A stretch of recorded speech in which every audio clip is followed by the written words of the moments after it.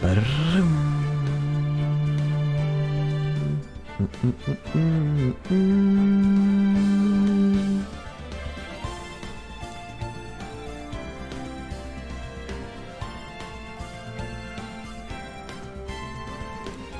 this load up. There we go. Pull this back up and this, and we're good. Alright. Hello! Oh, everyone. Welcome back to more Ace Attorney Trials and Tribulations. I just pinched myself somehow. Last time we finished off the third trial and then started on the fourth. So, yeah. And the fourth one is taking place in the past for Mia's first case ever, so let's get back into it. Which one? It was this one. Yeah, it was this one. Was it this one? I think it's this one. I hope it's this one.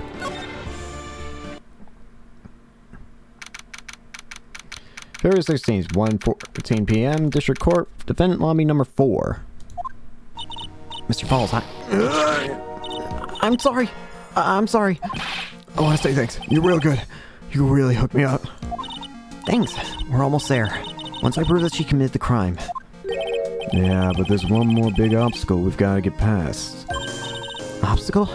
Yeah, motive. Why would Melissa Foster kill that policewoman anyway? Motive, huh? Anyway, we're still badly in need of information. Information, right. What we need the most is info about this Melissa Foster herself. All we know is that she's a student studying literature. And one more thing. What is it? Well, the incident that happened 5 years ago, of course. The kidnapping murder case that Zebra Boy is on the death row for. I didn't do nothing. I didn't kill anyone. I never lie. Mr. Falls, in that case, tell us more about it. About what happened 5 years ago. Okay, I trust you. That day, 5 years ago, I dream of it every day. This picture, it reminds me of everything. The bridge looks the same, just like then, 5 years ago. Like it could fall apart any minute. So it's been broken like that for at least 5 years. Sorry, buddy, but you sound like you're the one that could fall apart at any minute. It's true. I did kidnap her. 5 years ago. I kidnapped my girlfriend. Dahlia Whoa, what? You kidnapped your girlfriend, Dahlia Hawthorne? Huh. Your girlfriend? Huh? Hey, hold on there. Did you say Hawthorne? What was Hawthorne? The victim's last name. Dahlia Hawthorne. Valerie's little sister. What? Are you serious? The girl, let her go.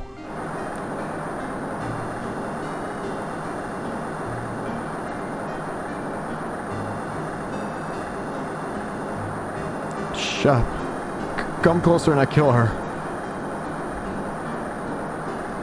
Sorry. You're not going to get the chance.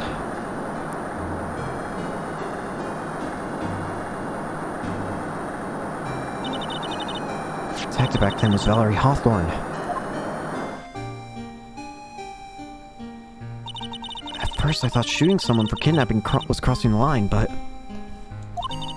if it was to protect her little sister, I can understand why she did it. Wrong. No, protect sister. Valerie betray us. What do you mean she betrayed you? Everything. All lies. All make-believe. Kidnapping, too. A make-believe kidnapping? Dahlia. My girlfriend. My love. My teen angel. Ugh, did he actually say my teen angel? He's seen too many soap operas. I do anything she says. Anything Dahlia says. Anything Dahlia says? Hold on a minute. What you're saying is that the kidnapping 5 years ago was planned by... Yeah, me and Dahlia. And Valerie, too. What? It was a planned kidnapping? Why? Why would you do that? Valerie in on it? Dahlia's family rich. Jewelry business. We get one jewel. That's what we thought. So you're trying to steal Jewel, and you're using a kidnapping plan to cover it up? Like, to cover up the theft? Me and Dahlia wrote a kidnap note. We sent to Dad. Asked for $2 million diamond. Tell him make exchange on Dusky Bridge. We tell him Valerie make transfer because she knew detective. Having a police detective in your pocket is a useful thing, alright. In the end, you were planning on splitting the 2 million 3 ways, huh? Yeah, but that woman...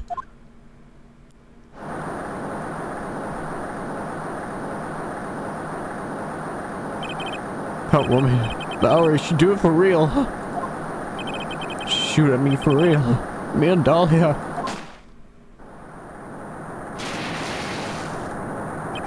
I was shot in the arm. Dahlia, she jumped in river. What? Wait, what?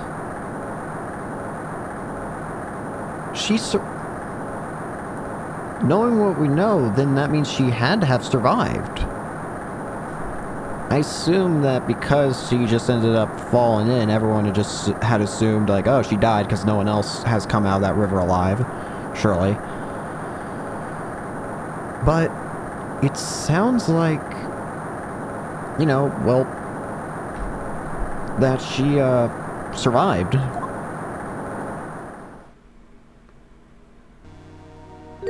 Jump. You don't mean she jumped on purpose, do you? I couldn't do it. I can never push her.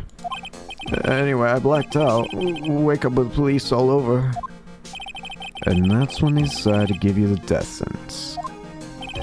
I couldn't believe it. That woman, she betrayed me.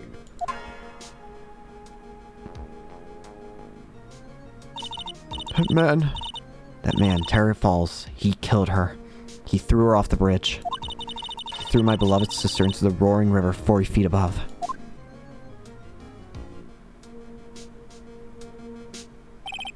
These 5 years, all I wonder is why? Why? Why did she lie? That's all I want to know. So that's why he called her. You wanted to hear the truth from Valerie herself. But then there's something interesting that I'm getting from this. Falls, 4:30 p.m. at that bridge. Wear white scarf for identification. Talk to Dahlia. Tell her this time the whole truth must come out. What?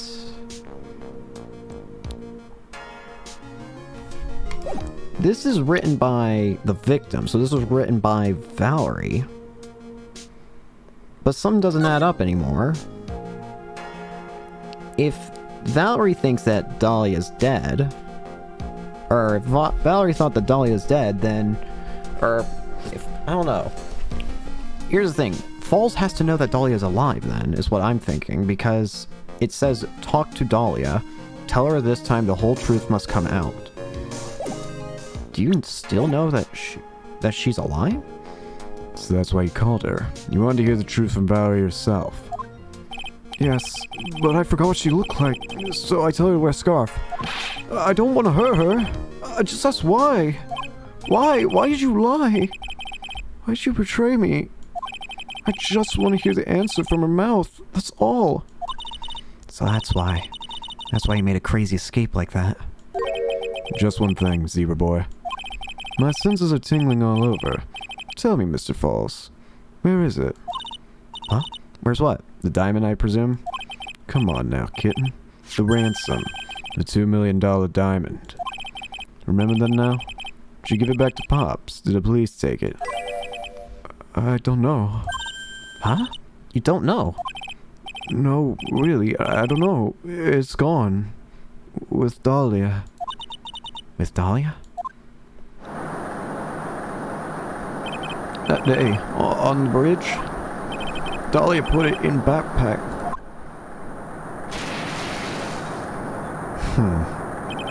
Now gone. With Dahlia gone forever. Into Eagle River.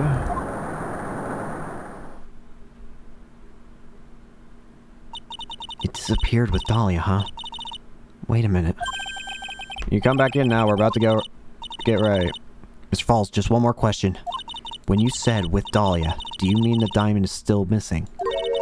Along with the body of Dahlia Hawthorne? Never found her. My sweet Dahlia. They never found her. Swallowed by river. Gone. Dahlia. My teen angel. Your teen angel. How old was she anyway? Just 14. 14? Because you're robbing cradles for diamonds. She plans a fake kidnap him, does it? Well, I'm guessing... if she was 14, and how old are you now? This was 5 years ago. Oh, yeah, it's still weird. That's weird as could be. I thought you were 20 for some reason. She plans a fake kidnap and disappears into the river with a rock worth 2 million. Man, oh man, angels these days. Falls takes the fall and gets one-way ticket to death row. Is Dahlia Hawthorne an angel? Is she really a... It's time, kitten. Looks like we have a few more aces up our sleeve now. You bet. Diamond, a $2 million gem. Used as ransom for Dahlia, lost to Eagle River 5 years ago. The train wheels come off now, Mia. You gotta strike while the iron's hot.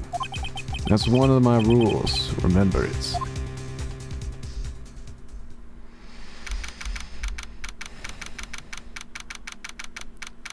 Back in court. Hello, young Edgeworth. Now then, let's continue with the trial of Mr. Terry Falls. Witness, are you feeling better? Yes, Your Honor. I'll try my best. You're a brave young lady. Not this again. I can understand a defense lawyer wanting to get her client off the hook. However, to try to pin the crime on an innocent student is... What are you talking about? My witness is not the person on trial here. She's an innocent bystander who witnessed a violent crime. That's all. What possible reason would a girl like this have for murdering a policewoman? It's certainly hard to imagine this woman as a murderer. Her motive, huh? I figured that's what I had established next.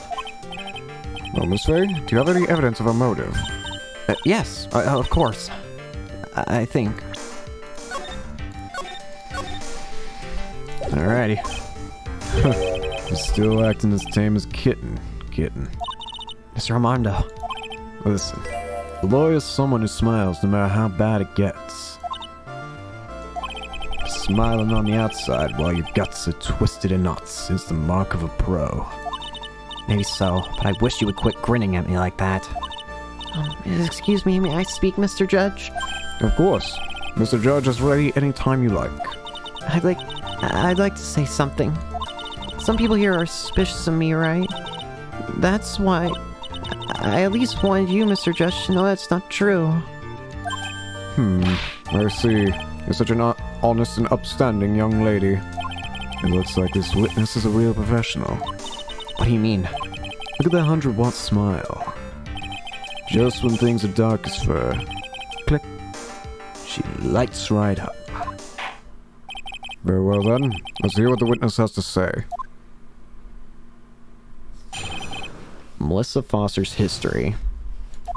I was out of the country until the year before last. Until I entered college, I'd never even been to Eagle Mountain before. And I certainly don't have any reason for wanting to hurt a police officer. Holding a grudge and killing the officer who testified against you 5 years ago. Kidnapping a poor girl. I just think the defendant is a terrible, horrible monster. Out of the country, eh? Precisely. Furthermore, she has no possible motive for committing the crime. Indeed. You're up to bat, kitten. Sharpen those claws and put on your best smile. You bet. Somehow I have to tie her to this case. Then let's figure out the tie.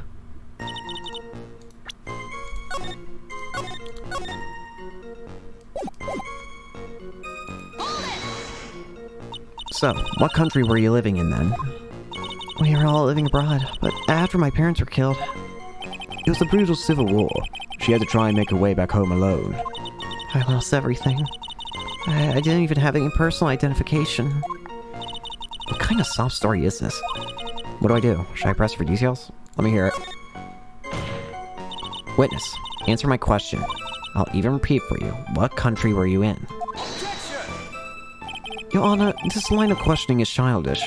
What country she was in and how many languages she may speak are relevant here. What we're here to evaluate is whether this witness has any connection to this case. I've lived abroad ever since I was a little girl. That's why I could never have known Mr. Falls or Detective Hawthorne. Yes, I think we've established that point. Yes, indeed. Well then, shall we add what you just stated to your official testimony? Yes, please, Mr. Judge.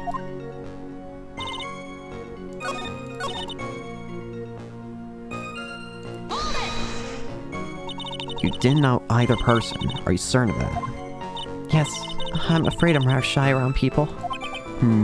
Oh well, that can't be helped. Why is he just agreeing with everything that comes out of her mouth? The first time you saw either of them was when they were on the bridge, correct? Yes, it really was a coincidence.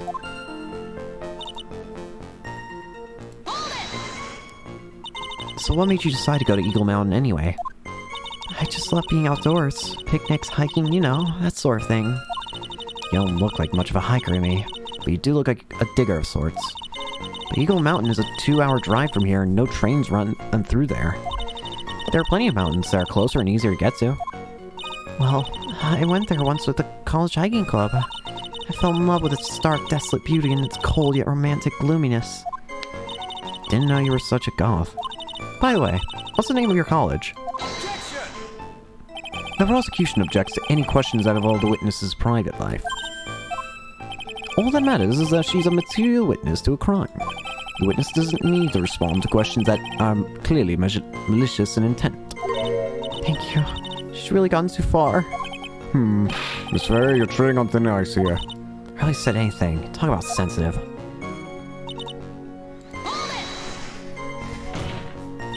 Perhaps, but your behavior that day was very suspicious. Not only have you contradicted yourself here in court, but you know things you shouldn't.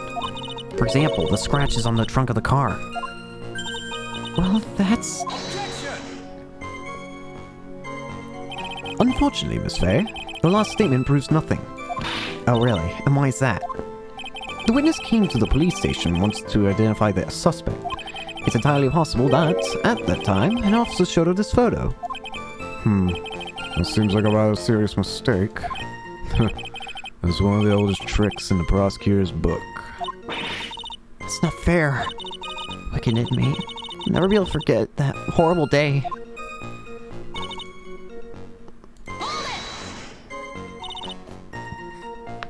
A grudge? Well, this policewoman's testimony was crucial, wasn't it? Crucial in getting the defendant sentenced to death. Yes, and that's precisely why he harbored such deep anger against her. So much anger that he forgot his own guilt. My client has always maintained that he's innocent of those charges. He seems rather forgetful. Your client, I mean. Not only did he forget about what he did, but he forgot about the poor policewoman as well. What do you mean by that? Your client. He forgot what the detective looked like, right? It's too bad for her that he didn't forget about her testimony as well. Well, she's right about that. Mr. Falls is kind of forgetful.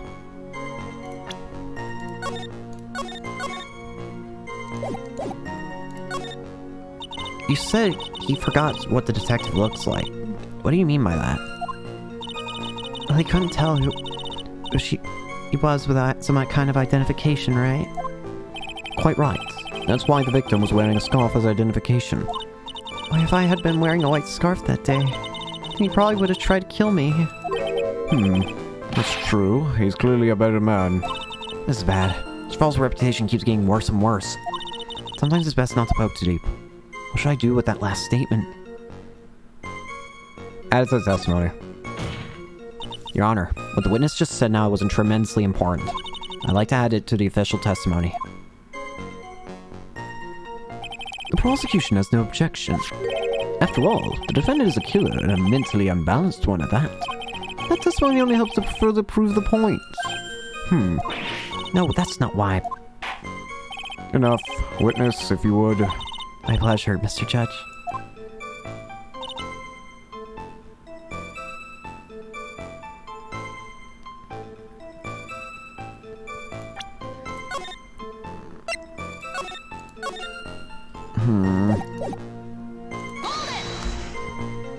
What do you mean by that, by lucky? Well, it's February now. Everyone is wearing scarves. I'd accidentally worn a white scarf like you said. Then you yourself might have been killed. I might have been a terrible loss for this world.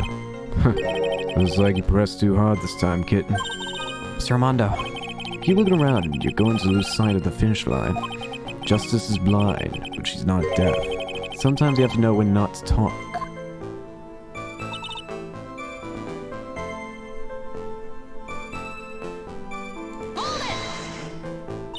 You knew about that incident? But weren't you out of the country until the year before last?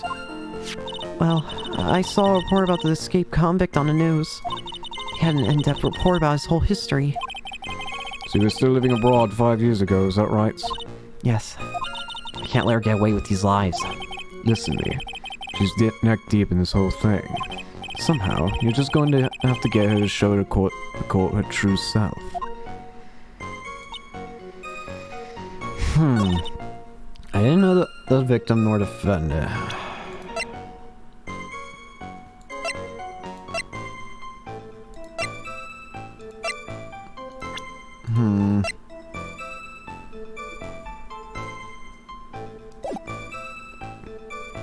Didn't know either victim or defendant.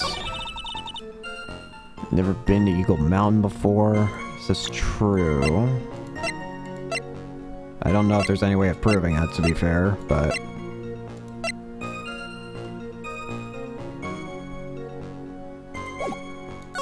And I certainly don't have any reason for wanting to hurt a police officer.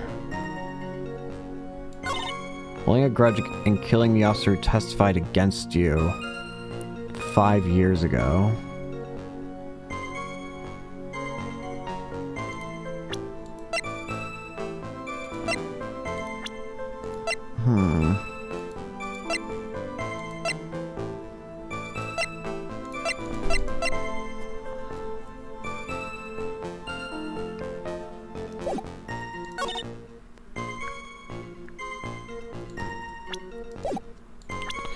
Let me save.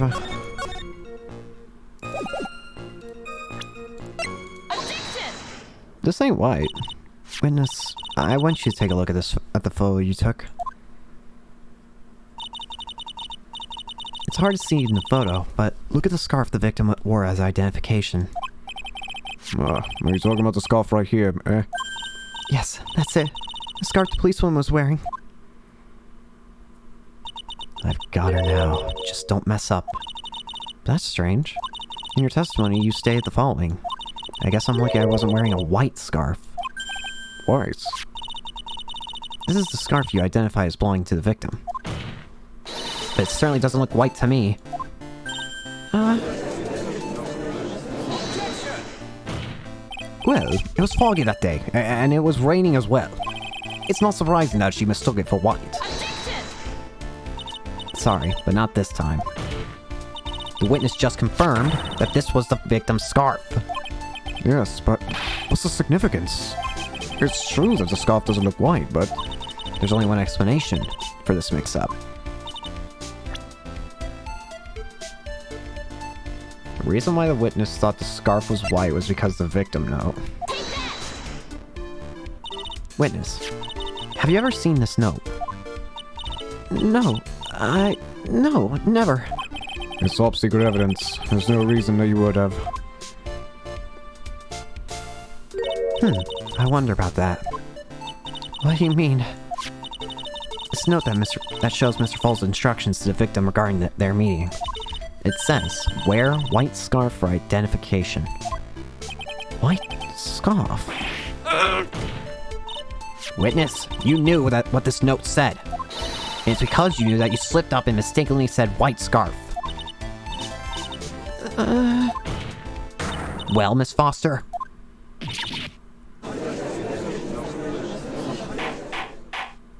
Order, order, order! Miss Edgeworth, I'm waiting for an explanation. I'm quite sure this note wasn't leaked to the public.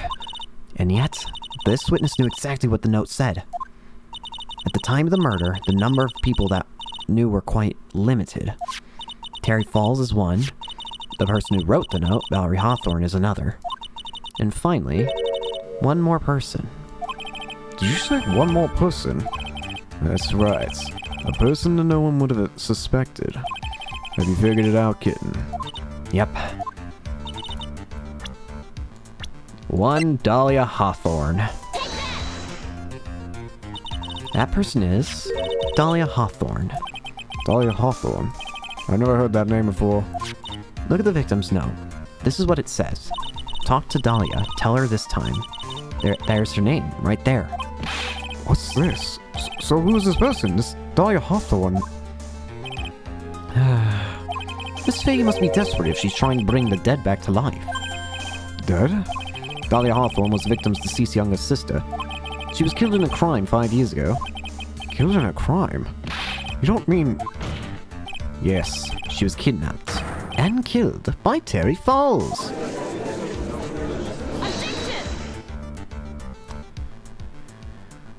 You said she was killed, but was she really? What are you implying? Of course, people thought she had died 5 years ago, when she fell off a dusky bridge and was lost in the Eagle River. However, her corpse was never found. She was declared legally dead 5 years ago. As far as the law is concerned, Dahlia Hawthorne is officially dead. But the fact remains that her body was never recovered. Dahlia Hawthorne was 14 years old 5 years ago. If she were still alive, she would be 19 now. And how old is Melissa Foster? Ba-ba-da-da! Melissa Foster. I believe that's the same age you are. Even you couldn't. Miss Fay, you're not saying. But I am. That's precisely what I'm saying. This witness before us is the girl that was kidnapped and killed 5 years ago. This girl is in fact Miss Dahlia Hawthorne. What? I swear, it was like tossing a grenade into a 3-alarm fire. Unless you can tie all the loose ends together, you're nothing but a hit-and-run arsonist. Yeah, you're right. I understand. If I can expose her true nature, I can turn this whole case on its head. Now's my chance to make Mr. Edgeworth squirm.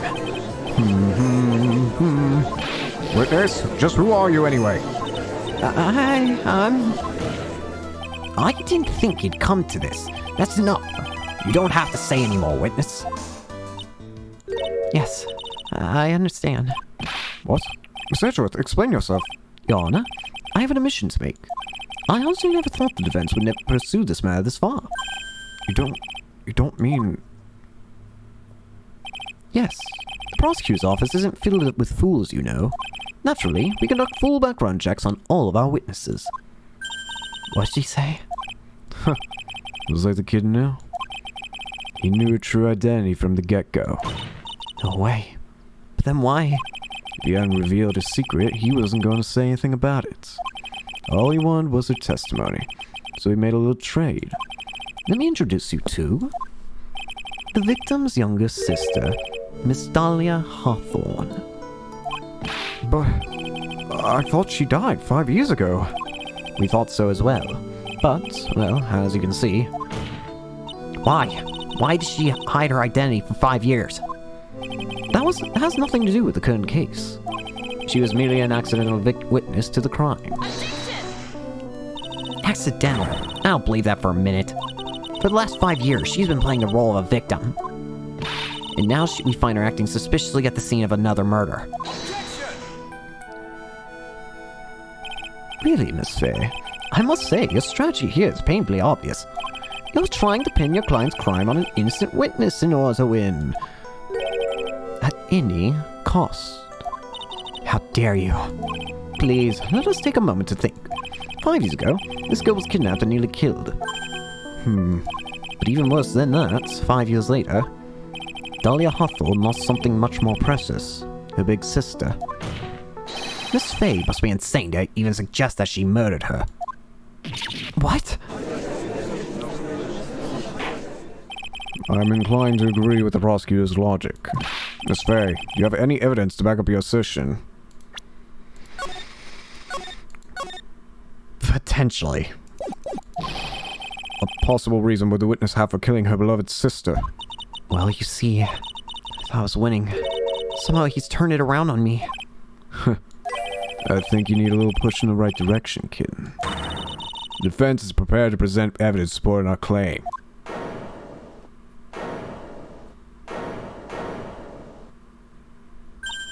That wasn't me. It was this guy. This crazy coffee addict. I think we've heard enough empty threats from you, old man. What makes you think they're empty, boy? Because your prodigy looks like she's sweating bullets. I am sweating bullets. You think you're in a tough spot, huh? Of course, aren't I? No. You've just arrived at the moment of truth, that's all. Whether you win or lose, that's up to you. Up to me? The rashness of youth. You're the same age as me, don't talk. This is coming from someone younger than me. Let's not waste any more time, Miss Fairy.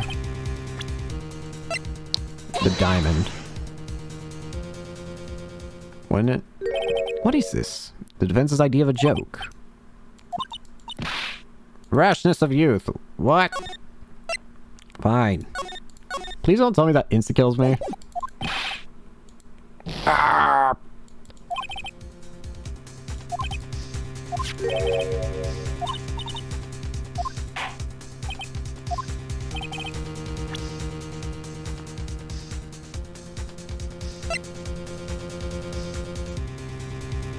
Would it be the no?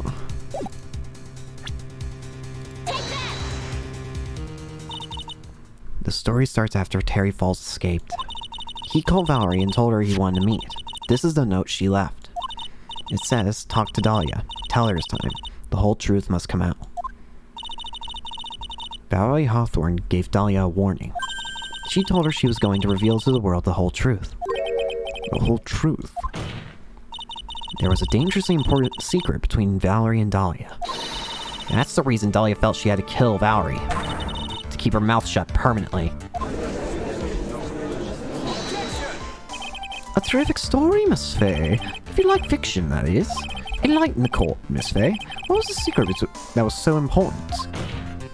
Where's your evidence? Dahlia and Valerie Hawthorne, Terry Falls. There's only one important secret that connects them all.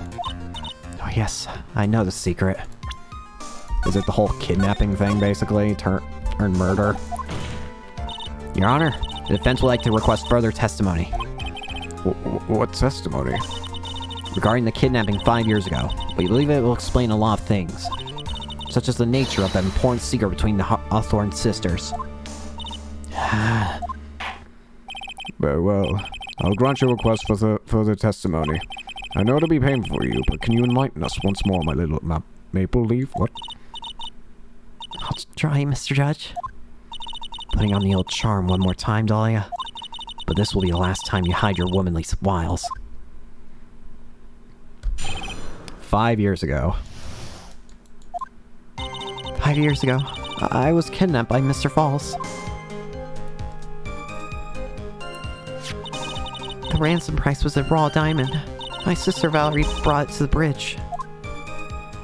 After she made the exchange, she shot Mr. Falls in the arm.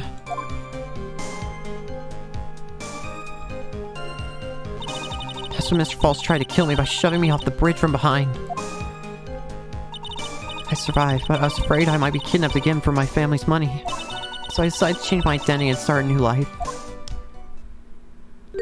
The kidnapping left her emotionally scarred.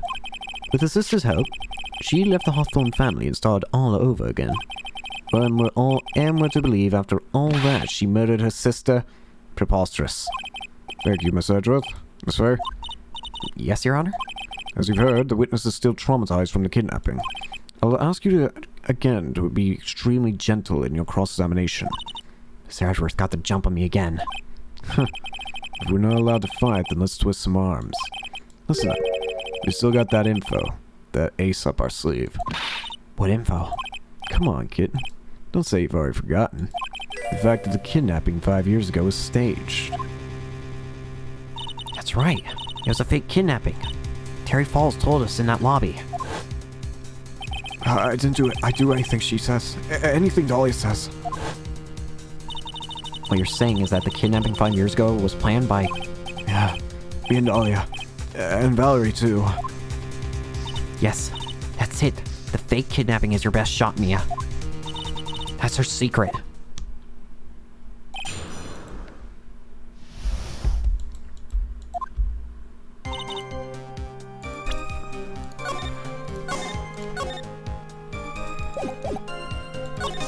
The ransom price was a raw diamond. My sister Valerie brought to bridge. She made the exchange. She shot Mr. After she made the exchange, she shot Mr. Falls in the arm.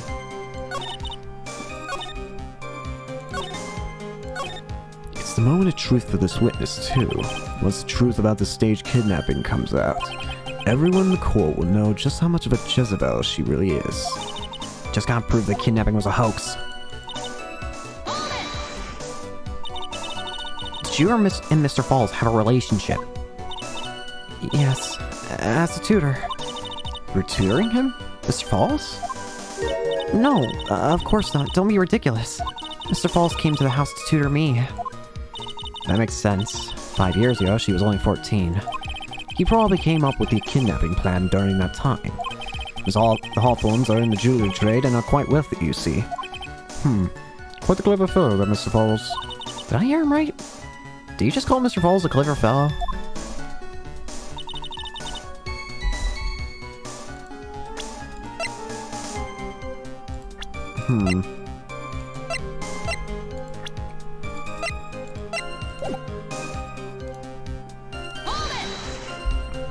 I heard the diamond is valued in the neighborhood of $2 million. $2 million? Yeah, it's still uncut, so it's about the size of a pint of milk. $2 million on a pint of milk. I don't know what to think about that. The defendant demanded that his sister, Valerie, Make the exchange. not as a detective, of course, but as an individual. By the way, I want to ask you, Mr. Edgeworth, why do you think you wanted to make the exchange up there on that mountain? If ever got surrounded, it would be hard to escape. There's one thing a kidnapper wants to prevent, and that's police involvement. In a place like that, it would be easy to tell if he was being followed. With only one entrance to the mountain, he was ensuring his safety. What a wickedly clever man that Mr. Falls is. Yeah, right. It was all your plan. Anyway, Valerie brought the diamond to the mountain and...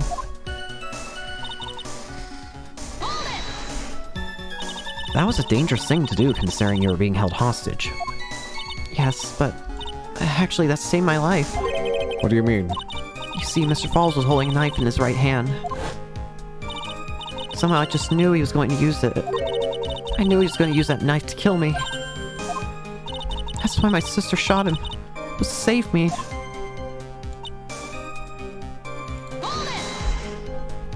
I'd like you to hear more about what happened right after that moment. Well, when Mr. Falls was shot in the right arm, he let go of me. I was dazed. I turned to try and run, but Mr. Falls turned to grab me as well. As I ran past, he and I locked eyes for a moment, and he gave me a large, bloodthirsty grin. Bloodthirsty grin? Ugh. In the next instant...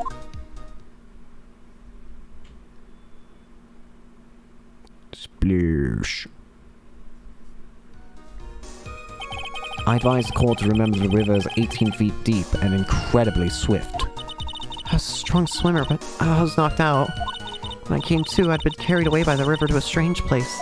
I'll never forget that day. The crumbling bridge, nowhere to run. And just one little shove from behind. That was it. Before my sister could catch me, I fell into the river.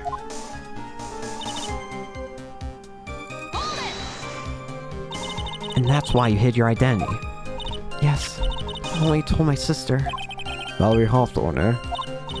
Yes, she's the only one who knew about me. Meanwhile, legally, this witness has been deceased for 5 years. I didn't ever want something like that to happen to me again.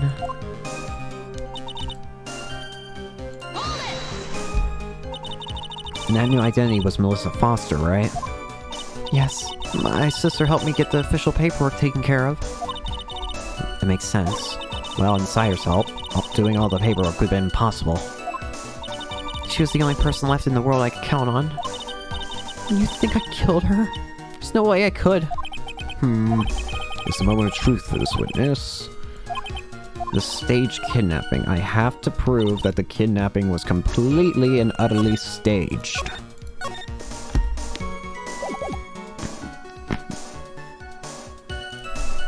But what would give that?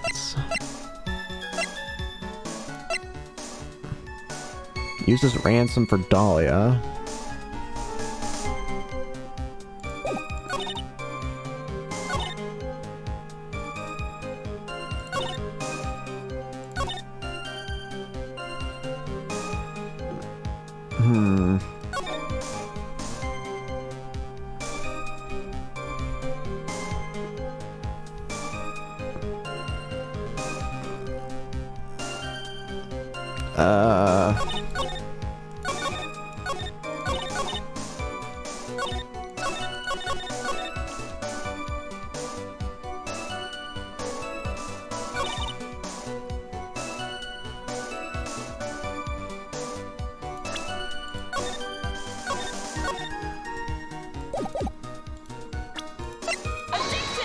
Not that.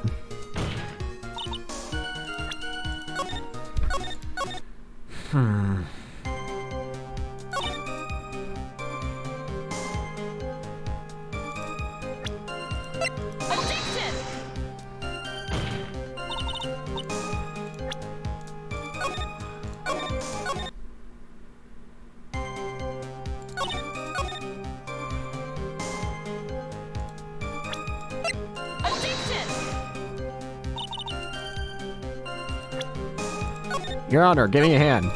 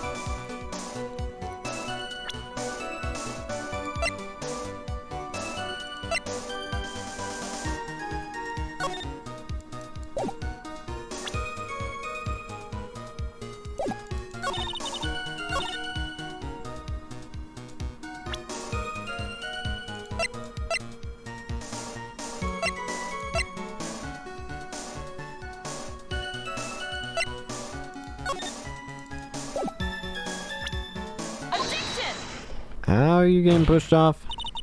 You say that Mr. Falls pushed you into Eagle River. However, that's hard to believe. But it's true. I feel a push on my back. I'm certain of it. It was Mr. Falls. I'm sorry. I guess I wasn't being clear enough. I shouldn't have said, that's hard to believe. I should have said, that's impossible. Impossible? I asked the court to recall the condition of Dusky Bridge now and 5 years ago. That bridge hasn't changed one bit in these last 5 years. If someone had pushed you from behind as you have claimed, instead of being carried away by the river, you got a face full of rock, you would have been smashed up by the bedrock below. Almost certain death. Do you understand now, Dahlia Hawthorne? The very notion that my client pushed you from behind is impossible.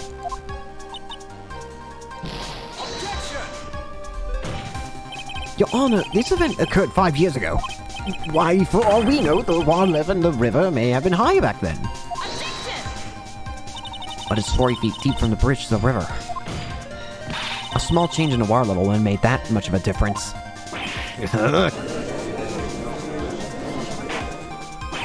You're right. If the events occurred just as the witnesses testified, then the defendant couldn't have pushed the witness into the river.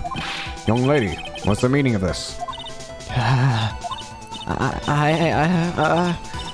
You see, Just a moment, Your Honor. It's true that the witness testified the defendant pushed her into the river.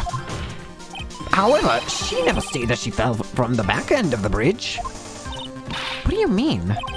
After being shot in the arm, it's plausible that Mr. Falls was panicked. Therefore, he could have unwittingly pushed her off to the side of the bridge. If that's true, she would have fallen into the river. Well, Miss Hawthorne, is Mr. Edgeworth's explanation correct? I don't...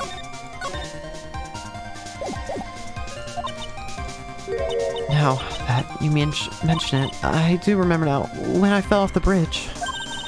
My skirt got caught on one of the bridge's side wires. You can't be serious. Order in the court. It seems Miss Faye's assault has finally reached its conclusion. Objection! Not now, Mia. This is no time to retreat. Unfortunately for you, this is just the start of Miss Faye's assault. What? I believe your reasoning went something like this, Mr. Edgeworth. After being shot in the arm, it's plausible that Mr. Falls panicked. Therefore, he could have unwittingly pushed her off to the side of the bridge. However, once again, I'm forced to say that's impossible. Ridiculous! What's so impossible about it?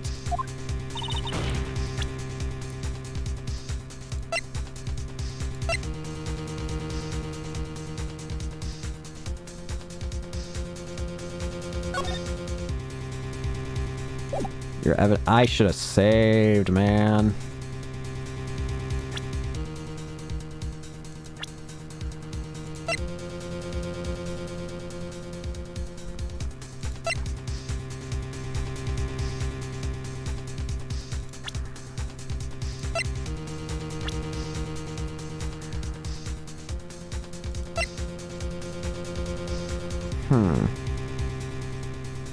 This is 5 years ago.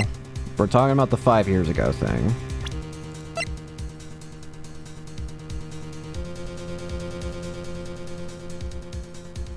So why wouldn't it make sense? It can't be the camera. Let's obviously get that out of the way. I doubt the scarf has any relation. Bridge located 40 feet above Eagle River.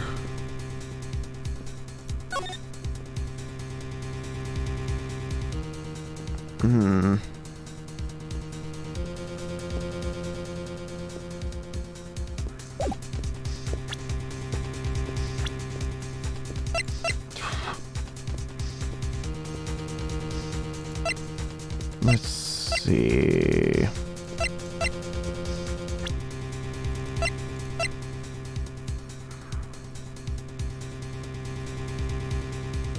Time and go!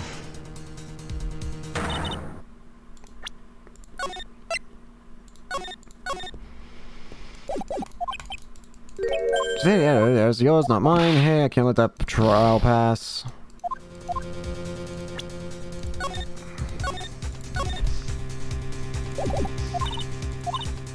It's plausible that Mr. Falls panicked, therefore he could have unwittingly pushed her off to the side of the bridge.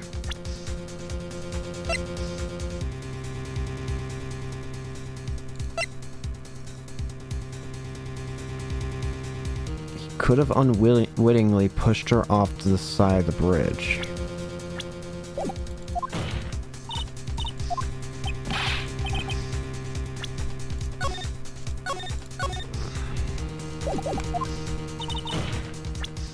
Is it the map?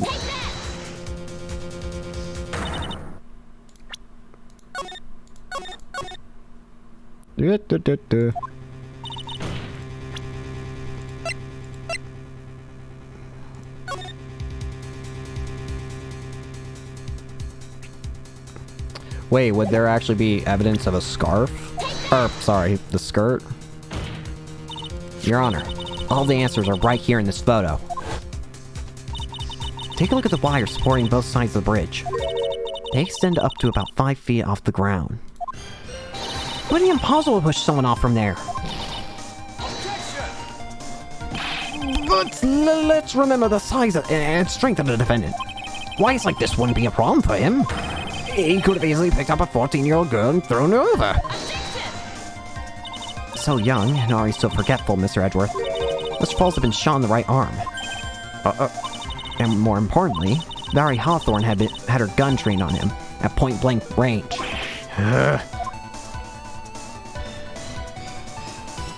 So, Mr. Falls throwing the witness off the bridge? That is clearly impossible.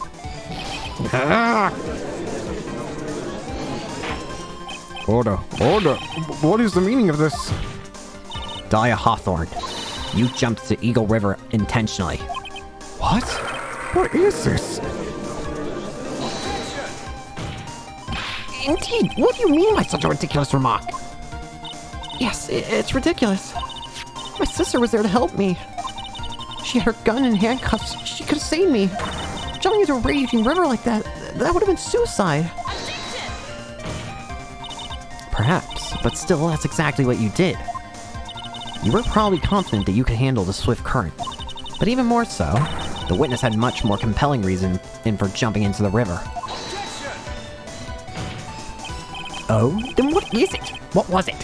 What is so important that she wanted to jump into the river?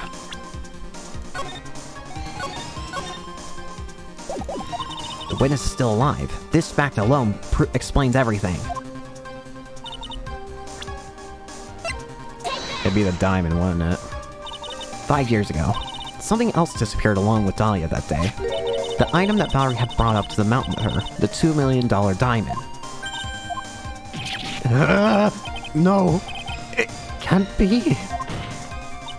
Yes, Dahlia had it planned all from the beginning. The $2 million, she was gonna keep it all for herself. She forced Mr. Falls to help her fake the kidnapping.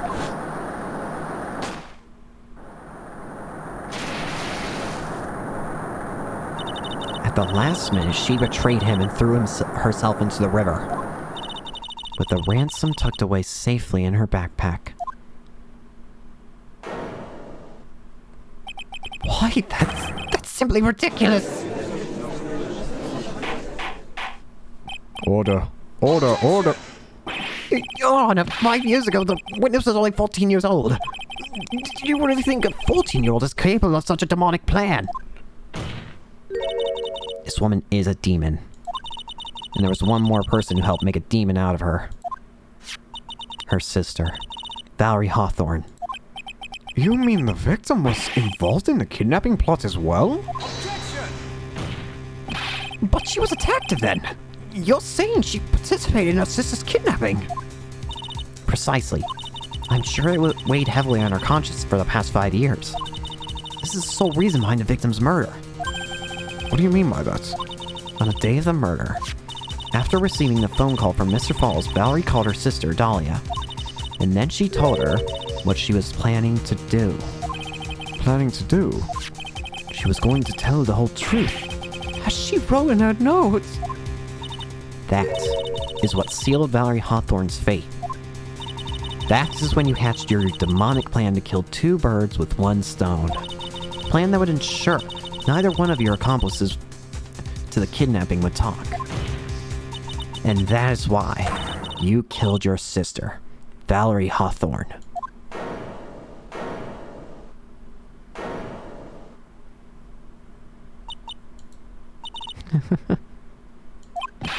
Who was that?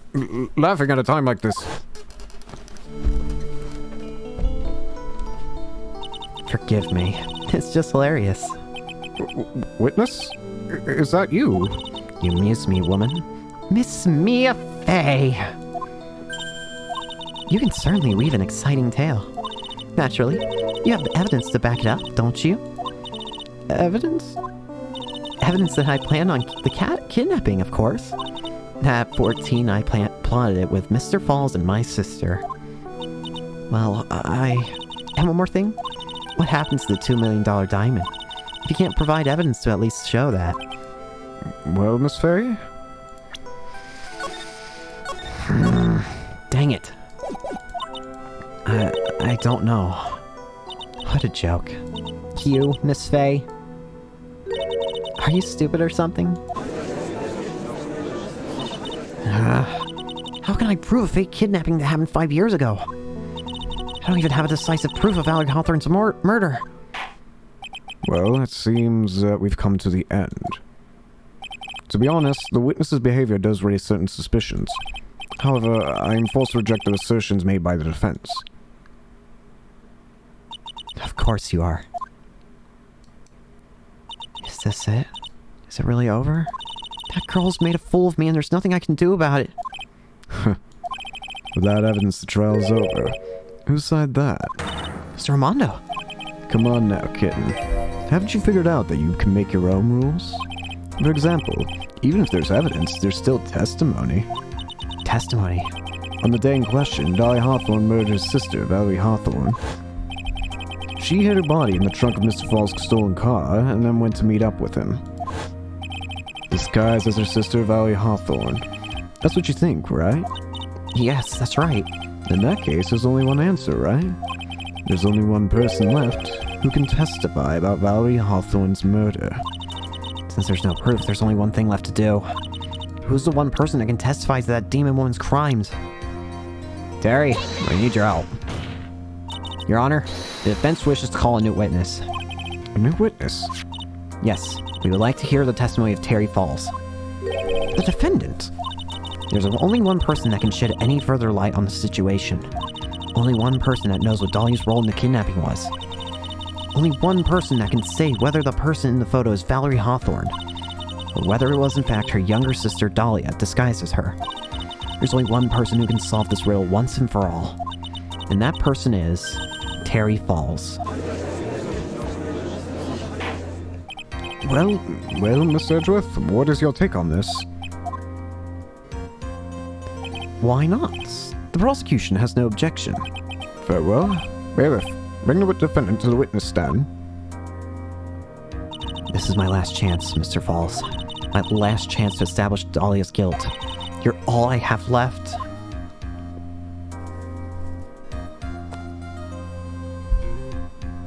Defendant, you've heard everything that's been said up to this point, yes? I don't believe it. No way. Dahlia died 5 years ago. Valerie betrayed me. Mr. Falls, I don't know what she said to you 5 years ago, but one thing is clear. Dahlia is very much alive. And you were used for $2 million. That's not true. Mr. Falls, there's only one question I want the answer to. 2 days ago on Dusky Bridge, who did you meet? Was it Valerie Hawthorne? Or was it Dahlia Hawthorne? Dahlia, did you betray me? 5 years ago, she promised never ever betray each other. Terry? Dahlia, it's true. You're alive. You don't trust me anymore. That makes me sad. Tell the truth. The real truth. I believed in you. I shouldn't need to say it. You should already know this.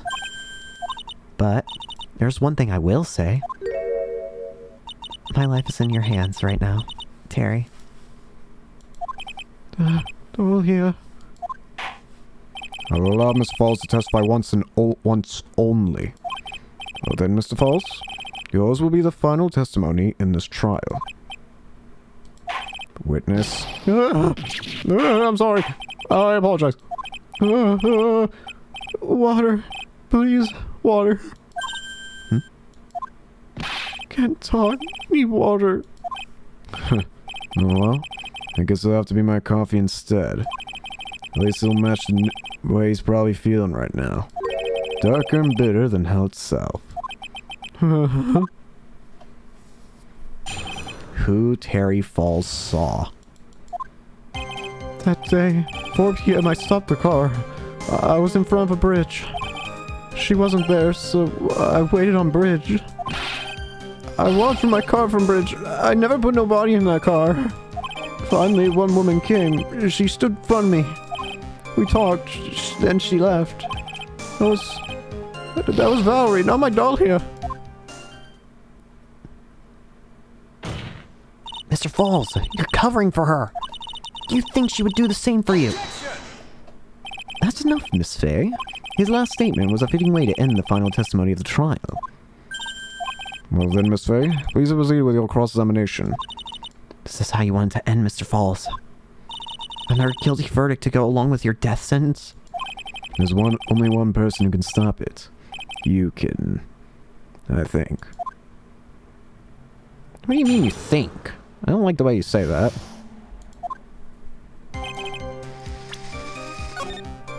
Terry, why are you doing this, man? According to the note, the meeting was supposed to take place at 4:30. Certainly arrived early, didn't you? It was raining. Already dark, too. You waited on the bridge for 30 minutes? Mr. Falls? Eagle Mountain. That's what strong memories. Why did you just climb up? Could it be he's hiding something here?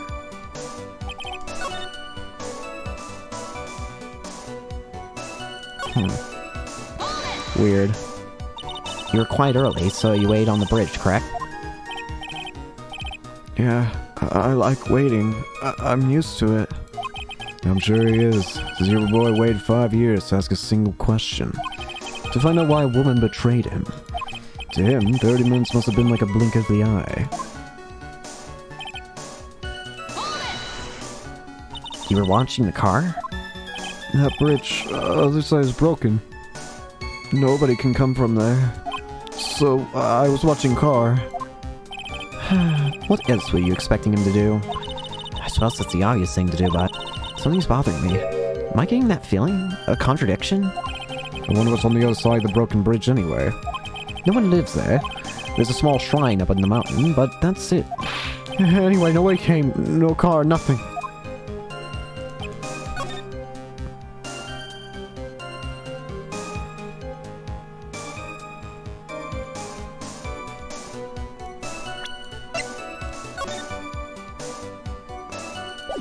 Okay.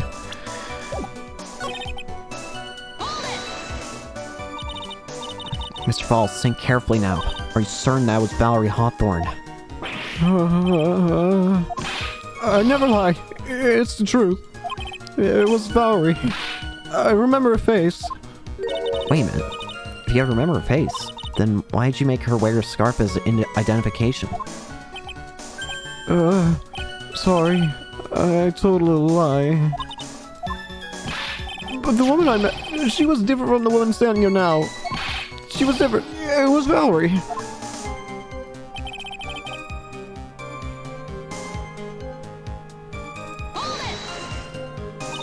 What'd she talk to you? What did you talk to her about anyway? Mr. Falls! Valerie told the truth. About the kidnapping 5 years ago. She said someone needed to take the blame for it. That's all I could think to do. She said that. That's why she lied. Got me the death penalty. And were you satisfied with that answer, witness? Dahlia died. It was my fault. I don't really remember. Maybe I did. Maybe I did push her in. It don't matter no more. Either way, my Dahlia. My sweet teen angel dead. But you just saw that she isn't dead.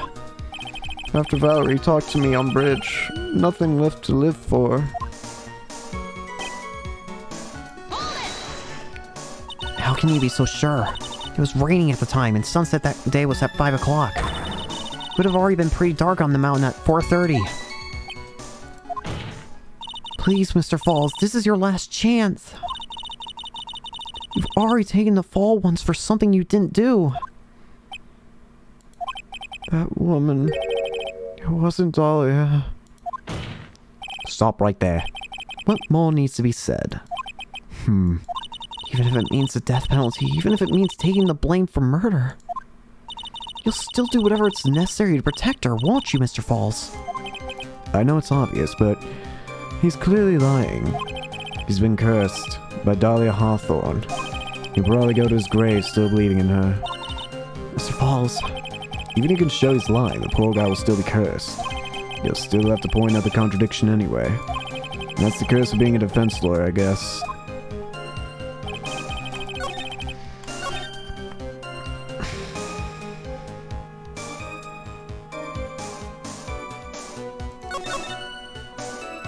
I stopped the car. I was in front of the bridge.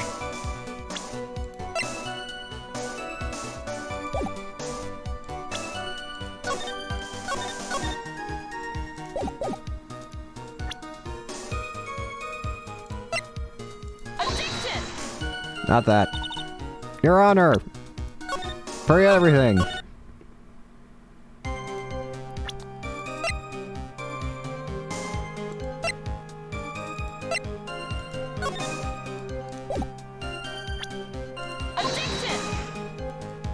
Your Honor!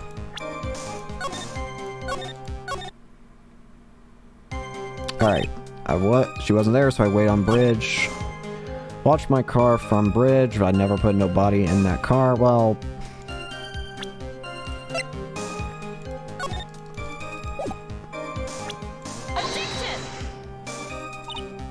Wasn't that just...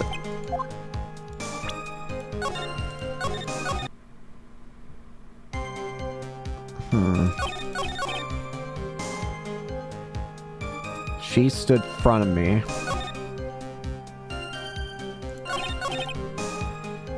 You talk, she left, that was Valerie, not my Dahlia. Wait. Wait!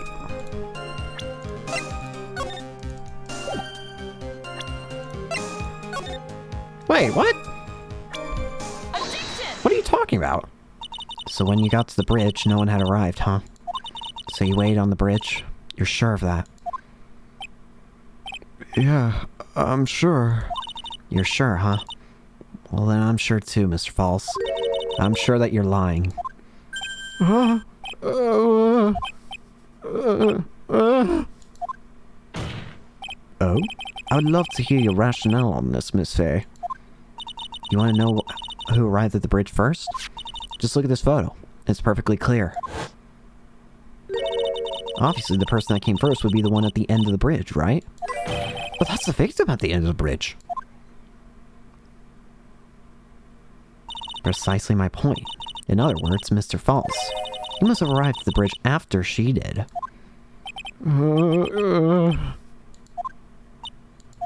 Mr. False? Please don't get so worked. We just want the truth.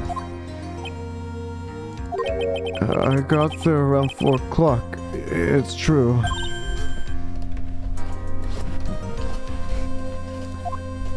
I had somewhere to go. A special place. Did you go to this special place before you went to the bridge? Yeah. It's an old temple about 15 minutes from the bridge. 5 years ago, me and Dahlia, we promised each other. We swore we wouldn't betray each other. She brought a memento to represent our love. A memento? 5 years ago, I hid under base of tree there.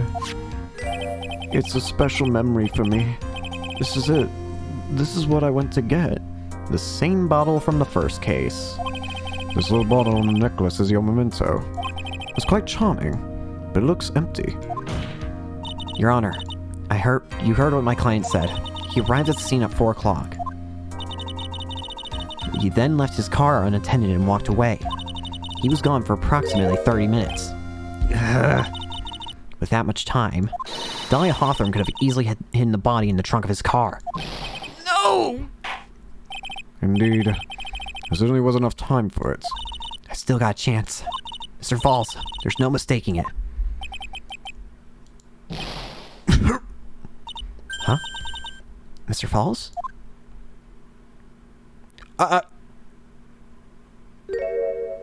What are you...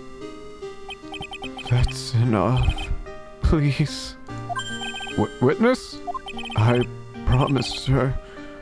5 years ago. If it ever happens that we can't trust each other no more, then we're supposed to drink bottle. No! Stop the trial! Your Honor, we need a recess. I was stupid. Couldn't keep promise. So I did it. I drank this. No, we're so close, just a little more. I was going to prove your innocence. No, don't want that. Don't trust self. Maybe kill again. Kill sweet Dahlia again. Mr. Falls. Mr. Armando. Thanks for the coffee.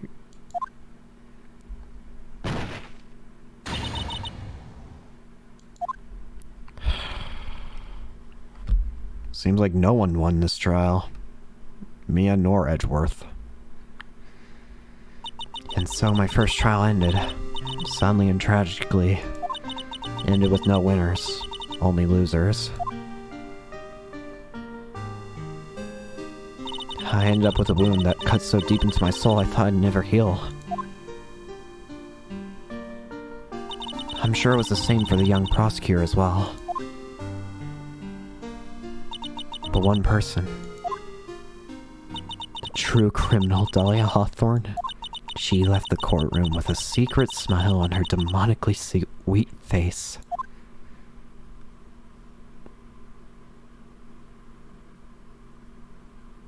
Unforgivable. That witch. Mr. Armando, We were so close to truth. It was right there in front of us. We're just a little too soft, kitten. it's my fault. It's all my fault that Mr. Falls killed himself. Don't cry, kitten. You're gonna make my coffee all salty. I knew it. I knew I wasn't cut out for this. Mia. Don't you get it? You can't cry yet. Ow. The only time a lawyer can cry is when it's all over. Mr. Armando.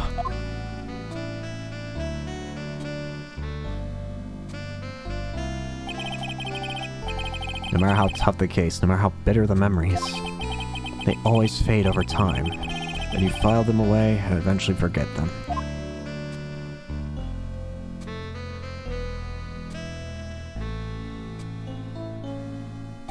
1 year later, in this very same courthouse, I myself got wrapped up in that case. Hey STT, how's it going? And I actually kind of just did the first, just actually beat the fourth episode, which was really short, but with quite the unfortunate ending. I myself got wrapped up in that case.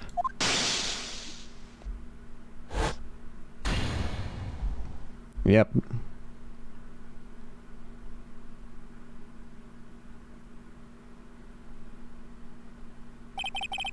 Only after that did Dahlia Hawthorne get put on trial for her crimes.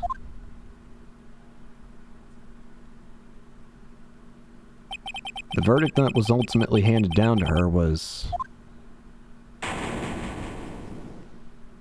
guilty, of course. Naturally, when the verdict was read, she had a perfect, angelic smile on her face.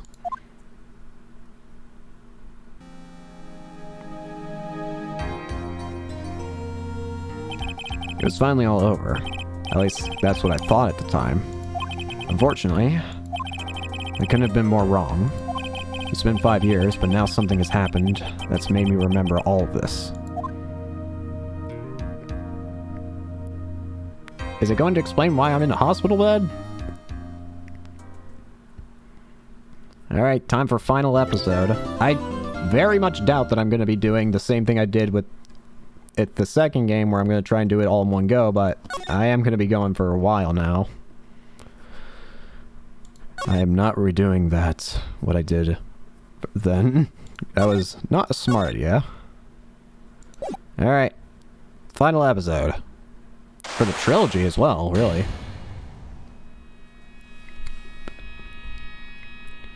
Shichishito, the treasured Kurine village heirloom, whose name means seven-branched sword.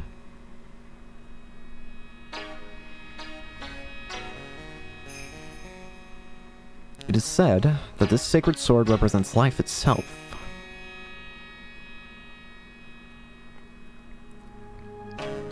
Though the branch may appear to be infinite, the choice is limitless.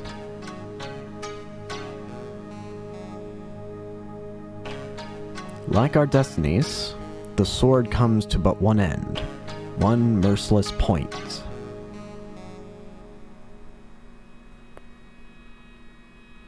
And when the silver cord, the fragile thread that binds us to this world, is severed,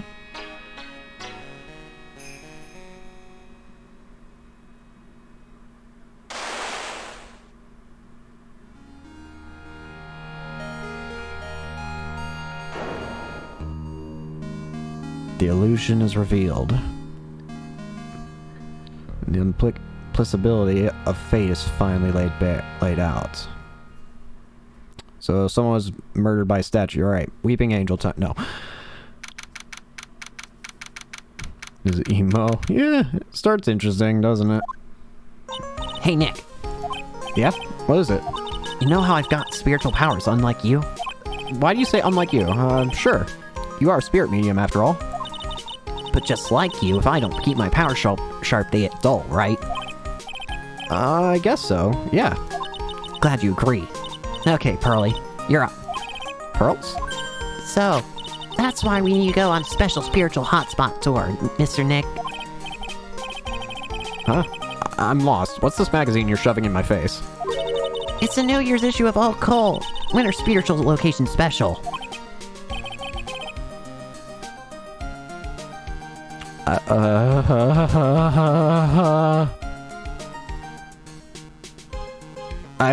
I just looked at the evidence thing and I see her.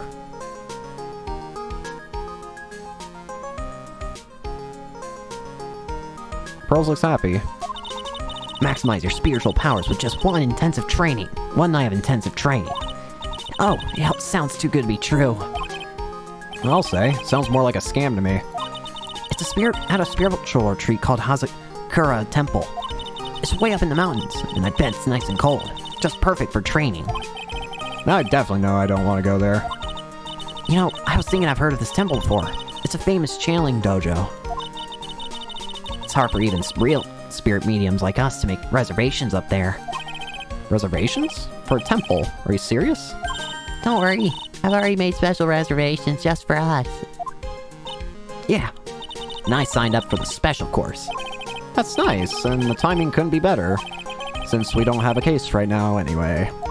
Alright then, it's settled. Maya. Gaslighting, gatekeeping. Yeah. Maya, I really, really, really hope that you're not going to be put on trial again.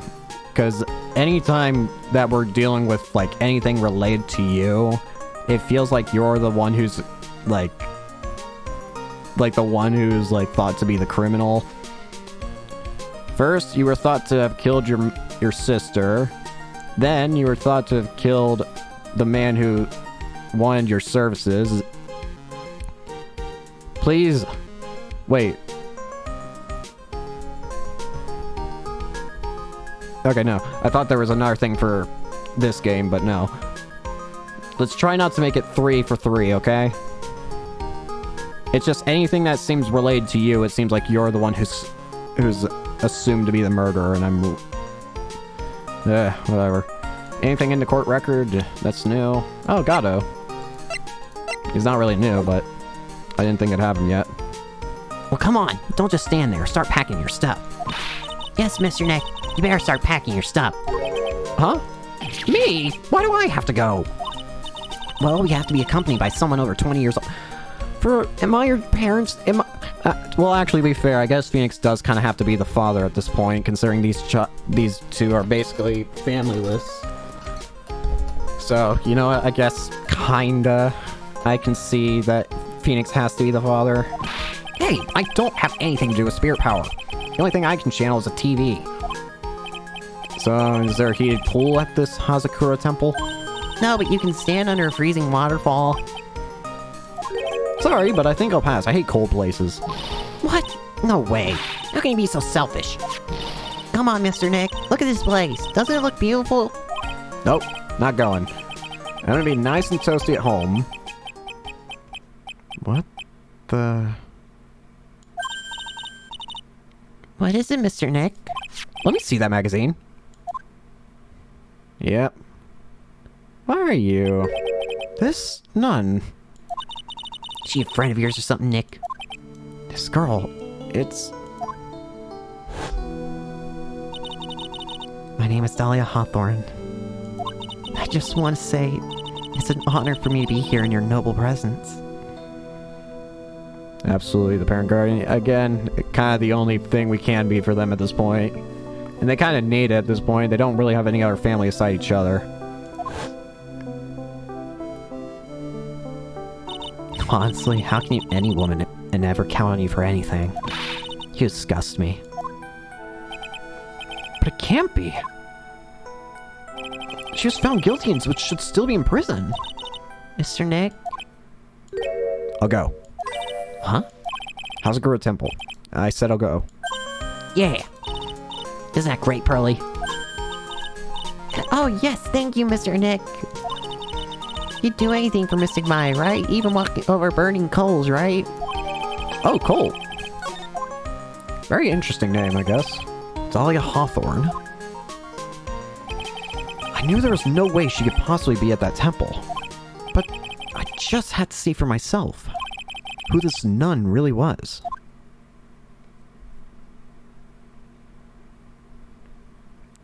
It cold. Hazakura Temple. Don't go back to your ex. At this point, he just wants to know because it seems impossible, I guess. Hopefully, I don't think he'd want to go back to someone who tried to get him convicted of murder. It's so cold here, Nick. Maybe you should put on something warmer for a change. Well, it's supposed to be cold for the training. Her teeth are chattering so loudly, it's all I can do to make out what she's saying. Mystic Maya, How are you... so this is the famous Hazakura Temple. Pearl... whatever. Pearly, Well, well, well. Hi there. How nice to see you here. Welcome to our temple. oh, thank you. Oh my. Thank you for coming all this way. Come now. You must have been cold. What's with the past tense? We're freezing into human popsicles as we well, we are high up in the mountains after all. In any case, we shouldn't speak here. Please, follow me inside. Thank you. I was starting to oh, yes, I almost forgot to introduce myself. I'm the head nun here at the temple. My name is Bikini. Good name, I guess. Bikini? That's right. Actually, that's my temple name. What do you think? It's a tradition to have one, and I want something that has a nice image to it. Alright. So I thought, why not choose a bikini? Besides, it makes me seem younger. Wherever floats your boat. It certainly does. Oh, I signed up for a special course. Well, my. Quite brave of you, considering how cold it is. Young people can be so reckless with their health. Don't blame me if you become one with the Yosu channel. Reckless? Wahaha. Maybe you should take it easy tonight, Mystic Maya. You can come back another day. But you went through all that trouble to get resurrected. Yes, that's right. You've come all this way, so please enjoy yourselves. There's still time before supper, so why don't you have a look around? That looks like the main hall where we'll be staying tonight. From here, looks like one of those ice hotels you always hear about. They gotta have a heater or something in there, don't you think? I don't want to die. I'm not worried. I brought my hot water bottle. How's that gonna help heat up your entire body? Did you bring one for me? What are you talking about, Nick? Who carries around 2 hot water balls? If the cold doesn't kill me, the Ice Queen over here will finish the job. What do you think, Nick? Pretty awesome gate, huh? It sure is. Looks pretty well maintained, too. This thing kind of puts your hometown to shame, Maya. Yeah, well, a lot of things have happened in Karine Village. We used to be a lot richer, back when people hired us to perform channelings. Oh, I see, but now the place looks a bit run down. Guess I was just born in the wrong time. Oh, look! It's a cute little bell tower. Wrong button. Absolutely love the sound of a giant bell. Oh? So, which do you like better? That or the sound of money? Oh no. Sorry, but I'll take money for the win, Nick. What are you apologizing for? It's fine to care more about that sound, I guess. Why is there a snowmobile out here? Oh, look! It's one of those snow motorcycle things. Most people call that a snowmobile, you know. Snow motorcycle things. Snow blow meal. Okay. Too bad we didn't invite Desiree. Oh, she would have loved that. I bet she could race like this, like the wind on this slow mobile. Maybe she give me a ride on the blow snowmobile. I told you it's snowmobile.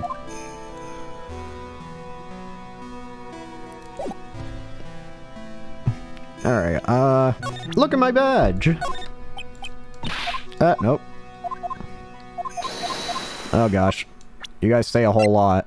What about the Magatama? Do you? No. I thought she would have had something to say about the Magatama. Okay, maybe I have to actually talk to her first, because I feel like Phoenix would have wanted to ask about the other person. So what's a channeling dojo anyway? Oh my. He don't even know what that is. Forgive him, sister. He knows not what he said. Well. Just call me Bikini and forget that sister part. A channeling dojo is basically a spiritual power training ground. We have special holy items prepared here to help people boost their spiritual power. Holy items? If you train an entire evening surrounded by these items, it's quite mysterious. The spiritual power of these items seem to envelop you. Wow, she must have just gotten off the trolley from the land of make-believe. So what exactly is a special course? You must be incredibly devoted to interest at such a young age. It's a training session where you sit on a block of spirit ice and chant a spell. 30,000 times, all while being showered in freezing cold spirit water. It's February now, right? You have to be careful this time of year. If you don't watch it, you'll catch pneumonia or maybe even die of hypothermia. So be careful, you hear? How am I supposed to be careful? Oh no, I know I shouldn't sign Mystic Mai up for this. May I ask, sister, about this picture? Well, look at that. I must say I look rather divine here, don't you think? Oh, yeah. Unforgettable in every way. You mean it? Oh, I knew it. The makeup was pretty tough, though, but Iris helped me out. Iris? The cute little girl in the photo. She looks just like me, doesn't she? We're just a small temple here, and so she and I run the entire place. Really? That kind of sounds... Sorry, kind, but... This Iris, where is she right now? Oh, just listen to you. You haven't come all the way up just to find a girlfriend, have you? No. That's not what I had in mind at all. Anyway, Iris is in the inner temple preparing for this evening. Inner temple? Yes, that's right. Iris will be back this evening. Why don't you go have a look at the main hall for now? She's in the inner temple, huh? Suspension bridge. I have a very bad feeling about Dusky Bridge now. This was the bridge that a bunch of stuff related to Dahlia happened. Wow, look at this broken down old bridge, Nick. Yeah, and look at that big canyon below us. Hey, there's a river down here. Looks like it's flowing really fast. What's wrong, Nick? You look like you've seen a ghost. I'm just not very good with heights. Oh, hey, I've got it. Maybe you should face your fear and try hurling yourself off the edge. You know, 1, 2, 3, jump. Might just be what you need to get over your fear of heights. Yeah, death is a real good way to overcome phobias, alright. Anyway, sure looks like a rickety bridge. Can't argue there. That's probably why it's called Dusty Bridge. Read it again, Maya. It says Dusky Bridge. Well, it's practically the same thing. They're footprints. Come on, Nick. Why don't we hop across the bridge? It'll be fun. I'm not so sure. Looks like bunny hopping across the bridge would destroy it. Okay, Nick. Let's try to find a cute, fluffy little bunny and test your theory. Don't kill a bunny! That right there sums up the fundamental difference between sane and insane. Some letters are engraved in a roughly cut boulder. D-U-S-T-Y bridge. Huh? It says Dusky. Dusky Bridge, okay? Yeah, I guess that is kind of easy to guess at this point. Come on, Nick. Take a look at that bridge and tell me it's not supposed to be dusty. This sign is obviously wrong, and I'm gonna fix it. Give me a pencil, Nick. Do I look like a pencil holder to you? There's a narrow path going off in a different direction than that of the main hall. The sign here is so old, the text seemed to have vanished. That path leads to a wooden staircase that goes down to the bottom of the canyon. Okay, alright, wooden staircase on it then. Do you really think that is necessary? You'd have to be blind not to see the stairs. Well, it can't hurt. Just pass me a pencil, okay? Graffiti is a crime, Maya. I saw... Yeah, here we go. Looks like it's about 20 yards to that cliff over there. I guess that's where I'll be training tonight. Do you want to train with me, Nick? And do the special course? I think not. It'd be so great if you had spiritual powers, too. Really? I see dead people sounds more like a cause for alarm to me. Just chill with the ghost. Can't believe there's a public phone here. Who would ever use it? The people who live here, I guess. I doubt they have any real phones here. Yeah, but it took like 20 minutes to walk here from the main hall. It would have been smarter of them to build a main hall here, don't you think? Maybe you should work on channeling someone who makes logical sense, Maya. I'm still curious about these footprints. Oh. Hi. Right. That main hall. I think it's even colder in here. Mr. Nick, do you smell that? It smells like meat and gravy. Yeah, you're right.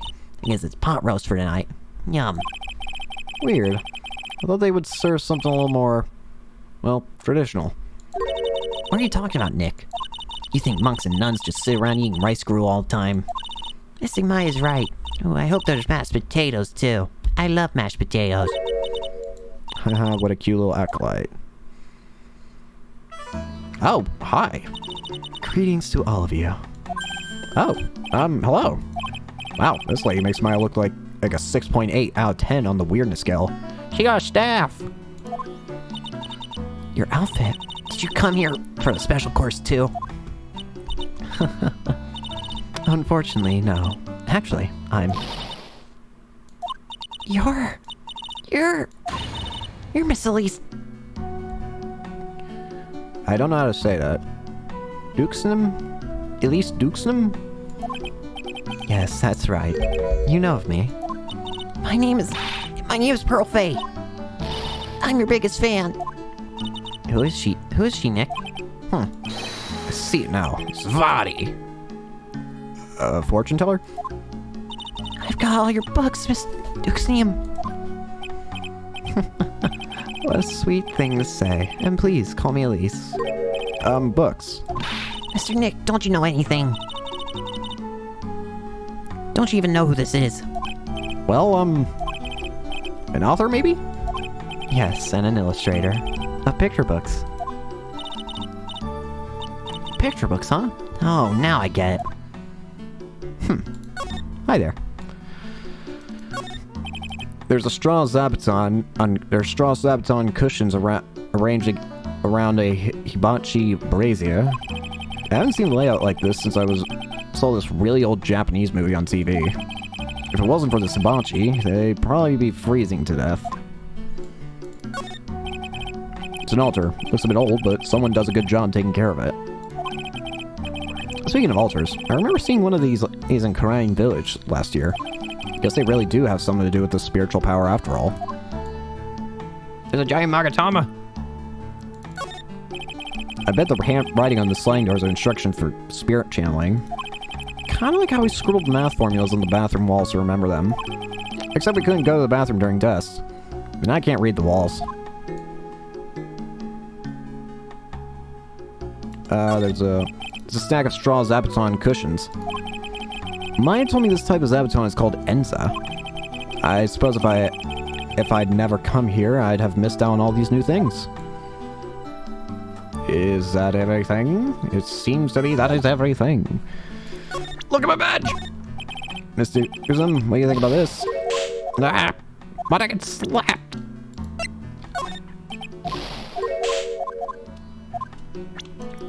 Pearl is out for blood. I'm sorry I don't know who you are. I don't get a lot of chances to really enjoy picture books. It's alright. I take no offense to that. My books are nothing but simple stories for children. And really beautiful pictures too, Miss Elise. Your books always make me feel as if my heart has been purified. It makes me very happy to hear you say that. I do have to admit, she certainly seems to be a kind, sensitive lady. Elise won a award last year for her book, The Magic Bottle. Yes, a friend of mine secretly submitted a story I had written to the publisher. They liked it so much, they asked if it was alright to make it into a book. Wow. Must have been a really great story. Maybe I should try write a children's book too. If I do, you can secretly send it to a publisher for me, Nick. Recently, I've accepted a sort of apprentice, you might say. Apprentice? He calls himself Larice. Larice Umsnum. I believe he's off doing some landscape sketches now. On Larice's behalf as well. I'd like to thank you for your support. Of course, Miss Elise. Anything for you. Why come here? Why did you come to Hazakura Temple, Miss Elise? Are you here to do some spiritual training? No, that's not it. I'm actually here to gather materials for a new book I'm working on. Wow, I can't wait to read it. Then why the staff? Pearl is completely taken with her. I wanted to do a book with a more Japanese feel to it this time. So is that why you're dressed like you are? The children have a certain image of me in their minds. I don't want to disappoint them. What can I say? She's really a sweet lady. Wow, Miss Elise, you're dressed up like a mountain nun. Yes, the good people here were kind enough to let me borrow this. I'm wearing training clothes underneath my robe as well. Oh yeah, I can actually see that. I want stuff like that. You like the crystal sphere? It's a real amethyst, you know. Maybe you'll find one like that up here on the mountain. Good luck, Nick. I know you'll find me one. Well, you'll have to excuse me now. I have to go help with the dinner preparations. Wow, you mean you're cooking dinner right now? That's right. Would you like to help too, Pearl? Yes. I want help with it, whatever I can. Pearl looks like she just won the lottery. I'll help too, then. No, it's fine. Please, don't worry about it. Feel free to relax and explore the area with your friend. Huh? But... Oh, yes.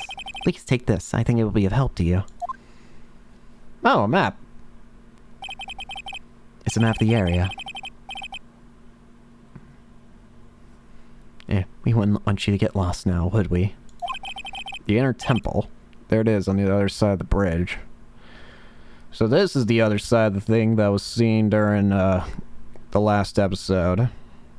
This is where it all... So it's been fixed since then. The whole bridge has been fixed. Alright. Well, if you insist, I guess we'll take this chance to go check out the other temple. Okay, I'll see you two later then. Remember, you're not allowed to fight. Why? Who do you think we are, Pearl? Come on, Nick. Let's go. At least we'll stay warm if we keep moving. Start moving. Start running. Huh? Where'd Sister Bikini go? I guess she went to the inner temple to go help that other nun out. Does she have like a full name? Nope. She's 48. Actually, I should read out what they say. Hardy motherly head nun of Hazakura Temple, a channeling dojo deep in the mountains, and Elise Duznam, kind-eyed author and illustrator of picture books. Pearl's a huge fan of hers. I think your name's Iris?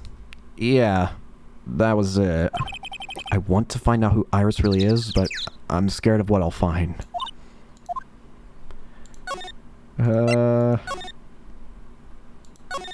Here we go. Wow. That bridge was shaking like jello in an earthquake. And at least half the wood on that rickety bridge was rotten, I bet. Not to mention the last part, you only had like one board left on it. What's wrong with you? Your face is all green. Can you at least are wonderful? Yeah. Can you not pick on me for a sec? I'm still trying to get over the shock that we made it safely across that death trap. Yeah, I guess I'm a bit surprised too. Yikes, that temple's in bad shape. Looks like it could collapse at any time. I guess people don't use it too often. Is this really where we're going to train tonight? That has to be it. It's kind of creepy around here, like a ghost might jump out at you or something. A spirit medium afraid of ghosts. Isn't it ironic, don't you think?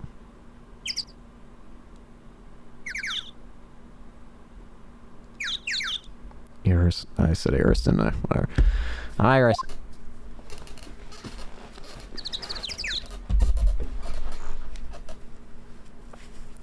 Iris. But I can slide in this area. I don't care how much you pay me, I don't want to cross that bridge again. Well, too bad, Phoenix. You're gonna have to do it probably a lot if we're going to A, solve this case, and B, get actually back. No worries, Nick. No one is offering you any money. That's because no reasonable person would call that pile of popsicle sticks a bridge. The latter half of it was nothing more than a few planks of wood and some string. Hey, what if we want to go back? We have no choice but to cross it again, you know? Maybe I'll just stay. I've always dreamed of living in a little shack in the woods. Wow, you really are scared, aren't you? Oh wow, look at these neat Buddha statues. Maybe I'll take one home with me. Maya! There's so many, they wouldn't notice if I took just one. Are you kidding? Of course I'll notice. What are you gonna do with one of those anyway? Put in the office, of course. We can trade that wooden statue in the office reception area for one of these. You know, come to think of it, where did that wooden statue come from anyway? Wait a minute. The only wooden statue I can think of is the one at Crime Village. Maya, did you steal something from your own village? Actually, that would make sense for you. I mean, I'm pretty sure you also took one of, during Just For All, I'm pretty sure at one point you stole, Maximilian poster, so I shouldn't really be surprised. Hey, there's a giant robot buried in the snow. Well, there's something buried in the snow, but I think it's an incinerator. Oh, you gotta admit it looks like a robot. Sure. Anyway, I don't think it gets used much. It looks pretty rusty. Hey Nick, do you think this giant robo-incinerator can walk? I told you it's not a robot. And it's not especially big either. You have no imagination. I thought it'd be real neat if you had to beat it to advance. A fight between a lawyer and an overgrown furnace. Whoever paid to see that? A win by pointing.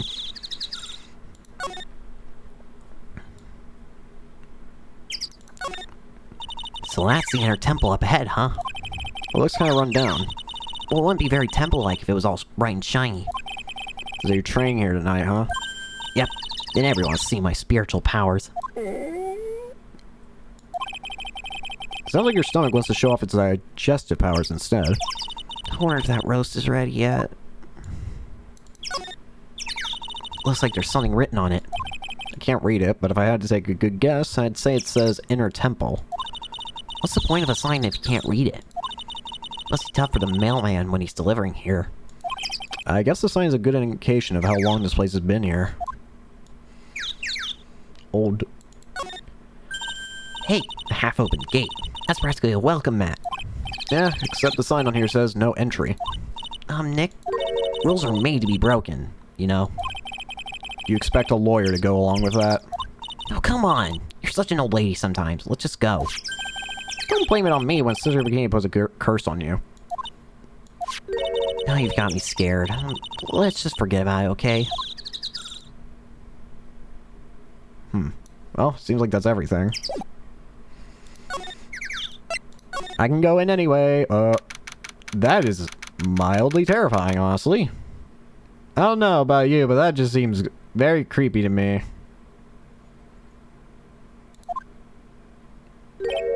Man, look at this place. It's just a tiny, freezing cold room. So this is where you'll both be training, huh? Huh? What do you mean, both? I'm the only one. Really? But I thought... Riley's just a little kid. She can handle this kind of intense training. So says the girl who I can barely hear over her teeth chattering. Anyway, the real training room must be behind that door over there. Yep, definitely getting the feeling it's back there. It looks like... oh no. Even I can sense that there's something supernatural about the cavern behind that door.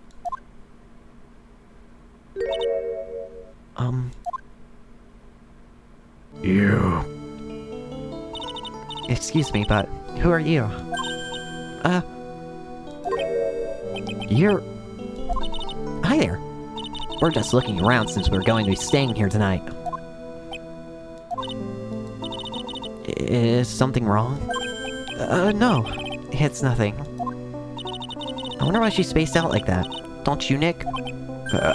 Did you say something, Maya? Not you too, Nick. My name is Iris.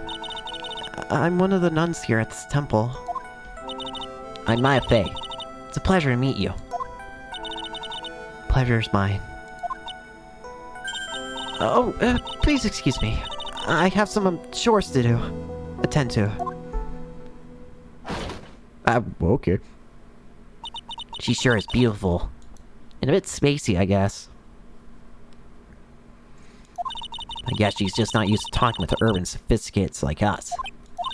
Nick? That girl. It can't be, but...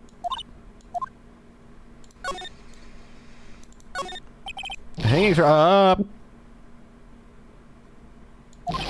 Ah! What is it?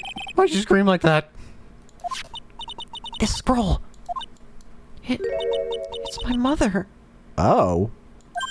Misty? What?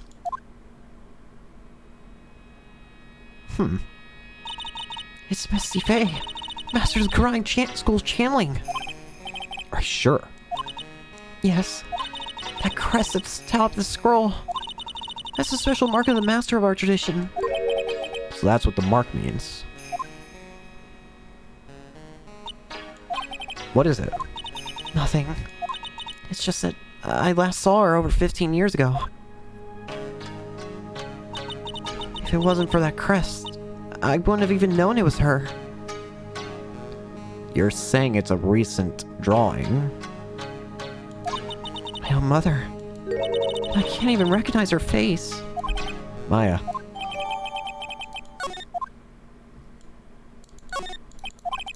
It's not that old. The crest at the top is the official mark of the master.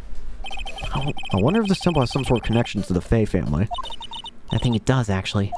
Supposedly, it was founded by a branch family member of the Grind School.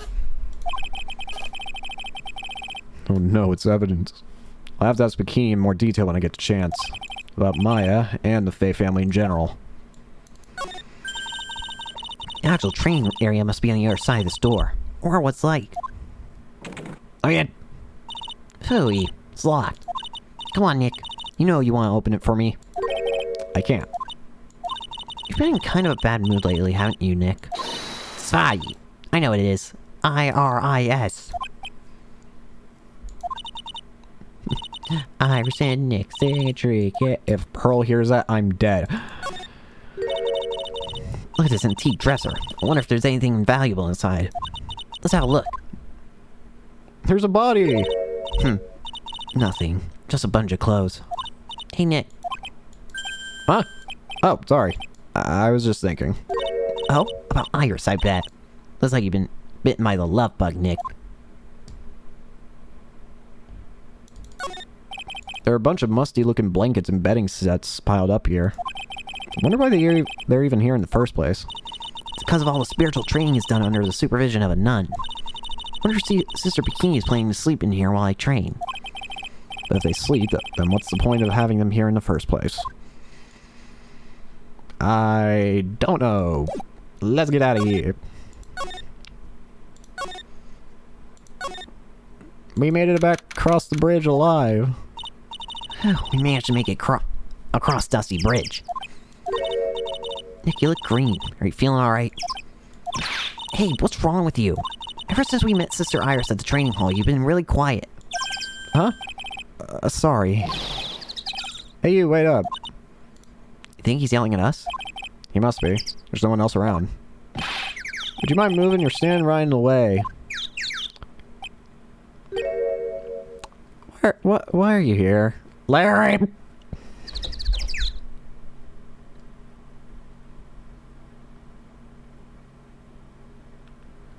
Larry, why are you here? I know you, you're... Whoa, sorry, gotta run. See ya. Hey, wait a minute. Oh, nice to meet you. I'm Larry's Dooznam. Liar, you're Larry. Your clothes may change, but you're still a butt. Shut up. I'm Larry's. And I'm just here to do this sketch at Dusty Bridge. So it really is our Larry. Not that I get why he's pretending to be someone else. What are you doing here, sir? So what are you doing with that last name, Dooznam? I wanted to start over again with a clean slate. Clean slate? Remember, don't you, last time? The mask case. After that, I started to realize I don't like this guy known as Larry Butts. And that's when I came across it, the Book of Destiny. Book of Destiny? Do you mean... The Magic Bottle by Oh gosh, he's been influenced by a children's book. So beautiful, so moving, so gentle. My heart felt cleansed, I was saved. Maybe I should buy a copy of the Magic Bottle. Wow, Larry would make a great book salesman. Really want to get that book now, too. She's the most wonderful person I've ever met. I'd follow her anywhere. Well, she certainly is a very elegant lady. You see? Here's the photo I took of her in secret. How'd you do this?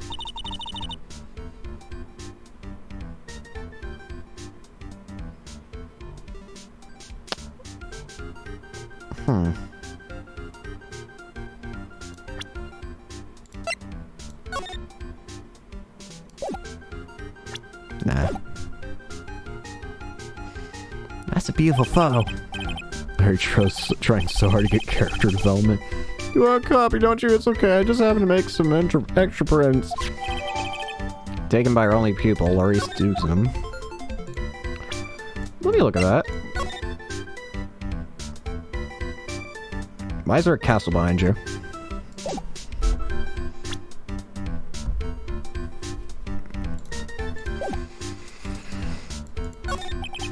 Still, it's kind of hard to imagine you as a picture book illustrator. So tell the truth. You must have some kind of ulterior motive, right? What are you talking about? I don't trust anyone anymore, especially not women. Talk about bad case of denial. Anyway, can you even draw well enough to make a picture book? Art is the only technical skill you know. It's supposed to be about having a pure art. And that's why I'm asking. Can you draw well enough to make a whole book? Now you mention it, I wonder. It looks like you still have some doubt in your heart. It's true, I do. When I first saw her, I felt it. Something beside me ended and something else began. Oh, Larry. Sounds like you've fallen in love with Miss Elise Dooznam. No, you're wrong. It's not her, it's the other girl. Oh, Iris. Other girl? Uh-oh. I have a bad feeling about this. You're talking about her. Oh yeah, her, my little Iris. Don't do it, Larry. She's really pretty. This girl, she's perfect. She's exactly my type. I wonder if she knew she would model for me. I want to draw her portrait. Yeah, you always like those model types, don't you, Larry? Hey, wait a sec. Didn't you say you were swearing off women? Huh? Yeah, that's right. Of course I have. But basically, but Iris is different. I feel like I still have one chance left at the dream. This guy will never change. Everyone! Hi, Pearl. Hey, Pearly. Dinner preparations are complete. Please come quickly to the main hall. Alright. Can't wait to dig in, Pearly. I'm gonna go enter the temple and call Sister Iris. I also want to have a look at where Mystic Maya's gonna be training. Alrighty. 7:46 p.m. Boy, am I stuffed. Are you sure it's alright to eat that much before your training? Well, this kind of training is a battle of endurance. Mystic Maya, please don't do anything that might put your health at risk. No pain, no gain, I suppose. I'm still worried about you. Well, let's not dilly-dally, shilly-shally. You must get ready for tonight. Good luck, Maya. Alright, how'd you know her name? Guess I'll see you all tomorrow, I guess. Iris, please ring the bell at 10 o'clock for lights out, alright? Yes, Sister Bikini. And then, after you ring the bell, I want you to come join us at the training hall. I understand, Sister Bikini. Maya and Bikini really seem excited about this training thing tonight. Hi. Well, Pearl, what are you gonna do tonight? Well, if you'd like, you can come to my room. Perhaps we can read some books together. Really? I'd love to. I'm not very good at reading. Well then, would you like to practice reading with me? I'd love to. Pearls is absolutely smitten with Miss Doosnam. Let me see something real quick.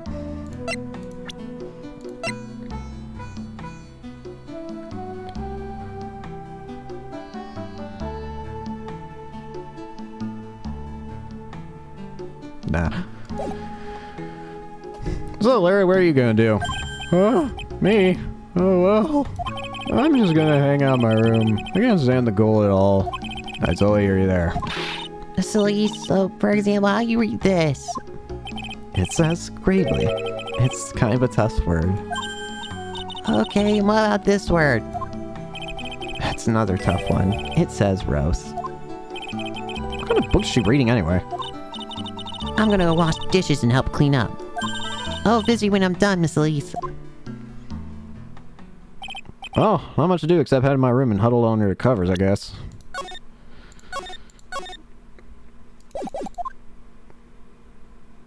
Yep. 9:12 p.m. It's a whole different type of cold up here in the mountains.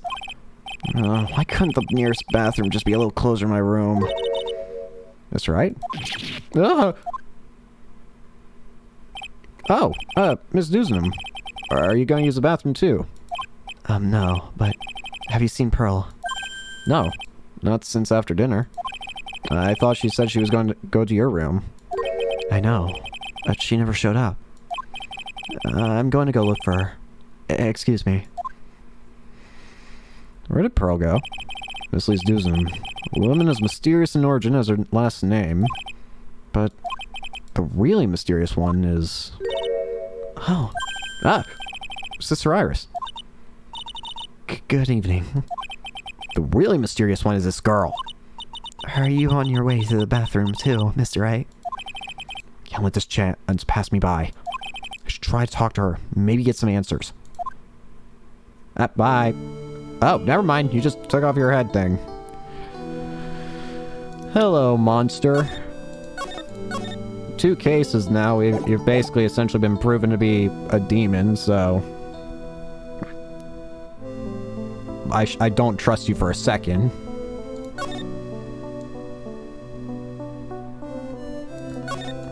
There's a laughably large Magatama on the altar. If I can see Cyclops with the tiny Magatama I've got, I can only imagine what kind of power this bad boy has under the hood.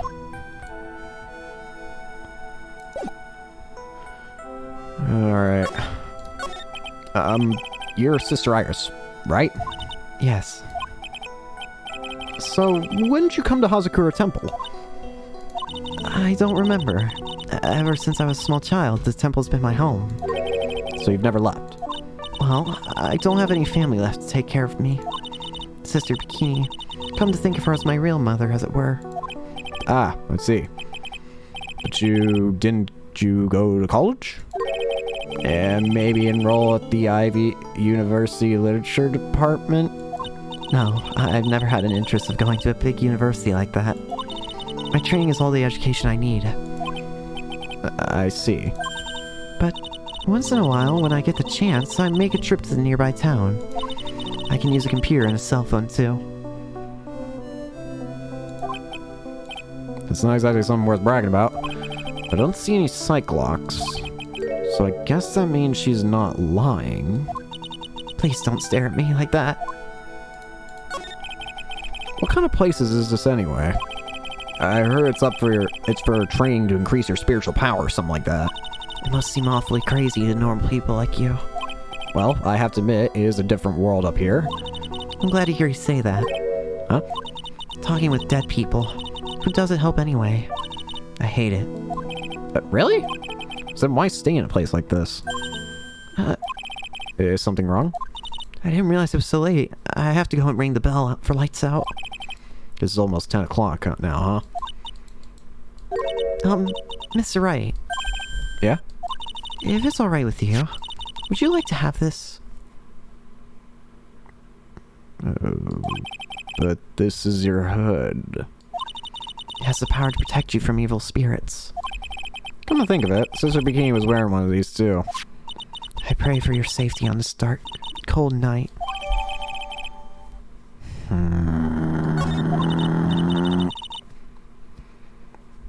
I'm sorry, but I must bid you good night.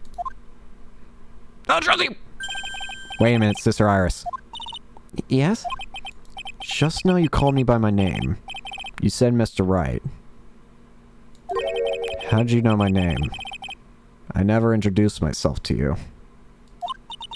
That's...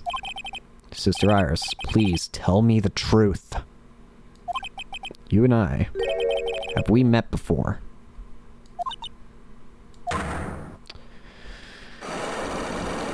Here it is. 5. Iris. Oh, it's almost 10 o'clock. Perhaps we can speak again. Tomorrow.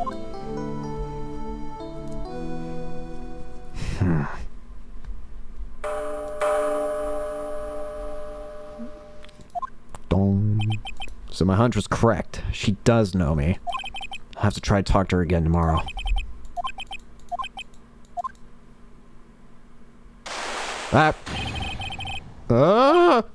What the? That blood-curdling scream came from the courtyard.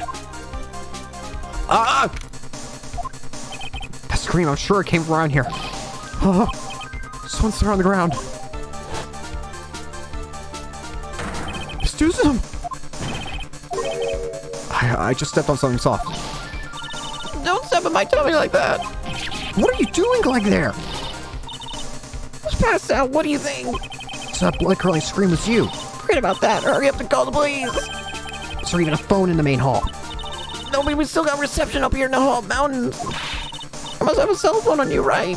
I didn't bring... Oh, you're useless. I mean, even Iris has a cell phone. We have no choice. You have to use a public phone on Dusky Bridge. Hurry! If you don't hurry, Iris will... Iris, what? What are you talking about? It's harder than I thought. Bridge is up ahead. I have to go tell Maya what happened to. What is happening? Dusky Bridge. It's burning down. What the heck happened? Larry, stop staring! Just happened! What are you doing here? What is it? Is it me? Don't scare me like that, Larry. I almost had a heart attack. My name is Larry. It's Larry's. Larry, hurry up and call the police. I'm going to the Air Temple. Don't be stupid. The bridge is nothing but a burning wreck now. Listen to me. There's been a murder here at Hazakura Temple. What? The murderer might have fled across the bridge. I have to make sure Maya's safe. But... Please, call the police. I gotta go. Get out of my way, Larry. It's too dangerous. Nick, wait. I must have been crazy. I knew how dangerous it was, but I still went for it.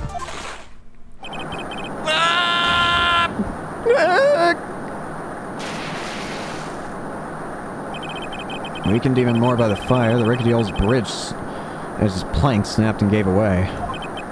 And I was swallowed by the eternal darkness that surrounded me.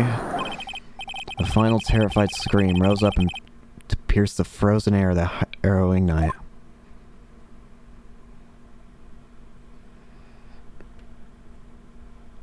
What happened in the span of like 5 minutes?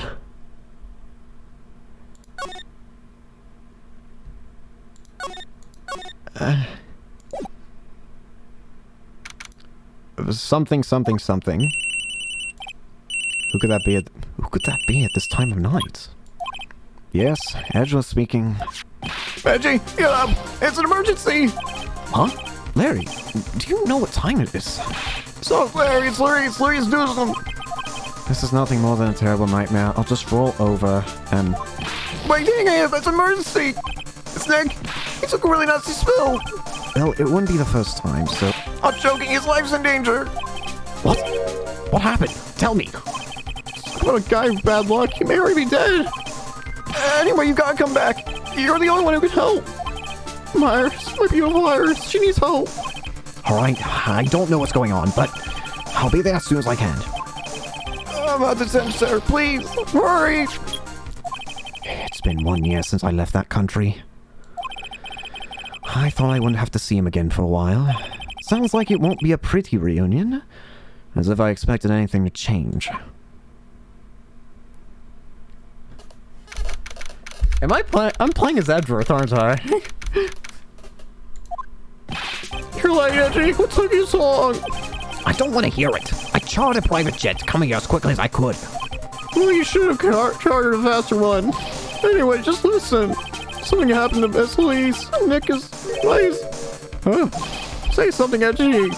Before I came here, I stopped by the hospital and paid Wright a visit. I believe I have a better understanding of the situation than you at this point. The murder victim was the picture book author, Miss Elise Duzlin.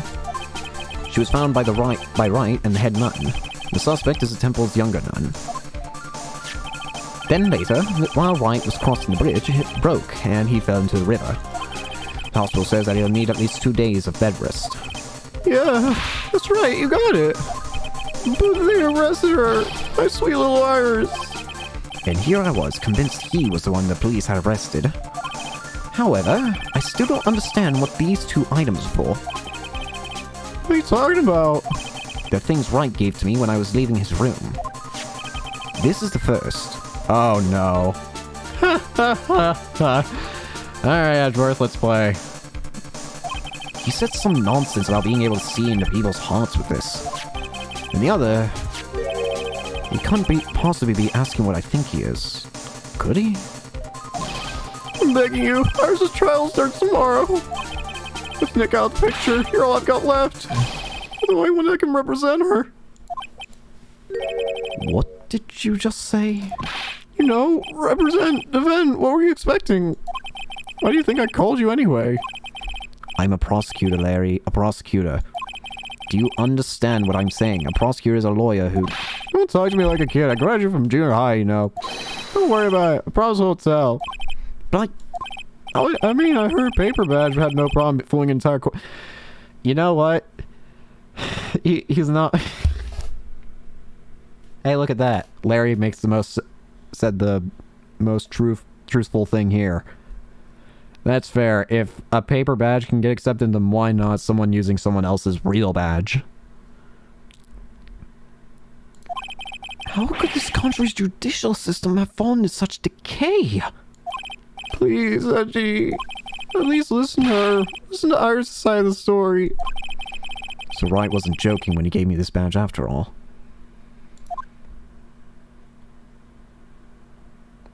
Oh boy. Thank you for coming. My name is Iris. A paper badge? It was the whole, the paper badge from the third trial. Or from the third episode. The one that the fake Phoenix used. The tiger guy.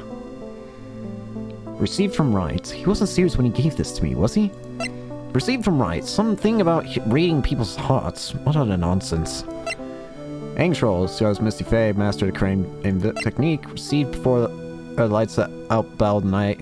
If crime protects from evil spirits. Husker Temple, cult.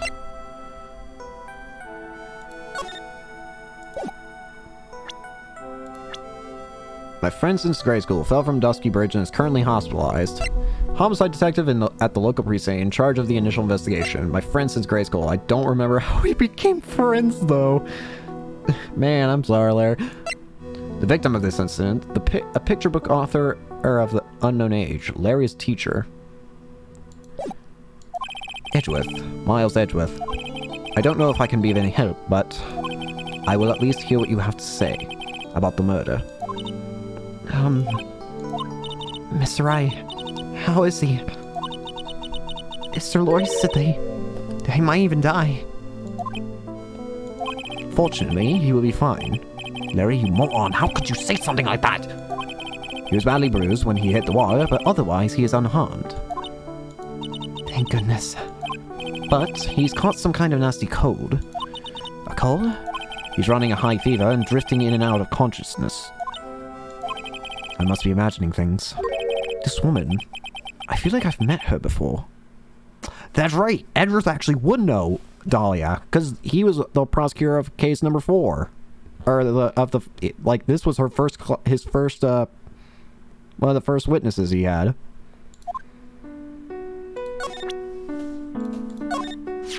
Is that an attorney's badge? Yes, this belongs to Wright. Really? I'm actually a prosecutor. Oh, then why do you have a defense attorney's badge pinned to your lapel? Well, you see, I borrowed it.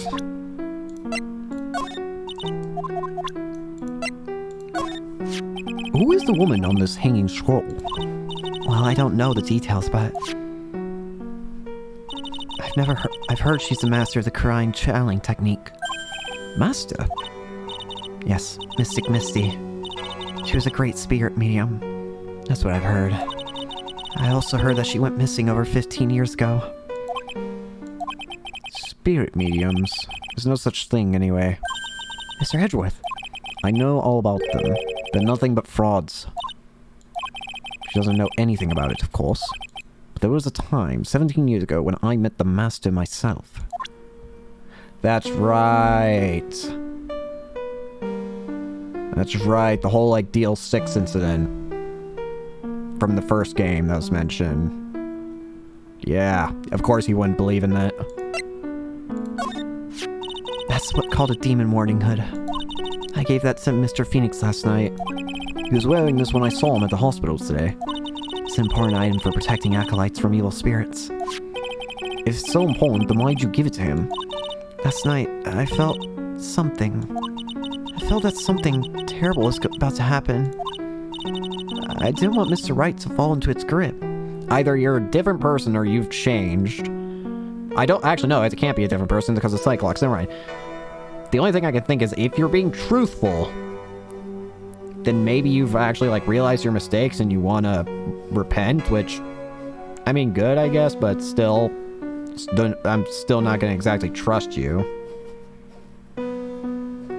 Just let Pearl hear Edgeworth say it, she'll knock some sense in him. Yeah. Well, he wound up falling into something much deeper and colder. I probably shouldn't say that out loud, though. Thank God for an inner monologue. Thank you, Edgeworth. Nothing?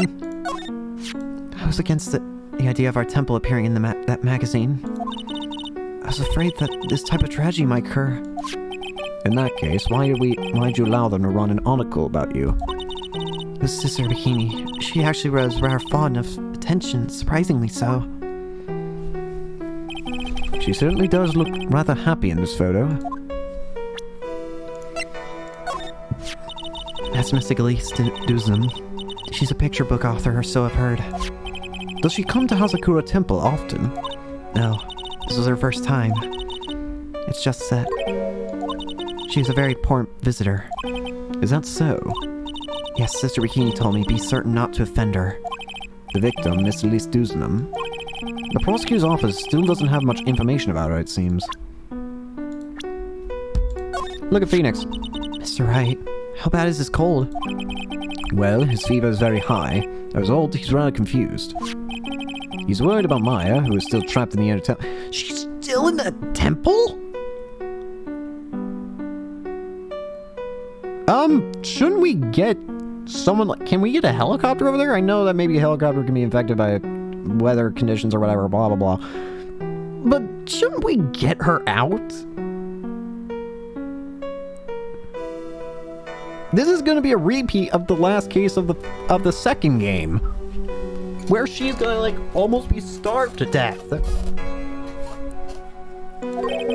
And he's quite worried about you as well, it seems. Really? Yes. Naturally, once he recovers, I'll pass the baton back to him. Oh, don't. I'm sure that Mr. Wright wouldn't want that. It's midday, y'all got a helicopter. Exactly. You won't want to defend me. You don't know about Gumshoe? What about Larry? Oh, that's Mr. Larice. I'm sorry. Who did you say it was? Larice Duzum. It's Mystic Elise's apprentice, I think. Alright. Now who exactly is this guy? He's a very sincere, hardworking person. Did I say something wrong, Mr. Edgeworth? Excuse me, I was temporarily at a loss for words. Take a trip, come home, be thrust suddenly into bizarre world. Edgeworth did not sign up for this. It's Miss Lily. So I've heard. Does she come to Hazakura Temple often? No, this was her first time. It's just that she was a very important visitor. Is that so? Yes, Sister Bikini told me, be certain not to offend her. The victim, Miss Elise Dusnam. The prosecutor's office still doesn't have enough information from her, it seems. You want to know more about me? There's not much to tell, I'm afraid. Just let me get one thing straight. You were raised at Hazakura Temple, correct? And yet, somehow, you seem to know Wright. So you two must have crossed paths somewhere. No, Mr. Edgeworth. Whomever it was, it couldn't have been me. What is that supposed to mean? Pardon me, Iris. I would like to ask you something, if you don't mind. I have the distinct feeling you and I have met before. It must have been your imagination, Mr. Edgeworth. After all, I hardly ever leave Hazakura Temple. Hazakura Temple? What's that? It's a place where those who wish to boost their spiritual power come to train. You need to undergo some very difficult training to release your inner spiritual power. Spiritual power? Did you go to that temple for that reason as well? No, I don't have any spiritual powers. I don't need them. In that case, what are you doing here at the temple then? I've committed some sins. Sins that I need to pay for. That's why I'm here. And why I continue to train. To purify my soul. I want to ask you about last night. The night of the crime. Alright. I helped clean up after dinner, and then went back to my room around 8. Later, I left my room to ring the lights out bell at 10. Bell? We ring at the same time each night. I see. And then I was told to go to the training hall, but I went back to my room and stayed there. Why didn't you go to the training hall like you were asked to? I was frightened. Frightened? So I just stayed in my room and meditated until the murder happened. There's more to the story. I just know there is. Maybe I should dig a little deeper. You were asked to go to the training ground on the night of the murder. Yes. However, you didn't go. Because you say you were frightened. What exactly were you so frightened of? Aha! And now... Hey, Edgeworth, you ever see these? What in the world? Is there something wrong? I'm sorry, it's nothing. It looks like she's not aware of them herself. These must be what Wright was talking about. The psycho-locks. Thank you, Edgeworth. Psycho-locks. I believe he said that I need to present this Magatama item to do something. Psycho-locks. So you have any idea as to what really occurred last night? I think it was the result of a tremendous spiritual power that was unleashed. Spiritual power? Yes, spiritual training has been a cause behind many great tragedies. Don't we all know that? This incident was just another example. Iris, I'm sorry, but I can't accept that. I'm a man of science. I don't believe in spiritual power. Edgeworth, what did you just see? Yes, I understand. Most people don't. And I am certain that the thing that killed the victim was a human. So please, answer me this simple question. Were you the one who killed Elise Dusnam? No. I'm not the one who took her life. Those psycho-lock things aren't appearing. I suppose that means I can believe that she's not lying. What's wrong? I can't believe what I'm thinking. And here I just finished saying that I don't believe in spiritual power. It appears that that's about all you can tell me. Thank you very much for listening to my story. I visited Wright at the hospital before coming here. He asked me to take care of you. Me? Yes, at the trial tomorrow. He asked me to defend you. If Mr. Wright has that much faith in you, Mr. Edgeworth, then I will gladly entrust my fate into your capable hands. But before that, I have one question. Yes? Do you know Wright? Why do you ask that?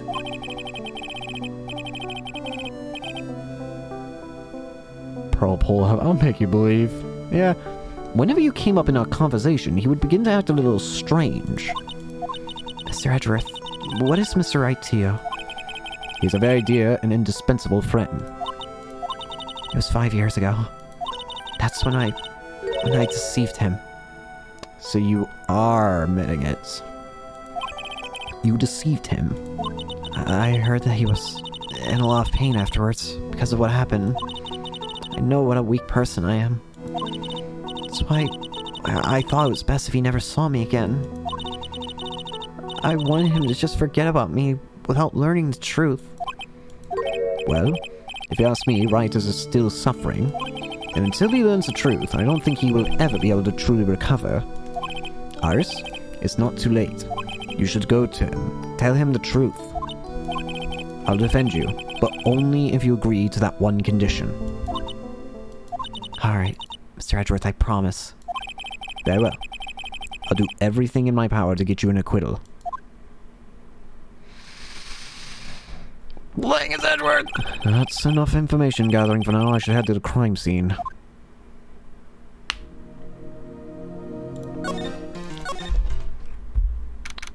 Yeah, that's not good. It sure is cold, alright. So this is it. Dusky Bridge. Wow, it's you, Mr. Edgeworth. I knew it was gonna be him. Detective Gumshoe. Long time no see. It's been about a year. It's been longer. It doesn't matter, Detective. What does matter is why you're shuffling about around here. Oh, ouch. And there's that sharp-left jab. Well, happy to see you anyway, Mr. Edgeworth. Let me guess. You were transferred by HR to a local precinct. What? A wise decision. The vast amount of nothing up here should be quite easy to guard. I heard you were back in the country and ready to come all the way out here. Everyone was real nice. They even let me take charge of the investigation, sir. Gumshoe indeed. Like gum on your shoe, he's impossible to get rid of. And I'm supposed to report on the details of the crime scene, sir. Anyway, here I am, Detective Dick Gumshoe, born for duty. Great. Thank you, Detective. I thought Prosecutor God was going to get here before me. The guy's a real mister, I tell you. Prosecutor Gatto?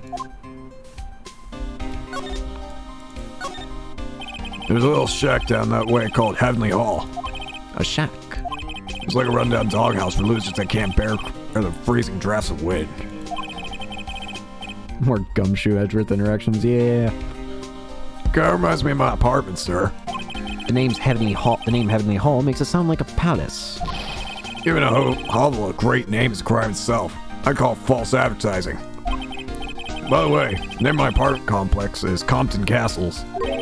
That's not such a great name, if you ask me. Well, it's not such a great apartment either, sir. So this is the bridge Wright tried to cross. Very reckless, if you ask me. I'm amazed he survived with the fallout from up here. Yeah, he's one lucky guy, sir. Now I see how he manages to win his cases in court. Blind luck. I think dumb luck suits Wright just a bit better. Some names are wildly engraved into a roughly cut boulder. Dusky Bridge. Certainly is an appropriate name. You need to get some glasses, Mr. Edgeworth. The sign says Dusty Bridge. Let's see how you read it wrong, though, sir. You're the one who needs glasses, Detective. Try reading it one more time. You're right. It's Dusky Bridge after all. I guess whoever wrote this made a mistake. So Gumshoe is is Edgeworth's Maya. That actually makes a whole lot of sense. Hey, it's a public phone. You don't see a lot of these anymore. That's true. Says we got one here. Why don't we take a photo as a memento? Well, sure, why not? Oh, darn it, I don't have a camera with me. I'm gonna go buy a disposable camera. I'll be right back, sir.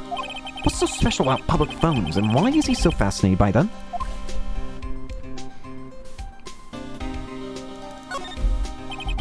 It looks like a pretty good distance to that far cliff.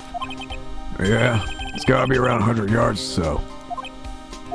Detective, that's not even close to 100 yards. Well, I gotta admit I'm not very good at judging distances. It's about 20 yards or so, and impossible to cross without a bridge, it seems. Just use it like a tie rope. It'll be fine. It won't. The rope won't turn to ash in your hands. Sure, really... Huh? What's that thing doing on your lapel, Mr. Edgeworth? Is it really that odd? You bet it is, sir. A prosecutor wearing a defense attorney's badge. That's like a detective with a license to kill. Does this little thing hold that ominous of a meaning? Have you ever seen this thing before? Hey, thanks a lot. I was getting kind of hungry. Don't eat it! What are you doing, detective? I thought it was some kind of candy that would fill me up, sir. I have been feeling so hungry all the time. Maybe his salary has been cut just a little too much. Thank you, Edgeworth. Raise his salary, please.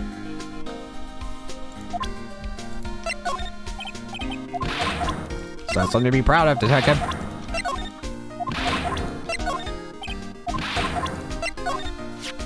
There's a lot we don't know about this victim. We don't know her real name, her background, and we don't know anything, really. That's rather odd. If she was trying to hide her identity, why would she become an author? I bet it was just one of those things, you know. Probably never expect to get so popular. Whenever something happens, this guy always shows up like he hasn't got a care. In fact, you know what? Every time he shows up, I always wonder the same thing. Maybe somehow he's actually the cause of all these incidents. I wonder if Gumshoe has realized it yet.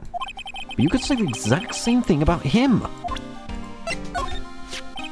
Your face is more drawn out than the last time I saw you over a year ago. Really? I thought so. No, wait. It's not so much drawn out as weary and tired.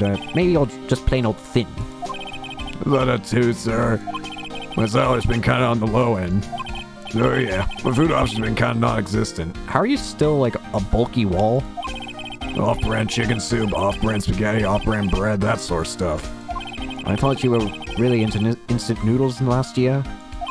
I got really sick of this stuff after a while, sir. That's actually true for me as well. I like instant ramen and noodles and stuff like that, but I cannot eat a lot of it. Like, I can barely even finish one sitting of, like, instant ramen for some reason. I think it's because of, like, I think it's, like, a lot of salt in it or whatever. But like, anytime I try to, I just get sick in the stomach, like, for some reason. It tastes good, but I can't eat a lot of it, or else I just get stomach pains. Gumshoe's mastermind. Poor Gumshoe. Gumshoe would never be the mastermind. He's too nice and a bit too, Gumshoe to be a mastermind and a villain. He's here. He's supposed to be Miss Elise Dewsnum's apprentice or something. I see. Yeah, he drew a nice portrait of me. That's nice. But he made me pay 50 cents for it. I'm sorry about that. You don't seem very interested in him, Mr. Edgeworth. I really don't want to talk about him. That's why. Oh, wait, it's the same thing? I feel like I've seen this girl somewhere before. She wasn't from a prior case, was she? Nope, can't be.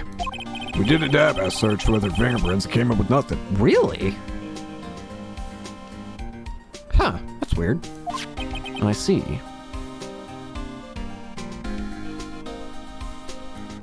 They're like instant ramen, don't see the hype. It's not a thing for everyone. And I just can't shake this nagging feeling. Well, everyone knows that you're quite popular with ladies, sir. Maybe she's an old girlfriend that you sent to Tumsville when you were younger. Detective, where did you hear such nonsense from? I didn't hear from anyone. It's just sort of how I imagine you be, sir. 50 cents is half his pay. Do I really inspire this sort of frothing desire from the female masses? I already showed all this. What happened? I just come back into the country, so I don't know much about the case. It's simple. Well, simple as the simple does, as they say. Oh, you got no idea how much I miss that biting sarcasm of yours, sir. But seriously, this one's a piece of cake. There's a witness who saw the whole thing. A witness? Yeah, that bikini lady. Bikini lady? Here, on this freezing cold mountain. Well, you should talk to yourself if you want details, sir. I may have to talk to this bikini lady. I mean decisive witness myself. So this bridge that Wright fell through? Yep, can't imagine being that reckless myself. Look before you cross. That's how it goes, right? Or was it that leap? And is there something on the other side? Yeah, it's an old building that they call the Inner Temple. We can't get over there without a bridge, sir. What? Nobody lives there, so it's usually not a problem. But someone was at the Inner Temple doing some training, and now they're stuck. Yes, I heard that from Wright. It's my fay. Oh no, her again? Well, at least she's not the criminal question mark. Anyway, the air's really turbulent right now, so we can't do an aerial extraction. Okay. No one's gonna be able to reach the Inner Temple until tomorrow, sir. Will she be alright in this coat? So, how will this bridge burn down anyway? We're almost 100 serves lightning. Yeah. Lightning? So, who is this prosecutor? Back it up. Who's this Prosecutor Gatto? I've never heard of him. That doesn't make sense. I thought I heard at the beginning of the game that... Gumshoe, didn't she say that Edward said he was like a prodigy or something? Someone said that like, I thought someone at the beginning of the game said, like, that Edward himself claimed that Gatto was the best. What? Yeah, he's a new guy. Showed up after you left the country. He's a complete rookie, but nobody can say a bad word about the guy. What kind of man is he? He's just getting prosecuted recently, but he's good, sir. Real good. If he's so good, then how is it that I've never heard of him? Is he the lead prosecutor on this case? You bet he is. After all, you know who is right in the middle of it. You know who? Phoenix Wright, of course. For some reason, Gatto's really got in for Mr. Wright. Oh? Yeah, seems to have some kind of grudge. And what would be the cause of this grudge? I don't know. Maybe he made fun of his mask or something. None of this is making any sense. I better look into this Gatto myself. You're telling me that the bridge caught on fire due to a fluke bolt of lightning? Yep, last night snowed for the first time in 3 days. It's a little unusual for lightning occur during a snowfall like that. But according to the weather data, lightning definitely struck. Huh. I see. There's a very detailed weather report. Eagle Mountain weather data for February 7th. Snow with occasional lightning strikes. Snow 7 to approximately 10:50 p.m. Lightning at 10 to approximately 11 p.m. Lightning struck Dusky Bridge at 10:45. Around 30 minutes passed between the fire starting and going out.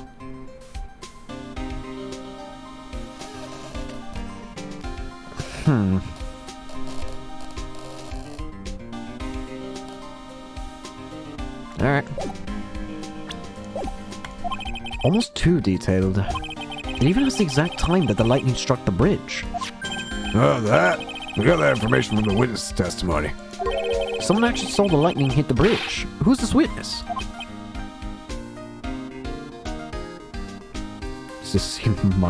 Just see Mai on the other side bridge asking throw some pizza and tape a samurai show. Yeah, I can see Maya doing that. Unfortunately, actually, she can't. I don't think she's probably doing that. Remembering the room in the Inner Temple, it was like a gated thing that looks like it. Like you had to have like two people there, one to let them in and one that's actually doing the stuff, and one to let them in and out, because it looked like it was like a barred door or whatever. That means she's barred into that terrifying little section. Sorry, I'll go ask one of the local cops later, sir.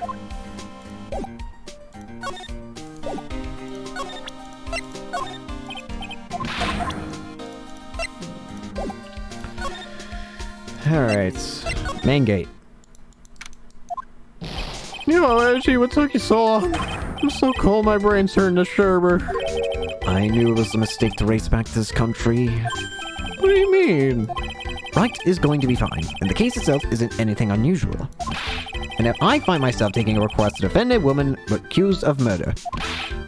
Hey, wait a sec. Hold it. Objection. What's going on here, Miss Edgeworth? It's hard to explain, but one thing led to another, and... What kind of lame excuses is that? You call yourself a defense attorney? Prosecutor Edgeworth's a prosecutor, and that's why he's Prosecutor Edgeworth. Gonna develop claustrophobia? I wouldn't blame her. Prosecutor Edgeworth's defense attorney. Hey, just sounds plain old weird. Weird pal. Right, Prosecutor Edgeworth? I'm not sure what role I'm supposed to be playing anymore. Dude, Edgy, I'll see you for a couple of years and your heart turns to sherbet. I see more like sorbet. It is rather cold here. Ours didn't murder. It was someone else did it. There's no way, okay? So trust me on that. Ever romantic, aren't you, Larry? Nevertheless, I'll do what I can to prove her innocence. At least until I pass the baton on to Wright, that is. This gate looks quite old, strong enough to resist the weight of time. This is a Mr. Edgeworth I know. You got a real flair for the words, sir. I've always appreciated this kind of old, timeless elegance. Is that how I feel too? Latest go, for example. Like fine wine gets bare with age. Even the fine wine turns to vinegar and begins to stink at some point. I suggest you wash that atrocious rag you call a coat, detective. I can see a small bell tower from here.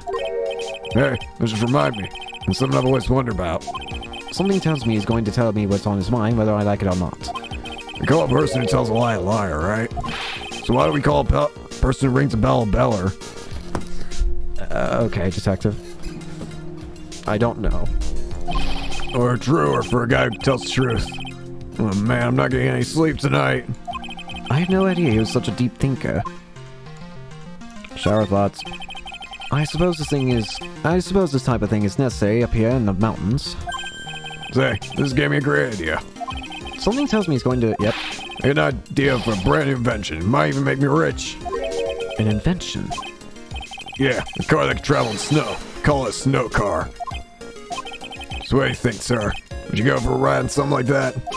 Only after you take the first 1,000 test rides. Supposed to be the main hall back there. Brilliant section, sir. Are you trying to flatter me, Detective Gumshoe?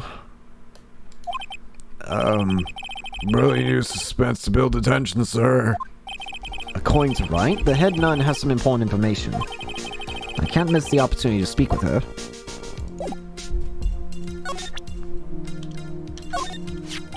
Come to think of it, when you were a kid, you were always saying, when I grow up, I want to be a lawyer and defend people or something like that. That was a long time ago. Well, see, now you've got the chance to follow your boy's dream for a day. Edgy, you gotta do it. You gotta save my little Iris.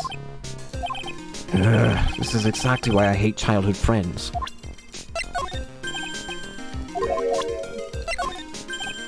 Nope, nothing.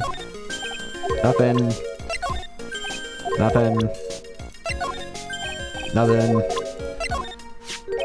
I still can't believe it. She was a great person. But someone's been in this murder of my sweet little Iris. Edgy, please, I'm counting on you. Well, frankly, I was hoping you could give me a little more than that. Well then, I got it. I'll draw you a portrait. How about that? Since you're kind enough to offer, alright. Wait, that's the first time I've heard Edgeworth actually be kind to Larry like that. What? Alright. Gumshoe no counter, yeah.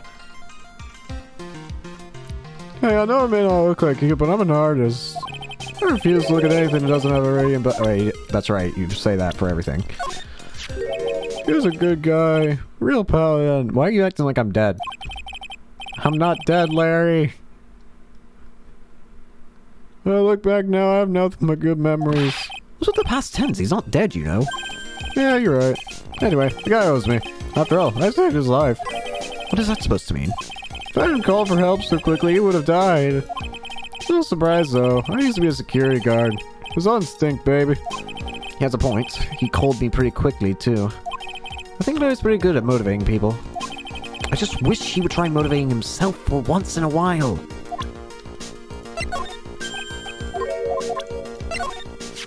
Oh, me? All you have to know is to remember not to call me Larry anymore. What? I'm a new person now. Been reborn as Larius Dusenum. Alright, fine. Then let me ask you something else, Larry. Call call you Louise. If you don't, I'll call you Melise Susanum. I still can't. Oh yeah, you already said this. I have a feeling that she's hiding something. Could be. After all, she's shy and gets embarrassed pretty easily. I don't think this has anything to do with that. Why not? Look, I know all about this kind of thing. Come on, Edgy. You're a guy once. Lots of girls are like ours. You know I'm alright. Well, you most certainly seem to have convinced yourself. Man, I love shy girls like her. It's just so cute. You know what I mean? Still doesn't listen to others, I see. I guess some people just never change. Oh, you don't have nothing to say about Gato. I didn't mean to say... Okay. Iris. Man, I'm telling you, Iris is so cute. Right, Edgy? You think so too, don't you? What's wrong? Why are you so quiet? To put it simply, your comment has me highly concerned. Could it be that the reason you think she's innocent... Come on, a girl that's cute can't possibly be a murderer. I was right after all. I should never have come back. No, don't worry. I see things for how they really are this time. Honest. If I had a penny for every time you said that. It's just that, well, Iris is a delicate flower. You can't force things too much, you know what I mean? Huh? I have no idea what you're talking about, Larry. Oh. Forget it. I didn't say anything. Okay. Larry, what were you doing? What? Where were you, and what were you doing on the night of the crime? Larry? Don't tell me. You think I might have done it? Edgeworth is an ace attorney. Yes. You think I might have done it? What? Get lost. Go back in your charred jet and get out of my sight, you creep. I hope your plane crashes and you die. Okay, Larry, gee. I'll ask just one more time.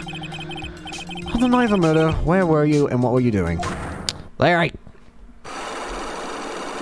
Why are you so... As I suspected, Psycholux. Sorry, man. You don't know. You know me. I just don't remember. My short-term memory is a wreck, dude.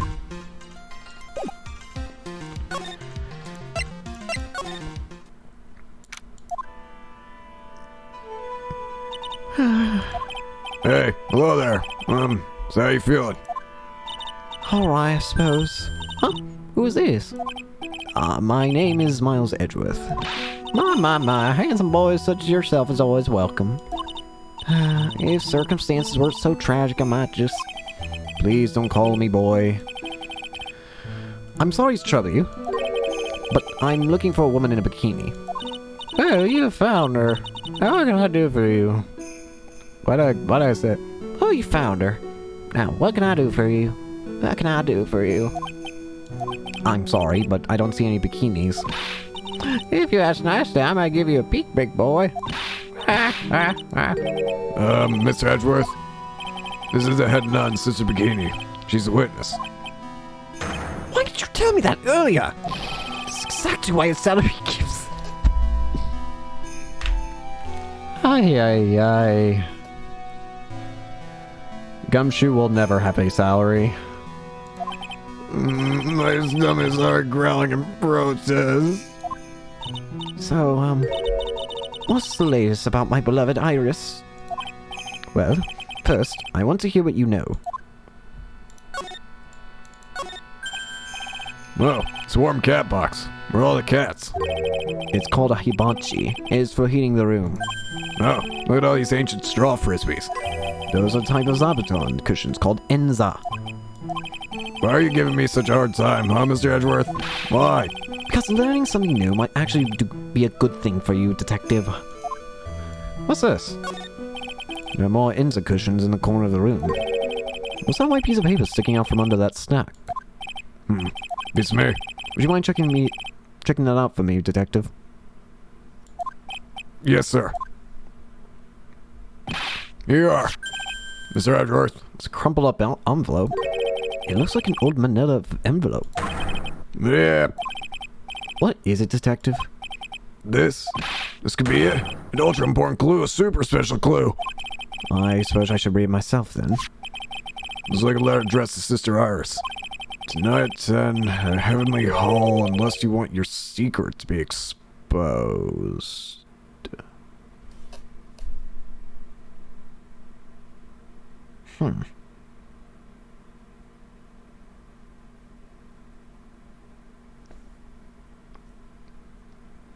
Already, I know that Iris has to be Dahlia. But if we're talking about secret, then that's likely the secret likely has to be her existence as Dahlia. It's the only thing that makes sense. But that being said, of all the people who would know Dahlia, I wonder. This sounds like blackmail letter. Maybe she dropped it. Let's go in there, Miss Edgeworth. Where can I ever find clues like that? You're an ultra important prosecutor, super duper prosecutor. Well, I suppose it takes a super duper kind of dumb to miss a clue like this. It's an altar with a giant Magatama shrined on it. There are lots of candles lined up on it too. You know, I haven't had a birthday party for myself in a while. Maybe you should blow out those candles over there to make up for that. Miss Edgeworth, do you mind singing happy birthday to me? Stop that. Cut it out. Please don't blow out the altar candles. That thing sure casts a strong presence over the whole room. This is the lesser Magatama. It's a precious heirloom containing great many souls. Huh? This is a lesser. What is a greater one like? The greater Magatama is displayed in the main room of the Fey Manor. Is it? Supposed to be known as shown at the Treasures of Karain exhibit. But it was so large they couldn't bring it in through the doors. There's flowing script written everywhere on the walls. Man, I bet you have awful nightmares that try sleeping here. This is our main hall, so it's protected by a variety of magic spells and charms. They're all designed to prevent evil forces from entering. So I slept here, the Oogie Woogie Boogeyman went hunt me down for eternity. Gumshoe, are you okay? Alright. Does this guy think about anything other than eating and sleeping?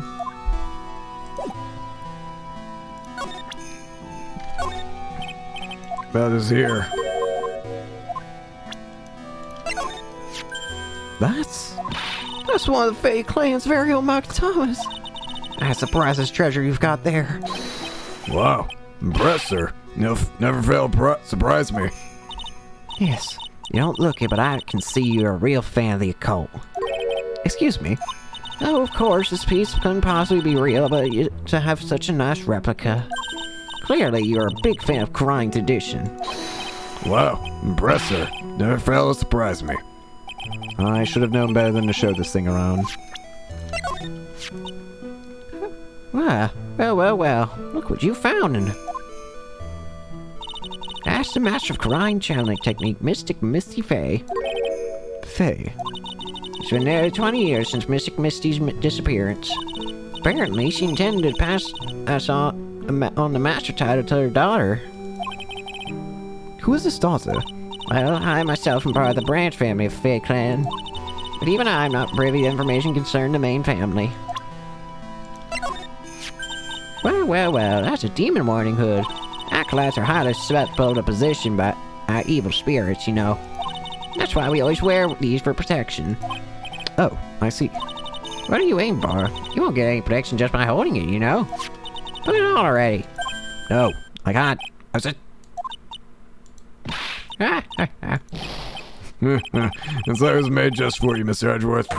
What do you mean by that, detective? You look absolutely marvelous. You've just got to keep it on for a while. Is this some sort of divine retribution? Let's see here. About this picture. Look at that. I look pretty S to the Xy, don't you think? Yeah, absolutely. Up until recently, we avoid exposure in such magazines. This time, we found our reasons. Is that so? Folks, Well, why deny the world a sight of such a lovely face?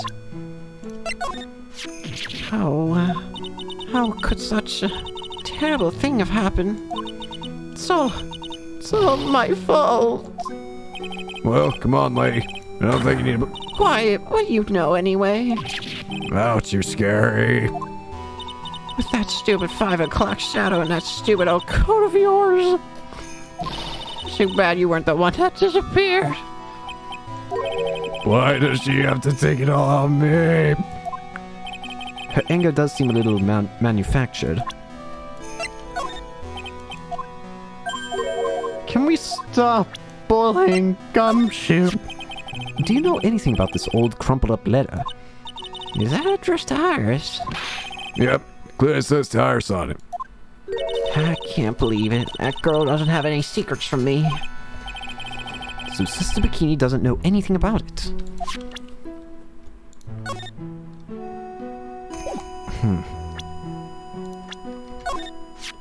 This man, his face betrays a life of suffering and great weariness of the world.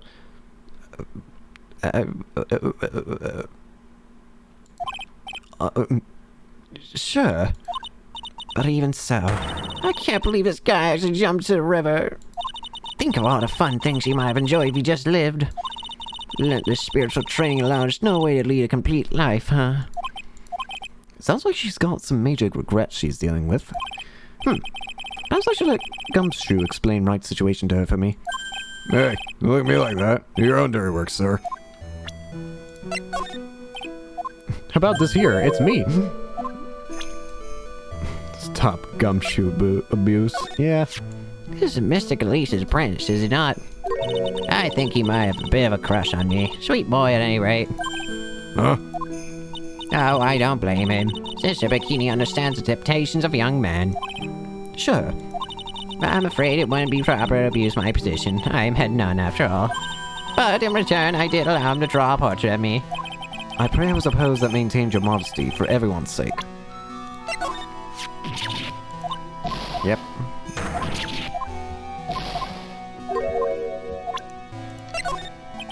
You said you went with Maya to the training hall in the inner temple last night. Did you happen to see Iris while you were there? Of course I saw her. I told her to meet us after ringing the 10 o'clock bell for the lights out. So you're saying Iris came to the inner temple then? Of course, yeah, you did. Iris has always been good at being a girl. After that, I had Iris help Mystic Maya begin her training. But that doesn't fit with Iris' story at all. She said that she never went to the inner temple. As I say, the plot thickens.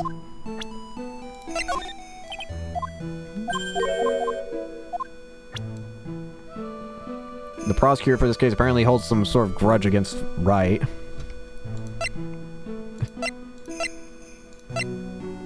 She discovered the murder. It's all my fault, me and my stupid back. Mystic Elise has been murdered and poor Acolyte's trapped. The little girl has been lost. Where's Pearl?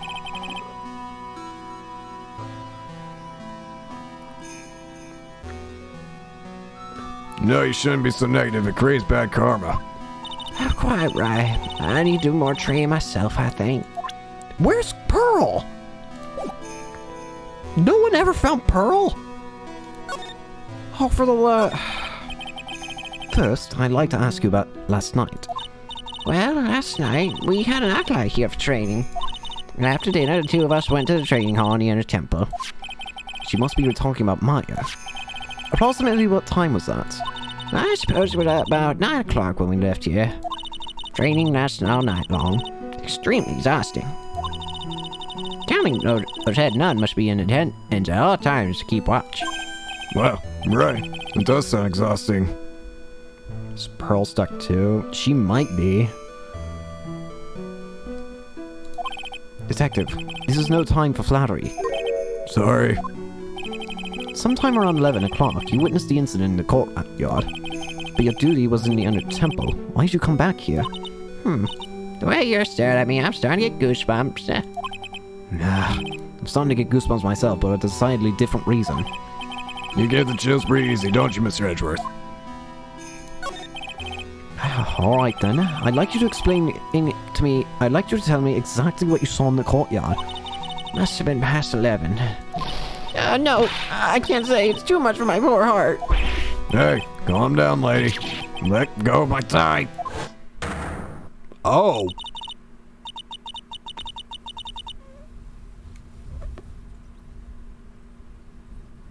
Jeez.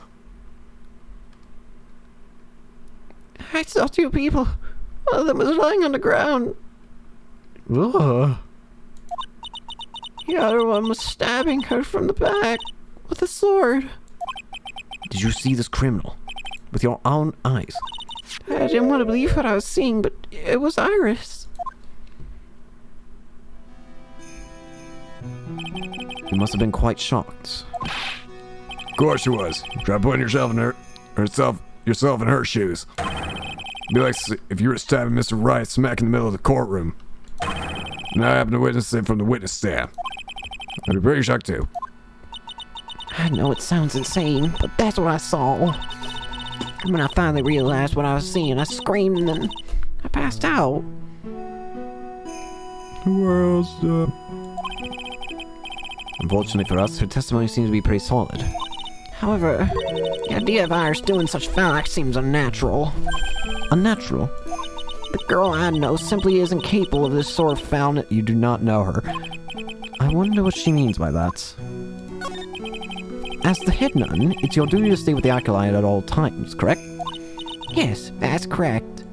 I know I may look strong, but the truth is I've got a bad lower back. A bad lower back. Yes, especially bad in the winter, so bad that I can't even lift a bucket. Do you remember how cold it was last night? My bad back is felt as stiff as frozen glass. I just want to take a nice hot bath to ease my aching back. That's why I returned to the main hall.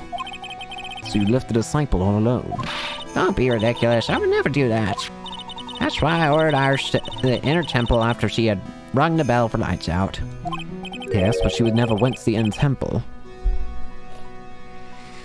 So one of the two's lying. Or one's mistaken. So either one's mistaken or one's lying. Either you're mistaken and that she never went to the temple, like you might not have ever noticed, like you thought she did, but I don't know, guess it never happened the way you thought it did. Or Iris is lying and she went to the temple. So did this head nun actually see Iris there? I think I better try to get some more details. So who was this acolyte that was training at the inner temple? Who was trained at the inner temple? Her name is Maya. I treated her very badly, I'm ashamed to say. After she went through the trouble of signing up for a special course. Special course? It's a training session where you sit on a block, spirit eyes, and chant 30,000 times. You don't mean to tell me that she's still doing that over at the inner temple, do you? No, of course not. You don't have to worry about that one little bit. Last night, we still hadn't started the training session itself. Well, that's good to hear. Oh, dear, there's one thing I forgot to tell you. Uh-oh. I don't think I like the sound of this. Do you know the small girl? I believe she's Mystic Maya's little sister. Maya's a little sister? Oh, you mean Little Pearl. That's my face cousin. Little Pearl? I thought she was going to visit Mystic Elise after we finished with dinner cleanup. I haven't seen her since all last night. She's nowhere to be found. You mean she was with the victim? Some will fall my stupid trio back. A little girl who was with the victim on the night of the murder is gone. As I say, the plot thickens. We have a problem. Where is Pearl? Oh, hey, courtyard. And this is where the murder took place, sir. Rather than removing the body, we left everything else untouched. Thanks, detective. I'll just have to look around. It looks like the police are still investigating. Yeah. By the way, thought you better ask just to be sure. Are you really gonna defend that nun Iris at the trial tomorrow? Pearl and Chad raised. Pearl's dead, rage to hell. Well, I don't think she's dead. A, they're not gonna kill a child. I've only known one game, and secondly, oh no. I mean, we already have a person who's dead. And if they're who I think they are, then it would be weird to murder Pearl as well. Yes, I will. I gave him my word, and I now must follow through with my commitment. Well, in that case, I gotta be careful. Gotta make sure I don't leak the prosecution's whole investigation. Don't worry about it, detective. Just keep your mouth closed, and I think most of it will flow out on its own. Got it, sir. I'll make sure it flows out like water from a tap. Yes, you do that, detective. Just how much has your runny spout leaked over the years? Oh, the amethyst's gone. What's this? It looks like a wizard's staff. I belong to the victim, Miss Elise Dusenham. There's nothing strange or magical about it. Oh yeah, listen, it's just between us, okay, sir? Yes? What? It's top secret stuff. Don't tell anyone about this. Alright. The truth is, when I was a kid, I wanted to be a wizard. That's it. That's what you wanted to tell me. That's it. This staff was made of a very strong kind of wood. What about fingerprints? Were there any on it? Just the victims. Carried by Elise Dusenham when she was alive. It's missing the amethyst, though. So the sword from this gold statue is actually the murder weapon. Sure is. It's called a Shito. By the way, nasty piece of work, sir. There's still blood on it. I suppose this is the victim's blood? Yep, it's all over the blade. And speaking of all over the blade, there are fingerprints all over the hill of the Shito set, too. Fingerprints? Naturally, they match the prints we got from the younger nun, the defendant. Her fingerprints are on the murder weapon. What's wrong? You're looking real solemn. Is this how it is for Wright? Is this what it feels like to be a defense attorney? Yeah, that figure doesn't feel real good. To be honest, it feels more like it's detrimental to your health. Yeah. It's a lantern. I suppose they light it at night. There's something elegant about the light of a fire. At the end of each month, I always like to relax in my room by candlelight. Detective, can you not afford to pay your electricity bill? How'd you know? I swear. We're not even the same two characters, but I better not hear the stupid ladder combo. The main gate must be just over there. Okay. Stone walls. I jumped over those a few times in my life. Most of them are good memories, but not all.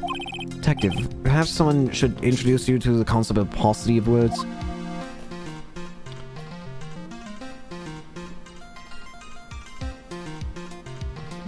Oh, that's nice. No slough skiing. Really? You don't, seem like the type. Well, what about sleds? Sleds? Nah, I'm a little too skitty, you know? Messing with my hard-boiled image. What's with the silence, Mr. Edgeworth? Is the world starting to go mad? Yes. Anything else? No? Alright.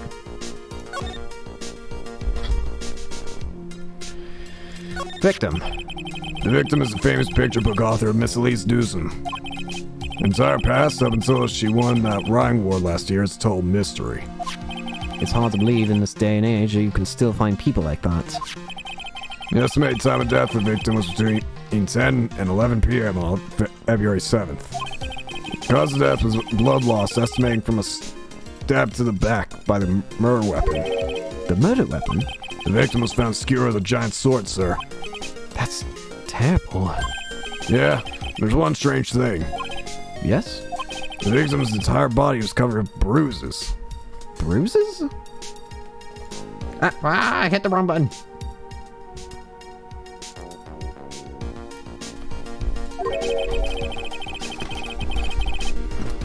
bruises are consistent with falling from the height of a 2-story building. Falling from a 2-story building? What? Weird. A 2-story building? That would be about the same height as the room. That would be about the same height as that room in front of us, correct? Hey, you're right. Way to go, Mr. Edgeworth. It just happens to be the room that Miss Elise Dewson was staying in. Maybe she was pushed out the window after she was stabbed by the sword.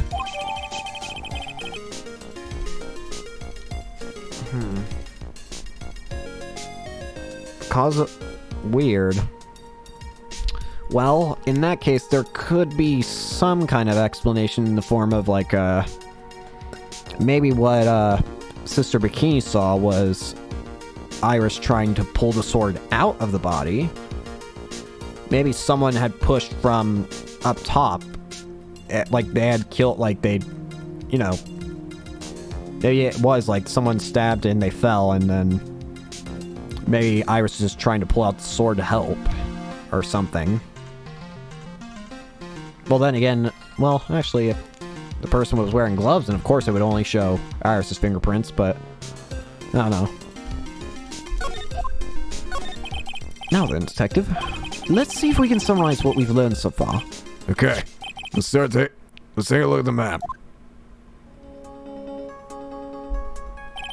According to the testimony of Sister Bikini, they had none. Right after they finished dinner, she and my favorite head to the Ender Temple.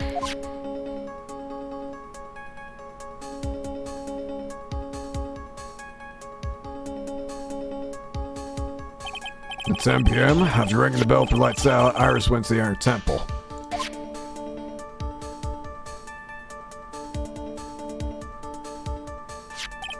When she got there, Bikini had her take over while she was went back to Hazakura Temple.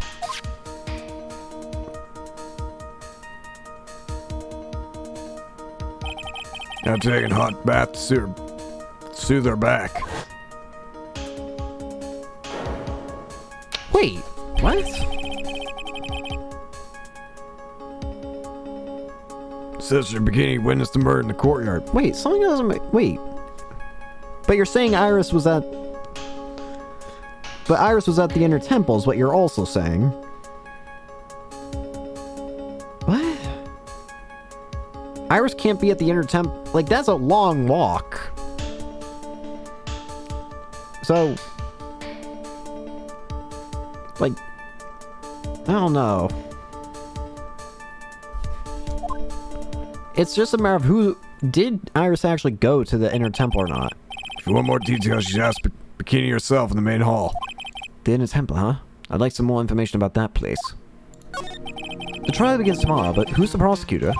I'm pretty sure it's that Gato guy, but nobody can get a hold of him, so they're looking for a replacement. What do you mean? It's really weird. All of a sudden, no one can reach him. I wonder if the rumors are true. Maybe since Mr. Wright caught a cold and won't be defending, he just lost interest. I intend to appear in court in the role of defense attorney. However, I would be quite unhappy if it came out that I'm actually a prosecutor.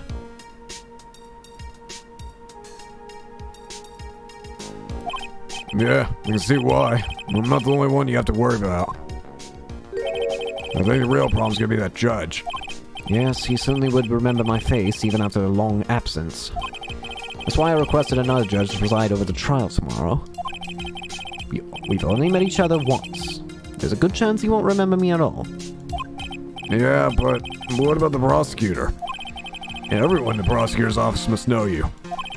Wouldn't it be a problem if someone there made a big stink, sir? There's no need to worry. I pulled a few strings and arranged for a prosecutor of my own choosing. Wait. I get a bad feeling about this. A bad / good-ish feeling. Well, Mr. Edgeworth, no idea you have such power string to pull. What is this Inner Temple that Maya was supposedly training at? According to Bikini, it's an old building they use for training the acolytes. It's on the other side of Dusky Bridge. The bridge that burned down, huh? Is there anything else on the other side of that bridge besides the Inner Temple? Nope, nothing. Nothing. The other side's surrounded by cliffs on all sides. In a way, it's kind of like a little island out there. So the only thing there is the inner temple. Yeah, it's not the kind of place a person can survive in. Please be alright, Maya. Alright. I think I might have enough evidence to start breaking some psych locks. I don't see Larry anywhere.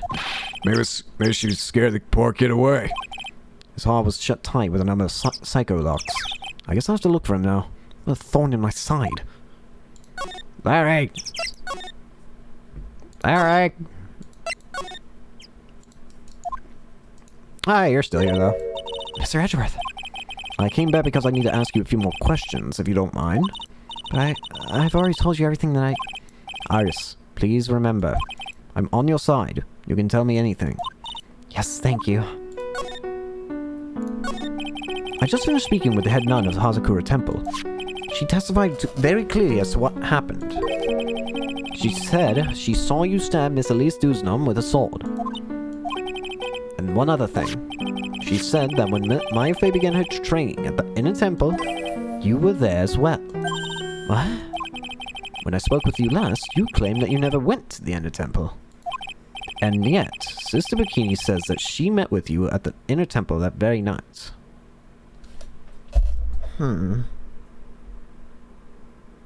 This doesn't make sense.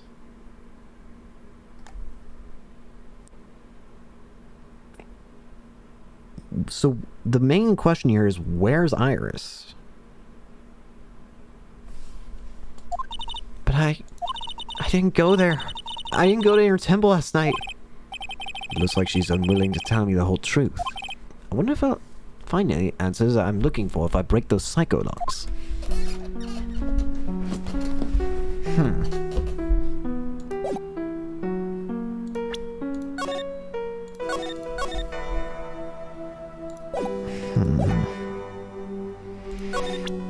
Take that! Take that!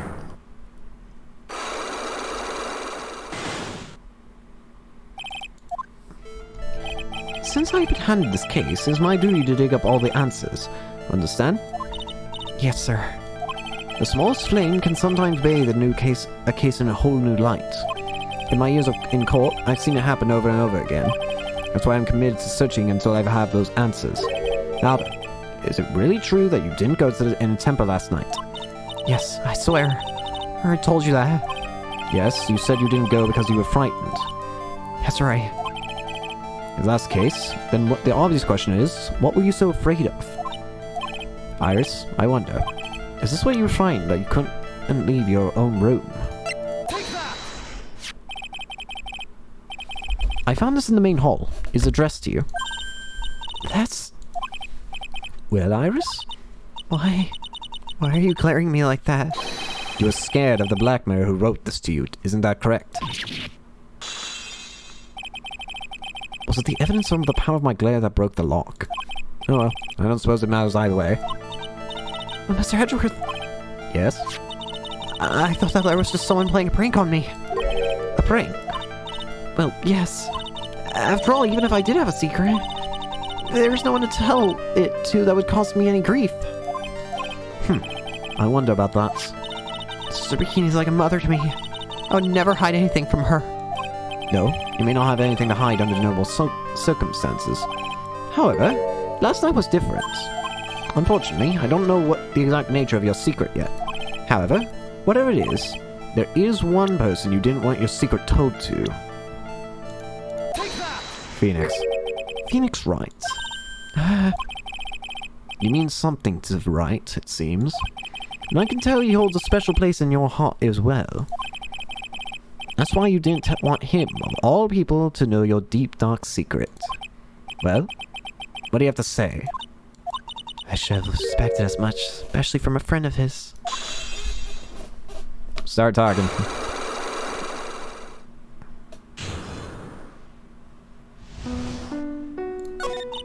After dinner, the Slayer was waiting for me in my room. As I said, I was frightened by it. Do we have any fingerprints on it? What is this heavenly hole that letter mentions? It's a small mountain shack at the base of Dusky Bridge. A small shack, huh? It's more like a broken down shack than no one would ever want to go near. Where is it on this map? Ah! It's around here. To get there, you must follow a small path from Dusky Bridge. The reality is, to get to the inner temple, I had no choice but to cross that bridge. The thought that such a terrible criminal could be lurking at Heavenly Hall. I was so scared by the whole affair that I didn't even want to think about it. So this is the secret that you had locked away in your heart? Yes. Looks as though I may need to visit this Heavenly Hall now. Maybe I'll find some sign of our mystery blackmailer. In any case, you still claim that you have never left your room last night. Yes, that's exactly right. Ring lights out Belle at 10 p.m. and was then in her room until the murder was discovered. Trial starts tomorrow. I promise I will win. I'm going to win so that you and Phoenix Wright can see each other again. But when I do, you must promise me that you will tell him your secret. That's pointless. Why would you say that? Because I may know who Phoenix Wright is, but he has no idea who I am. You sure? Oh, you're just gonna say the same thing from earlier.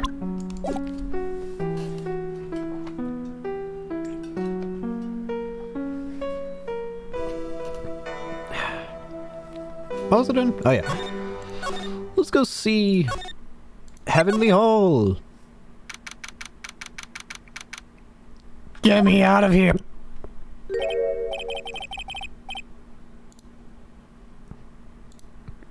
Whoa, not much of a view down here. Still better than the view from my apartment, though. Someone's here. I just have to take a... Oh, why? Why does this always happen? Whenever I find a girl I like, they always run away. I didn't chase one of them to Japan. This is nice. It's going to be prison, I guess. Larry. I'll steal a detective's wallet. That'll get me locked up for sure. I can't do this. Someone looks like he's down on his luck. He's just talking to himself. Shh. Be quiet and listen.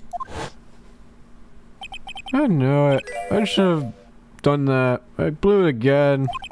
Done that? What did he do, I wonder? Hey, you. Wait, I got objection.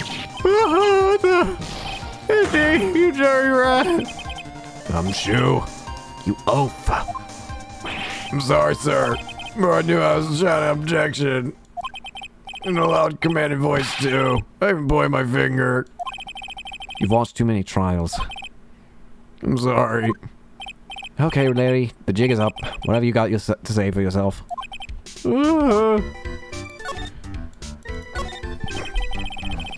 What is this festive-looking ornament? It reminds me of art class in grade school.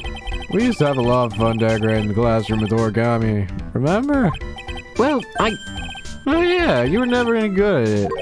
Really? Yeah, this guy was so bad he couldn't even fold a dollar, let alone a crane. I would try to comfort him, but he would just sit there sobbing. Really? Never would expect it. Be quiet already. I'll never forget the shame of that day. You want a crane? I can now make a perfect quarter-inch crane without a single flaw. You know, Edgy, nothing for nothing, but a quarter-inch crane without a single flaw is not easy. Yeah, that's quite a feat, Prosecutor Edgeworth. That's exactly why I hate childhood friends. That's a horrible graffiti problem you got there, pal. You don't know anything, Detective. This is art. The expression of my bittersweet love for Iris. Larry, do you know what the difference between graffiti and true art is? It's how the artist himself defines it, right? I should have seen that one coming. Well, in that case, then all my lunchboxes are masterpieces too, pal.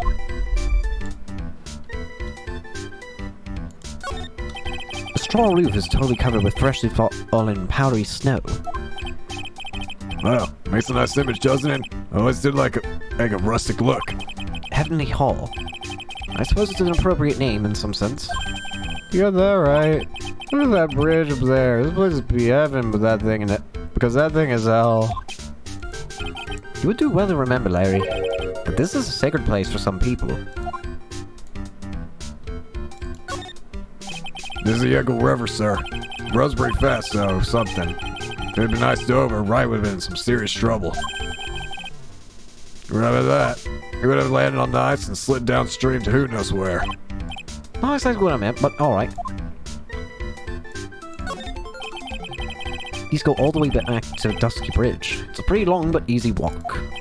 I fell down 4 times the way down here, sir. Oh, sorry about that, Detective. I hate 4 bananas and sausage peels the stairs on the way down.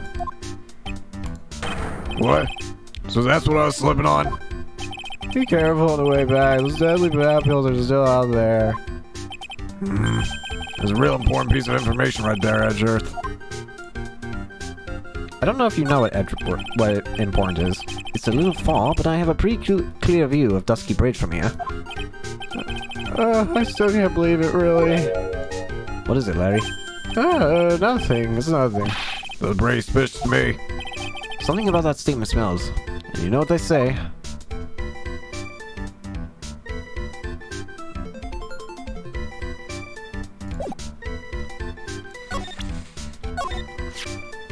Come think of it. Oh yeah, you already said that.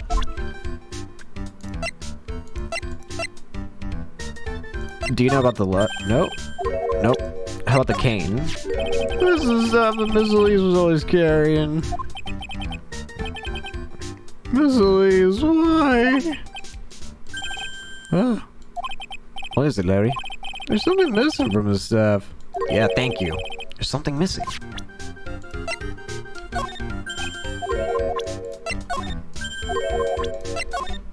As to why exactly I showed you the autopsy report, I don't know. Currently missing. Oh hey, it's Pearl. She's right here in this Pearl I used to grow up with, like in a cute way, yeah? Yeah, well, apparently she hasn't been seen the whole morning. What did she say? Itchy! Why are you wasting your time with me then? What's wrong with you?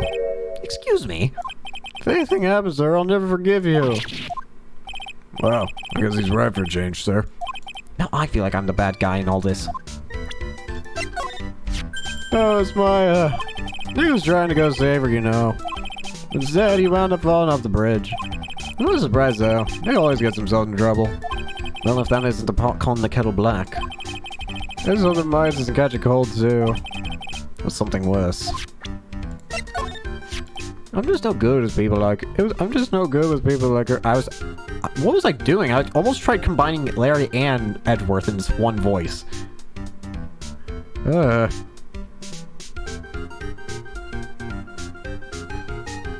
I'm just no good with people like her. She reminds me too much of my mother. May I speak now? Oh, sure. I don't care how you feel about her personally. Just tell me what you know about her and how she's related to the case. What do you think? You're expecting a little too much of me? That's fair. I'm just a 25-year-old jobless bum trying to be an apprentice artist. I'm actually starting to feel jealous of this guy. Just a little.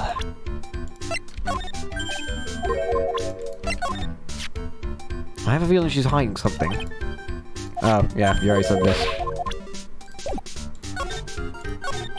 What is this little shack anyway?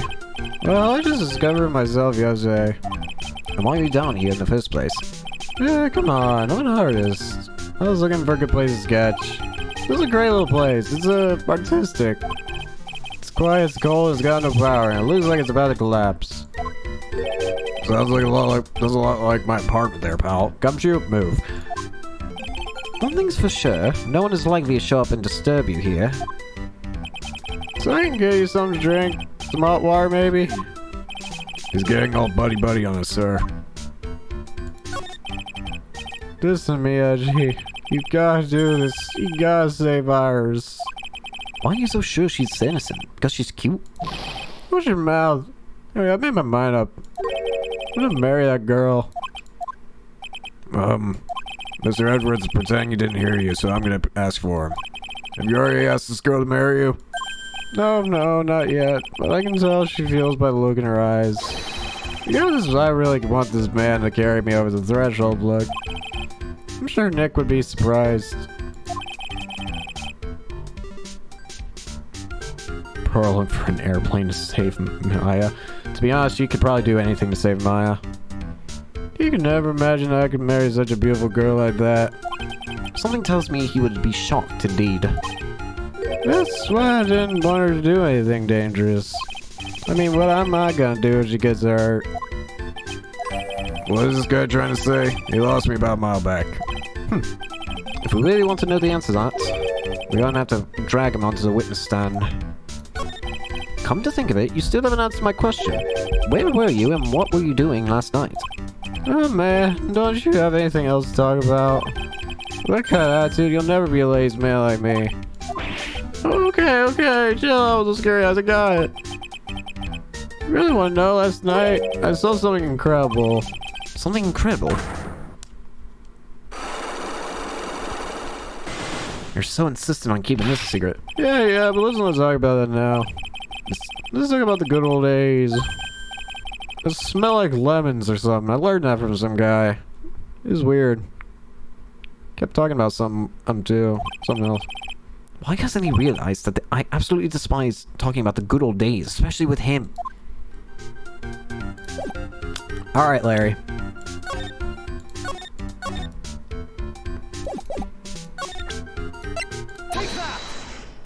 Start talking.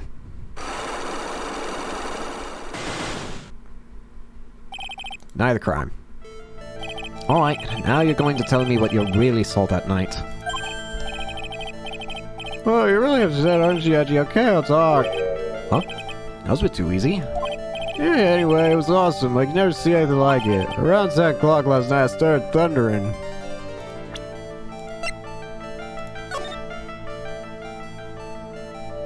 Actually, that would match up. Wait.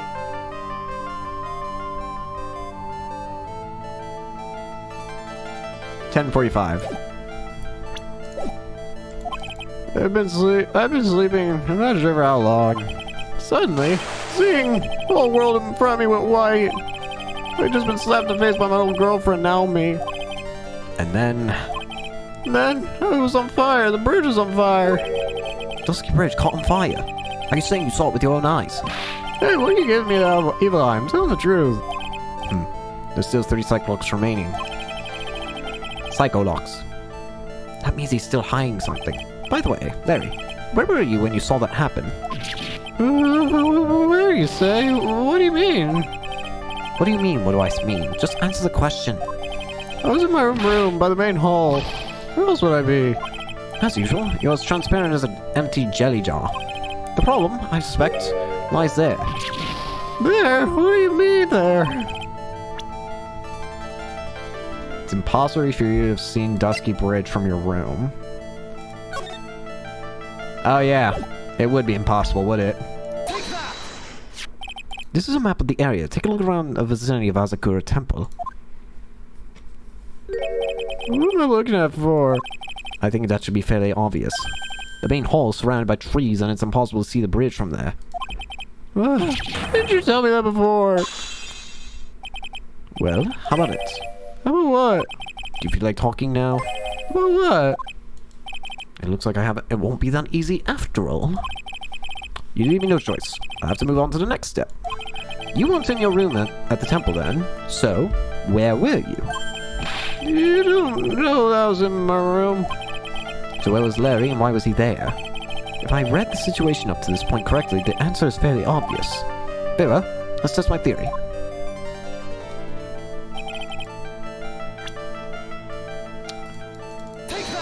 Nope. Heavenly Hall. What would be hanging around in this old shack? It's freezing cold, there's no electricity, and you can fall apart any minute. Larry, how could you know that anyway? How do you know there's no electricity? After all, it's not that dark yet. Oh. In other words, you have just provided evidence to prove my theory. My theory that you have at least once in your life visited Heavenly Hall after sunset. I have to admit I'm impressed, Edgy. You're a totally different league from Nick. That's nice. Now tell me, what were you doing at this cold little shack last night? That's what you might call fair decor. I think you mean affaire decor. Could it be that you were waiting for someone? Oh, no. You're really one scary guy, you know. I believe that last night you were waiting for this person to come to you.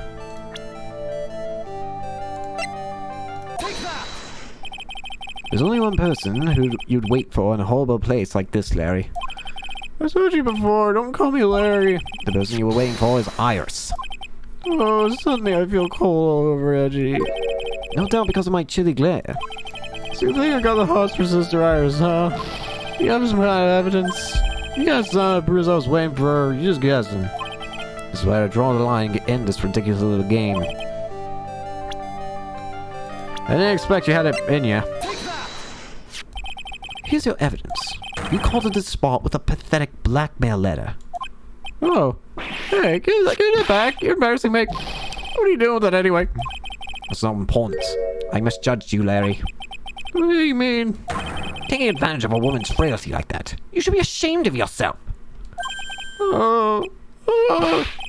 First of all, what's this at the top of the letter? It's a salutation here.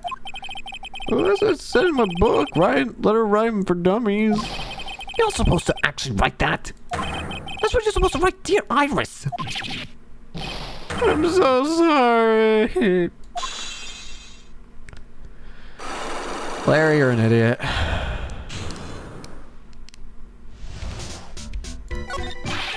So you were here in Heavenly Hall last night, weren't you, Larry?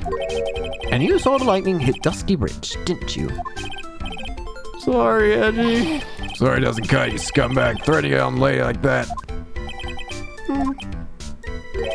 Wait, hold up. What now, pal? What are you talking about? What threatening stuff? Tell you what, you try to scare Irish, but threaten to expose her secret, pal. What do you mean threaten? When did I threaten her? Unless you want your secret to be exposed. It sure sounds like a threat to me, pal. Blackmail fact. Give me a break, it's a love letter. Haven't you been in love? What did you just say? My love for her burns so hot they can melt all the snow on this mountain. Oh, then what is the secret you mentioned? Come on, Edgy. Don't you get it? I'm talking about the secret love between her and me. Honestly, you should want one old lady bikini know about it, right? About our hot and sour bittersweet love affair.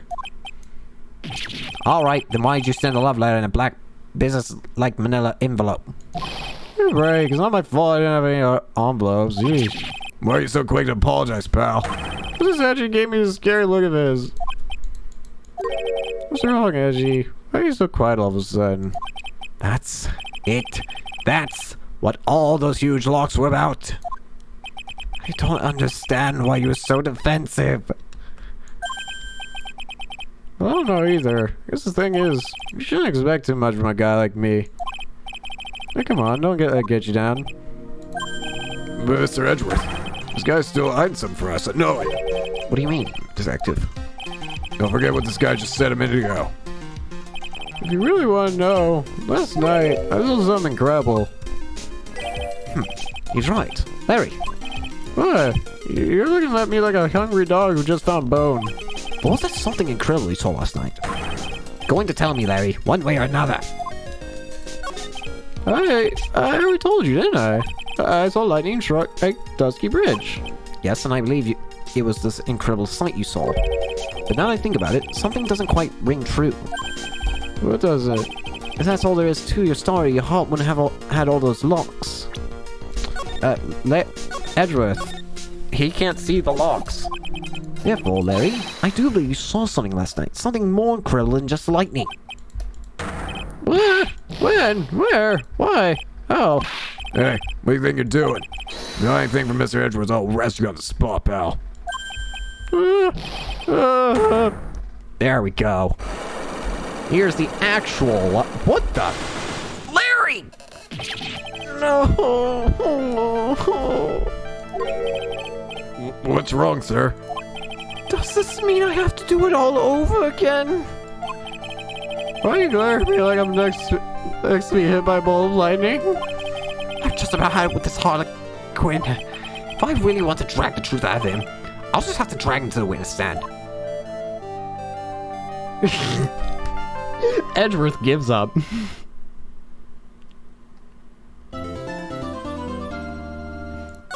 Alright, time to see this. This is gonna be interesting. I am Ace Attorney, defense lawyer, Miles Edgeworth, and I get the feeling I know who the prosecutor is, and I'm both terrified and excited. Oh my, Mr. Luis feels that way about me? Apparently, he isn't aware of your real secret at all. This is no time to be embarrassed. I'm sorry. I'm just hardly accustomed to that sort of thing. Worry not, and in any case, whatever it is that he saw on the night of the incident, mark my words, I will drag it out of him. Does that mean Mr. Luis is the witness today? No. I believe that none will be the first to take the stand. Sister Bikini. She claims to have seen the very instant in which you carried out the crime. I just want to ask you one last time. It really wasn't you who killed Miss Elise Dusnam, correct? That's correct. It wasn't me. Very well then. Mr. Edgeworth? Yes? You're a prosecutor, aren't you? Are you sure about this? If your true identity is revealed... Don't worry. I've made the necessary arrangements. I see. Iris, it's the prosecutor's job to doubt people. But right now, I am a defense attorney. A defense attorney's job is to believe in people, and to believe until the bitter end. That's what my friend told me once. Mr. Edgeworth? I simply ask that you watch and decide for yourself whether or not I'm fit to do the task I've been entrusted. Very well, sir. I leave my defense in your capable hands. Alright.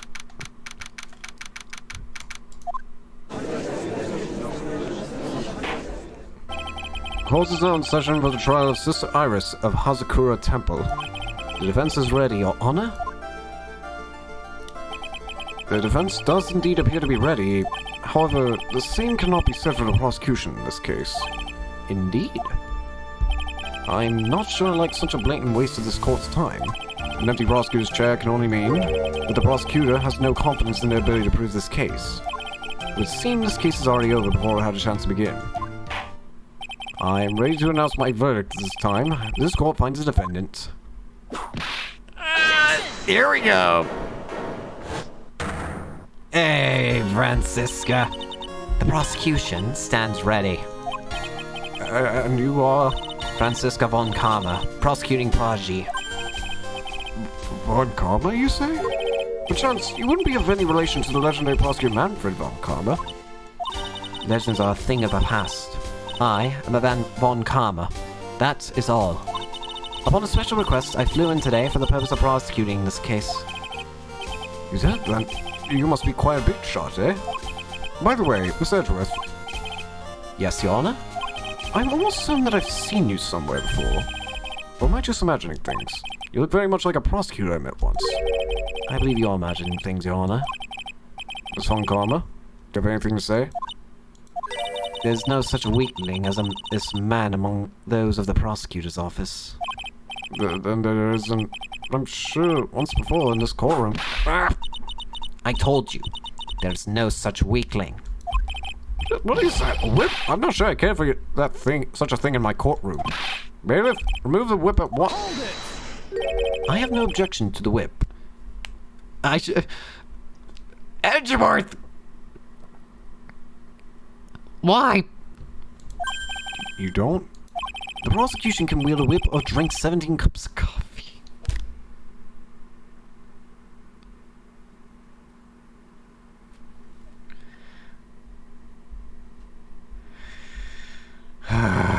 Poor Phoenix, man. But there is still only one truth.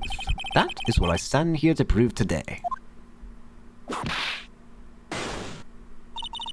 This promises to be very interesting, Miles Edgeworth. I had expected to face Phoenix Wright here today. But looking at you now, maybe this is what I've been waiting for all this time. Miles Edgeworth, I would not allow this chance to crush you slip through my fingers. I'm over here now. I see you brought your flair for the histrionic. Let me add the things I'm not sure about. People acting bizarrely in my court. The stage is set.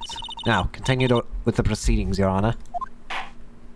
Very well. Miss Von Karma, please give an outline of the case. with as little whipping as possible.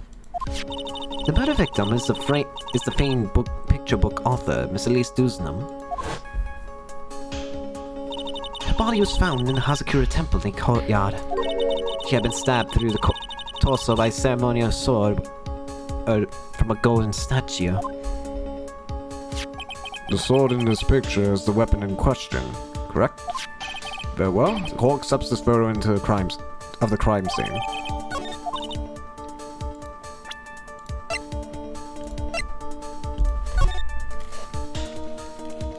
I think I just punched her on the mic.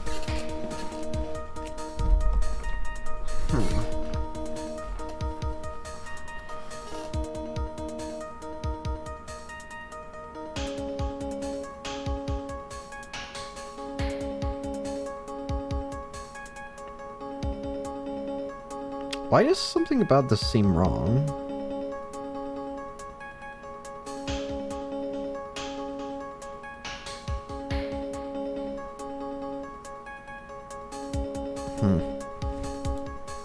Alright. There's no mistake. This was the doing of Sister Iris. After all, there's a witness to a crime. Very well. Please bring this witness to the stand. And so it begins. My first and last trial as a defense attorney. Help! Witness, state your name and occupation, please. Hold on here. I'm not sure about being not sure if I care for this at all. Witness, please stand up nice and straight. If I recall correctly, there are a few milk crates in the defense lobby for our back pain plagued witness. Bailiff, fetch a crate for this poor lady, please. There we go. Once again, your name and occupation, please. Little me. Well, I'm the head nun of Hazakura Temple on Eagle Mountain. My name is Bikini. You got Bikini. Nice to meet everyone. But you don't appear to be wearing a bikini right now.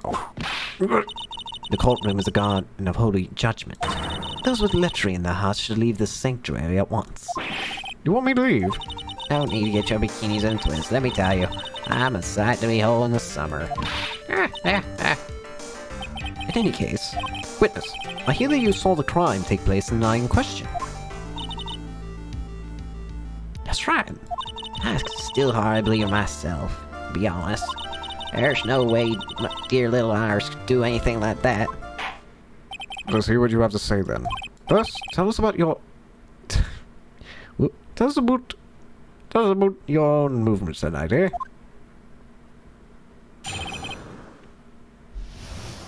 Neither mer. That night I was helping an acolyte with her training in the inner temple, but... Well, as you can see, my back likes to act up violently. So I left Iris to help the acolyte and returned to Hazakura Temple. There's no bath at the inner temple, you see, and I need a long hot soak. It was after I finished, just as I was heading back, when I saw it. So it was simply coincidence that you found yourself returning to Hazakura Temple. Yes, you could say that. My back hadn't been in so much pain I would stay at the inner temple. That sounds like a pretty important statement she just made. There's only one problem with this testimony that I can see. And you're not about to fall at the first hurdle now, are you, Mr. Miles Edgeworth? Mr. Edgeworth, please begin your cross-examination. This is weird. I'm not used to being on this side, like...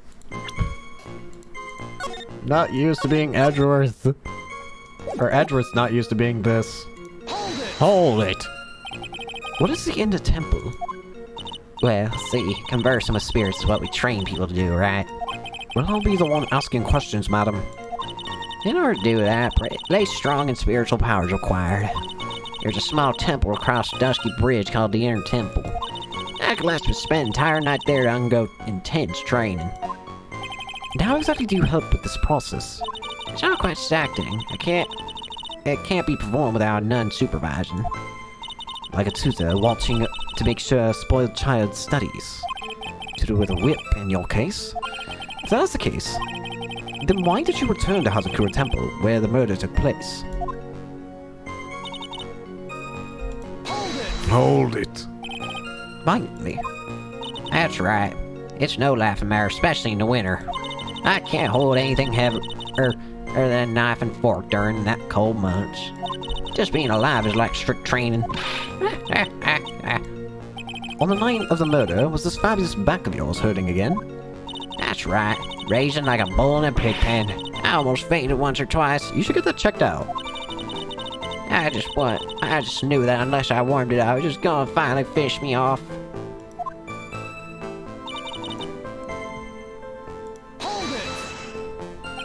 You left Iris to hell. With what? What do you think? Let's train, of course. It was just past 10 p.m., so we were starting to enter the training exercise proper. Wasn't it your place to remain with the disciple? Well, the job is simply to watch over the acolytes so they don't pass away. Just to confirm this point again, that night, you met with Iris in the inner temple, correct? Yes, she's a gentle, honest girl. She's never once failed to follow my directions.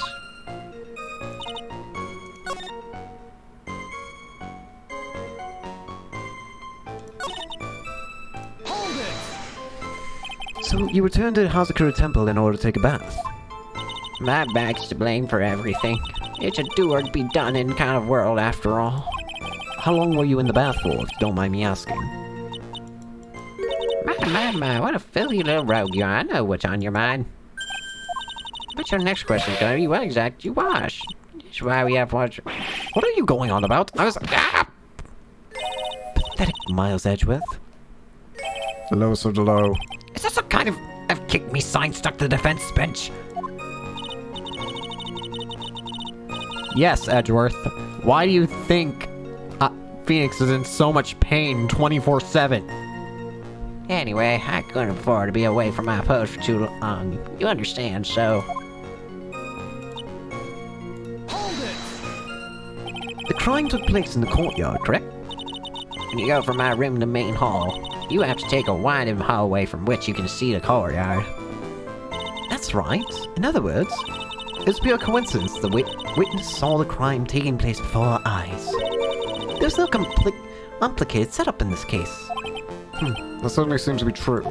There's indeed only one problem with this testimony. If I can clearly point out what it is, then I can begin to quantify just how good this witness's memory and observational skills are.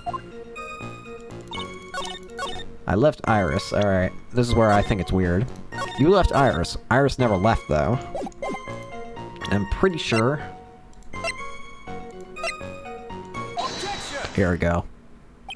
Witnesses have to undergo their own trials, I'm afraid. The defendant's fate rests on their powers of observation and memory, after all. Well, don't worry. I'm more than up to the task. I'm a woman of faith, after all, the head honcho of the Hazakura Temple. In that case, Miss Honcho, I'd like you to explain something for me. The discrepancy between your testimony and that of the defendant, Iris. She claims that after ringing the lights out bell, she went back and stayed in her room. Which means she did not go to the inner temple at all. No. Oh, she said that. The defendant or witness? Who is more likely to lie, do you suppose? The defendant's simply lying to cover her back. But that is completely illogical. The murder was committed in the courtyard of Hazakura Temple. Claiming that she went to the inner temple would make for a much better alibi.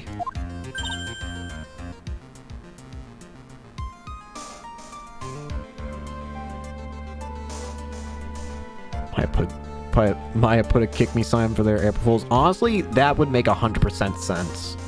I can absolutely see Maya being like, hey, hit this guy. Not expecting it to be anything more than just like a little prank, and then now we've got whips, we've got coffee.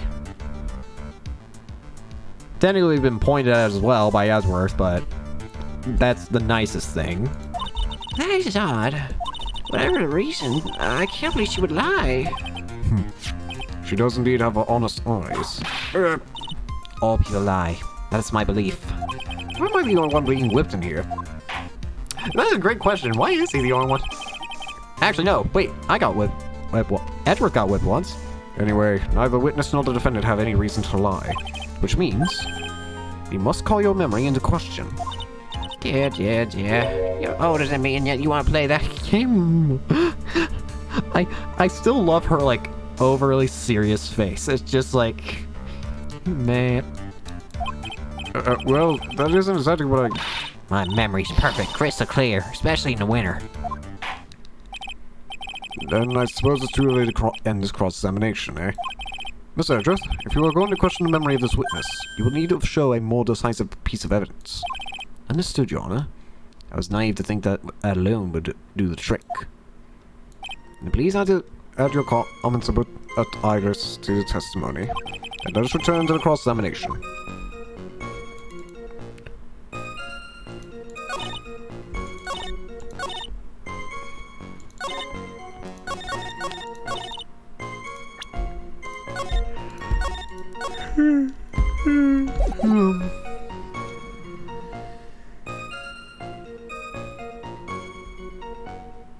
Actually, wait. She was dressed exactly as she had been at dinner. Wait, no. That doesn't make sense. What about this thing? Witness, let's get one thing straight. The defendant who you claim to have met, she was wearing this demon-warding hood, correct? Of course. That's a very important piece of clothing, I'll have you know. Wait a minute.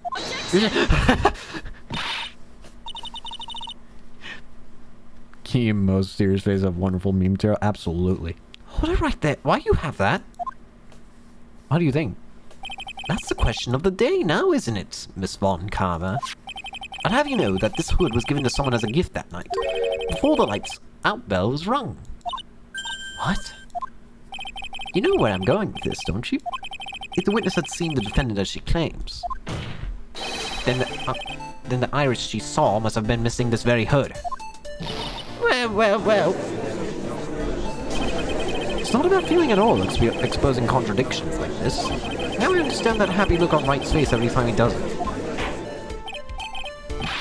Witness, Sister, this hood, you have spare ones around the temple, don't you? Spares? Well, I do tend to make too many of them. I see. A stockpile, a surplus of hoods, eh? Each nun is only given one hood. It should be the only hood in our zone. Then this is quite strange. If there was a surplus of hoods, then she could have worn one of those. There's no contradiction here. I'm sorry to break this to you, Miss Von Karma, But you won't get away that easily. Discrepancies such as this will sow seeds in any human heart. The seeds of doubts. Witness, while I don't wish to call your testimony into doubt, you must give every detail with precision. I'm not sure I'm comfortable going along with this. Sister, you shall continue with your testimony. I do kind of like it. It's interesting. Von Karma's actually dressing her properly with sister. Tell us what you saw after finishing your bath on your way back to the inner temple. Those seeds of doubt are sprouting in the judge's heart. They just need a little more stimulation to bear fruit. Contradictory stimulation.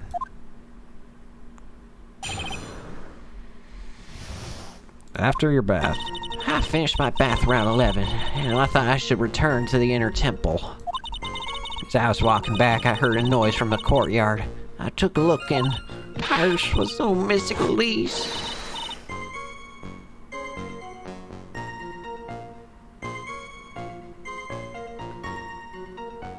Mystic Elise?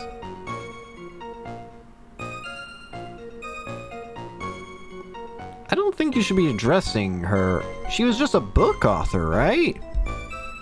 Why are you addressing her as Mystic Elise?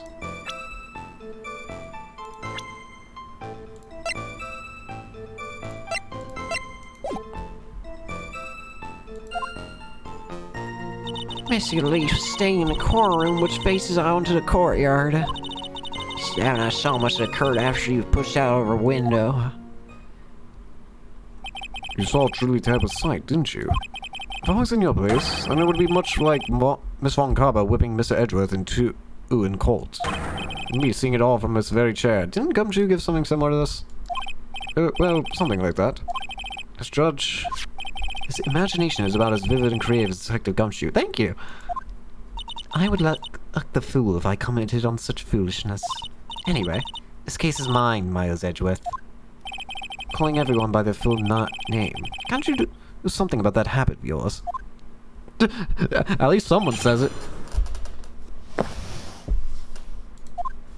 Someone says it as is.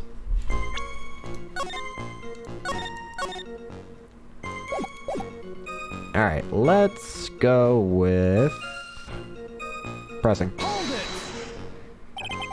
How far is it from your room to the inner temple? Let me think a moment. About 20 minutes on these stumps of mine. It's about 15 minutes to Dusky Bird from Hazakura Temple. The inner temple is just beyond the bridge. Still, you never made it back there that night, did you? That's right. I was heading along the walkway toward the main hall. You say you heard a noise. Thump, just like that. Wait! Wait, you heard a thump? Like that? That explains... the body falling. That could only be in the sound of the victim falling. It's very quiet in the temple, you know. You can even hear the snow falling from branches. Thump, just like that. Then, couldn't this noise you heard have been snow falling to the ground? I never thought of that. The next one to laugh gets a whipping. Well, whatever the source of the sound was, I looked over at the courtyard and...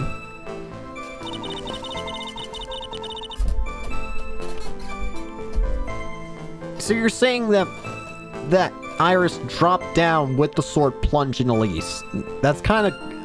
I mean, that'd be a cool finisher in some kind of action game or something, but I don't think it's realistic for us.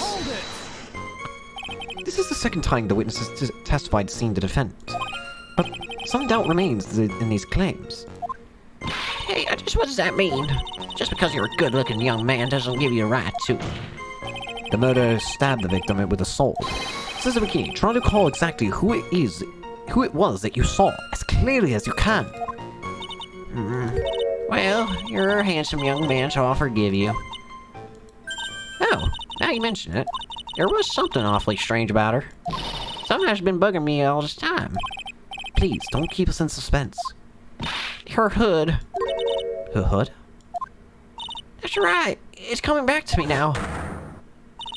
Iris, she wasn't wearing her hood. I thought something was out of place, but it all makes sense now, doesn't it? After all, well, she'd given that hood away to someone, right? Huh. You've dug your own grave, Miles Edgeworth. What do you say, Miss Edgeworth? Is this testimony important? When in doubt, add it. This may initially appear to put me at a disadvantage, but I can't see any other leads at the moment. Your Honor, I would like to have these new statements. I would like these new statements to be added to the testimony. Miles Edgeworth, if you want to hang yourself, you only need to ask, and I'll gladly lend you my whip. Hardy har. No problem. No problem.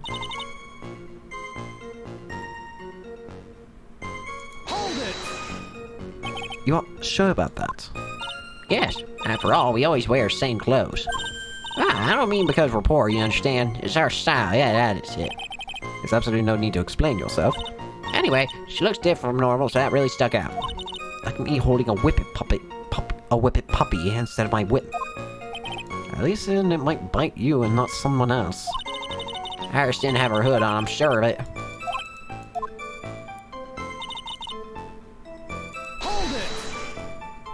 The room the victim was staying in overlooked the courtyard, correct? Which means the victim's room was on the second floor. No, Hazakura's temple is a single-story building. Wait, what? But the mountain itself slopes downward. Living puppy? I have no idea. Which elevates the main gate side of the temple and the guest room in the back. About the height of a two-story building.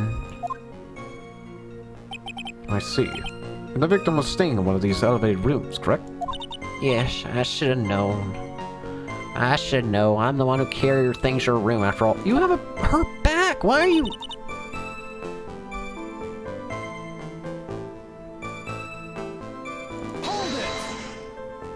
What makes you so sure of all this? It's just like I told you earlier. I heard a noise from the courtyard, okay? Thump, just like that. You're one smart sister, I'll give you that. The autopsy report states that the victim's body was covered in bruises, indicating a fall from around 10 feet in height. It appears the witness is not mistaken then.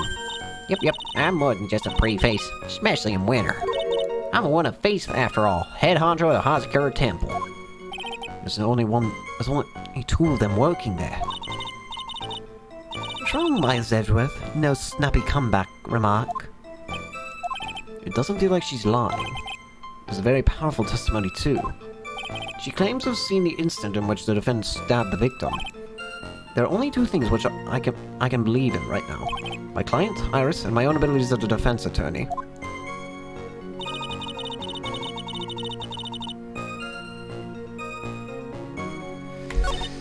Could that be a contradiction later on her back? Not sure.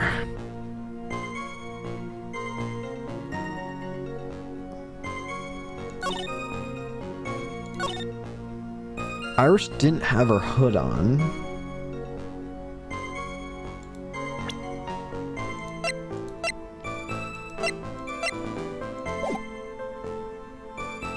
She is very short.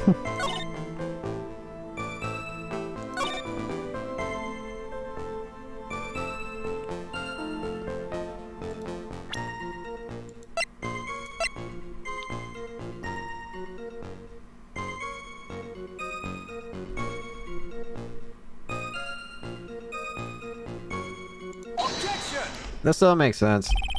Impressive logic, that's what I'd say anyway.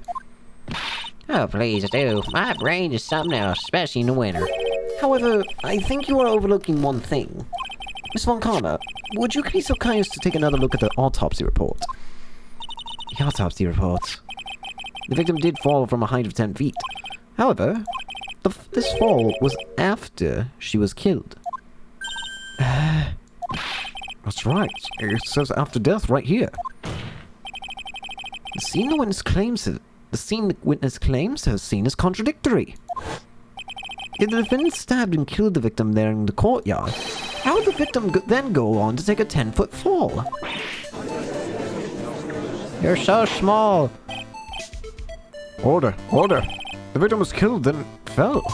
If that's the case, then the victim must have been killed in a room, don't you agree? That is the logical conclusion. Yes, that's right.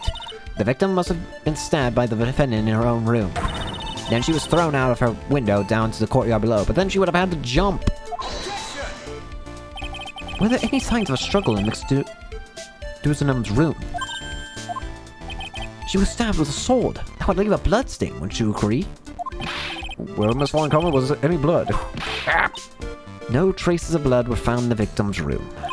Your weapon has caused traces of blood to be found on my glorious playoff beard. However, there's nothing.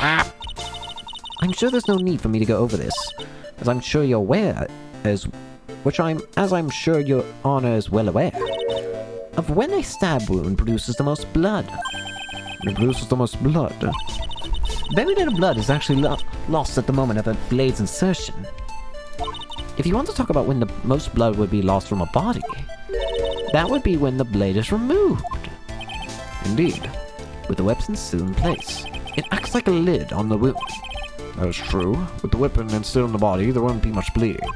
A perfectly reasonable line of thinking. We have come to a conclusion, then. The victim was thrown out of the window with the sword still in place. This removes all the contradictions. Order. I must admit this is a probable version of the events.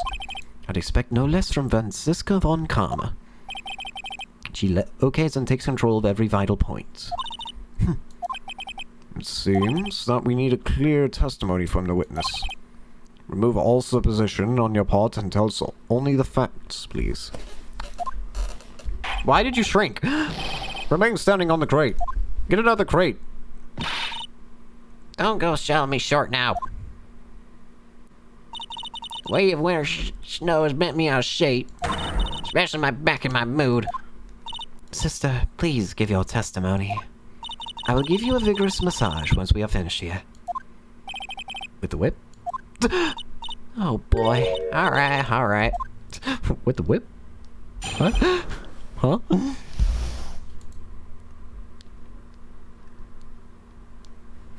Fun facts with Von Karma and Edgeworth. Stabbing causes bleeding. Yep. When I looked across the scene, the sword was already in place. Thinking about it now, I didn't actually see her stab Mystic Elise. I've never seen so much blood before. That's when I fainted. You can't blame me, can you? And when I awoke, Mr. Dami was stabbing Mystic Elise through the back. What I'm concerned is, why do you keep calling her Mystic? And this all confirms Von Karma's theory. Von Karma strive for nothing but perfection. Putting together such facts is nothing for me. You should know that, Miles Edgeworth. Perfection is impossibility, Franziska Von Karma. And I'm here to teach you just that. I just brought you here so I could bring you down again. You haven't learned your lesson from the last game, so we're gonna make sure you learn it.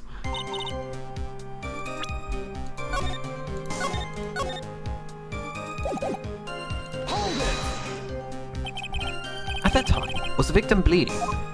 Well, I was very shocked to be seeing all this, of course. So I'm not entirely sure. But I don't think I saw any blood, not then. I'm sure that you didn't. The weapon was acting as a plug in the wound. In any case, let's be very clear on one. Let's be clear on one very important point. Did you actually see the instant in which the victim was stabbed? You didn't see it, alright? Think carefully, this is very important. These Irish we're talking about here, I'm thinking of wrong worth.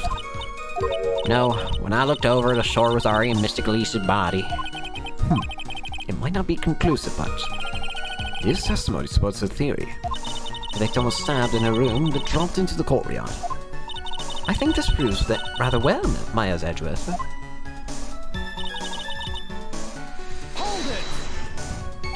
So you're saying that you saw the victim's blood? That's right. Some of it splattered on the Irish, too.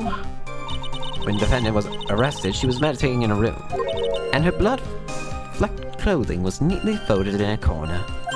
What? Her clothes were blood-flecked as well. That seems quite conclusive to me. What should I do? Should I press? I want to press. I always like to press. Press!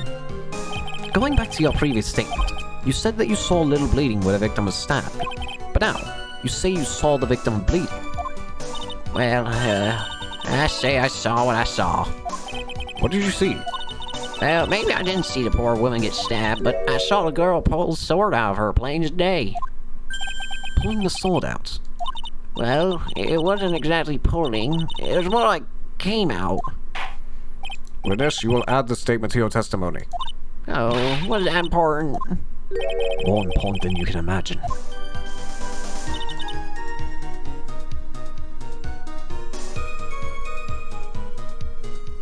Plunged into the hilt?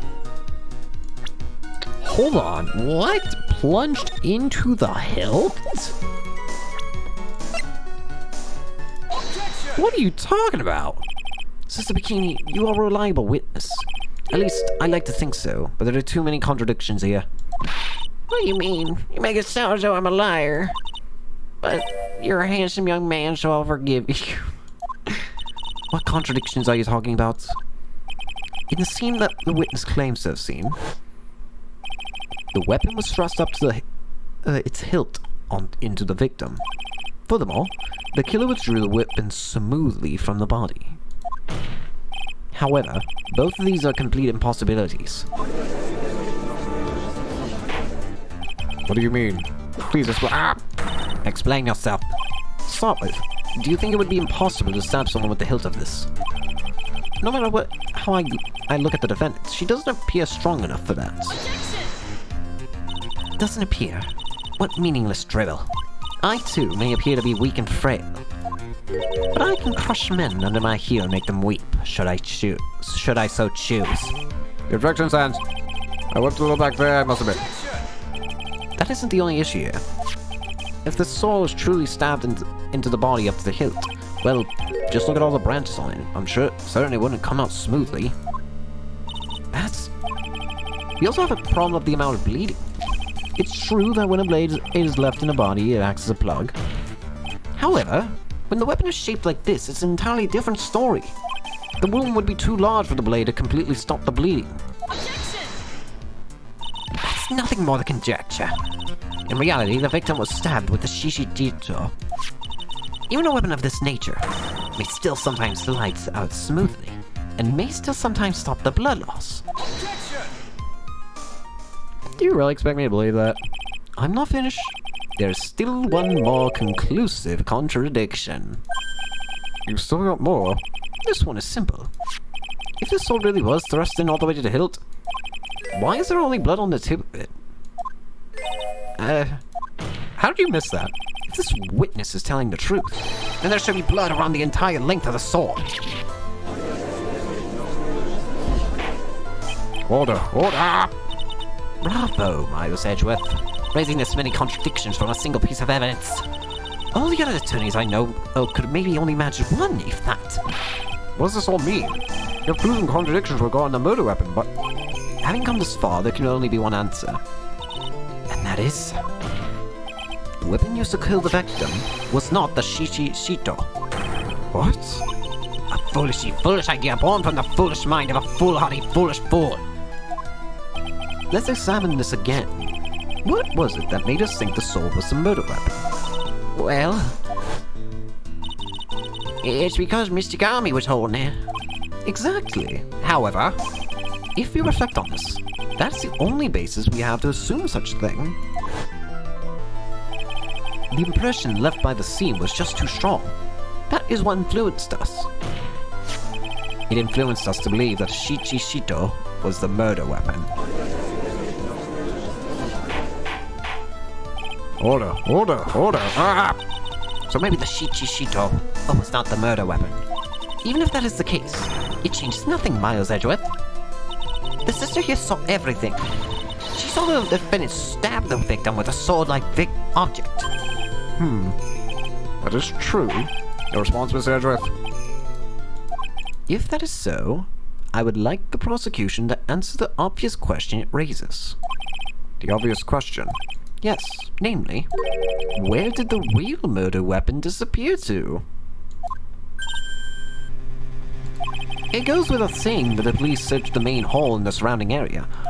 Perhaps the prosecution can enlighten us as to if a sword-like object was found. Answer the question, Miss Von Karma. No evidence of that kind was found.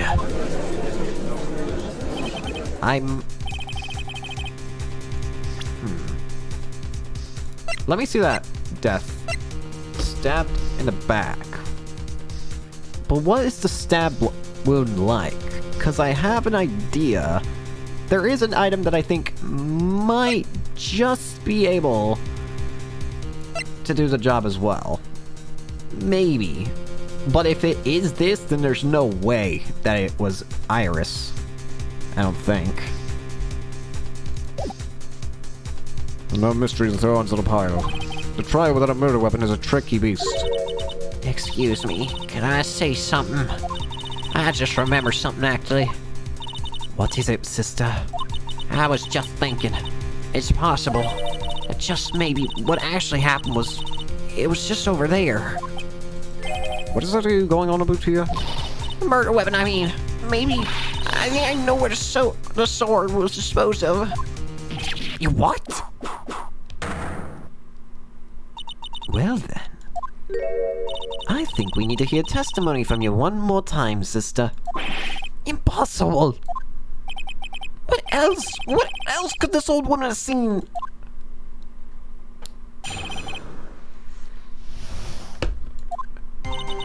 I saw the murder weapon around 11 p.m. And after asking and I'd be reported, I went to the... Wait a minute.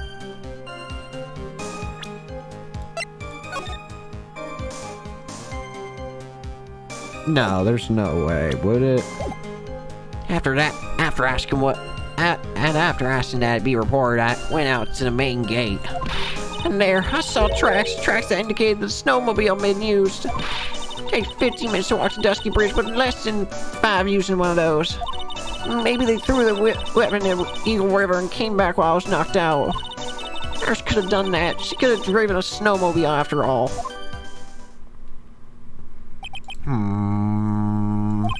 Witness, please tell us everything you know right away next time. Well, I'm not in the best of shape. What with my back and my age, you know. Quite. There were indeed snowmobile tracks in front of the main gate. Here's a photograph.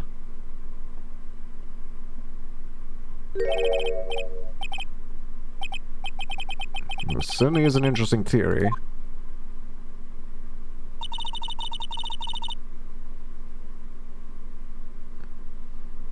The tracks begin in front of Hazakura Temple and run all the way to Dusky Bridge.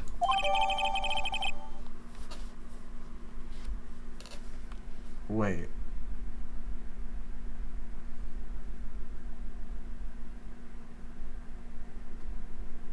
I'm trying to think here. Hold on.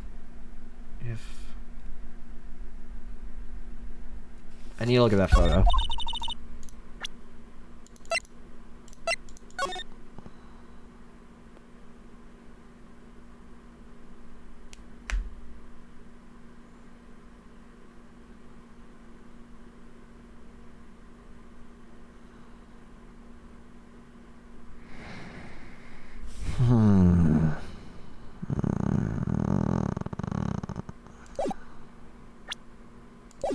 That solves your pesky little problem, yes? Eagle River's current is quite swift, meaning that it doesn't freeze over in the winter, making it the perfect place to dispose of the murder weapon.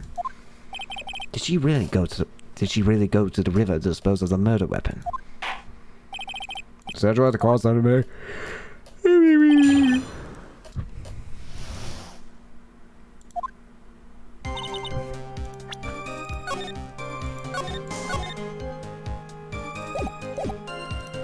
Murder You're sure about the time? Yes, I was worried about it after all. Why was that? Because I have a strong sense of responsibility, especially at this time of year. I was being doused in freezing water at the time. I couldn't very well take it easy in the bath all night now, could I? So at 11, I decided to leave Hazakura Temple. The estimation of the time seems reliable, at least. Please continue, sister.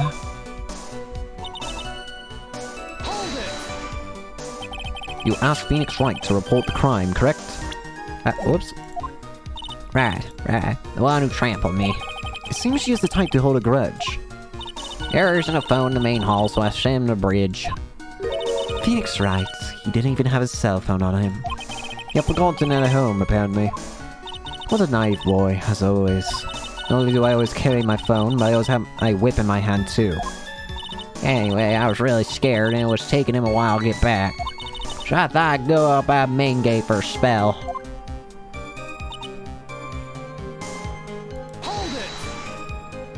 As I recall, there was a snowmobile outside the main gate when I visited. That's it. It's the only one we have. It'll run no matter how much snow falls. Now, you're certain the snowmobile was there at the main gate when you arrived? Yes, of course. It was parked in the front gate. So, she had already gone, discarded the murder weapon, and returned by that time. Wait. Say that again. I need answers to every possible doubt. The snowmobile in question, was it still warm at the time? Huh? What do you mean? What do you mean, eh? What do you mean, Miss Miles Edgeworth? I'm playing to a slow crowd here. It goes without saying that a snowmobile will heat its engine. If it was still warm, then it means it was recently used. Ah, I see. I never thought of that. That's right, I overlooked that too. Of course you did. Then answer the question, please, witness. I don't often go around touching hot engines. However, now that you mention it, there wasn't any snow on it. Snow. Oh, yeah. Yeah. For some reason, only the snowmobile wasn't covered in snow. There wasn't any snow on it. Cut it! It seems highly likely that the killer did use a snowmobile then, eh? How long does it take to get the Dusky Bridge by a snowmobile?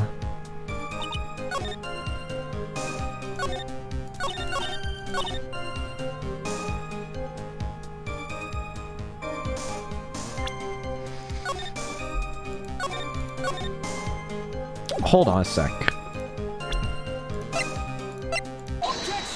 That doesn't make sense to me. I admit this photograph proves something. It proves that the snowmobile was used on the night of the murder. You finally accepted the inevitable, it seems, Miles Edgeworth. However, if the witness says it's true, then why is there only one set of tracks? What do you mean? Iris left Hazakura Temple, threw the weapon into the river, and then returned. If this was the case, then naturally there should be two sets of tracks in the snow. Those from heading out to the bridge, and those from coming back. Ah, you're right. You are forgetting one thing, Miles Edgeworth. On the night of the murder, it was snowing. If the tracks leading to the bridge were erased by the snowfall, this removes your precious contradiction now, doesn't it? I see. While she was at the river, the snow stopped. Even just the return tracks acts in the snow. What do you have to say now, Miles Edgeworth? It's a flaw.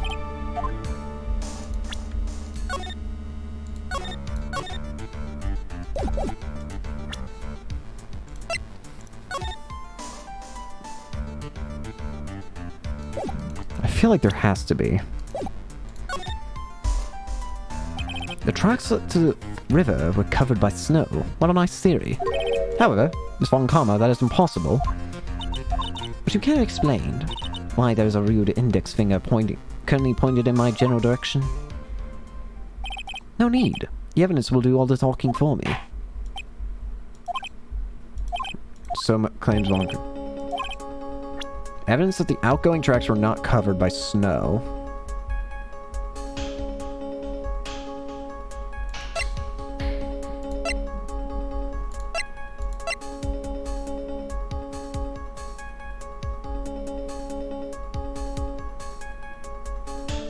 Wait.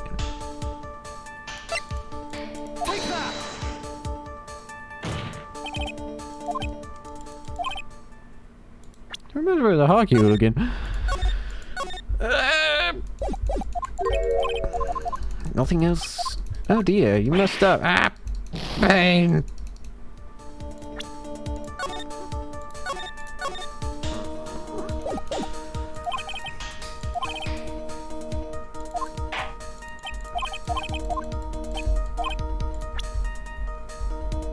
Evidence that outgoing tracks were not covered by snow.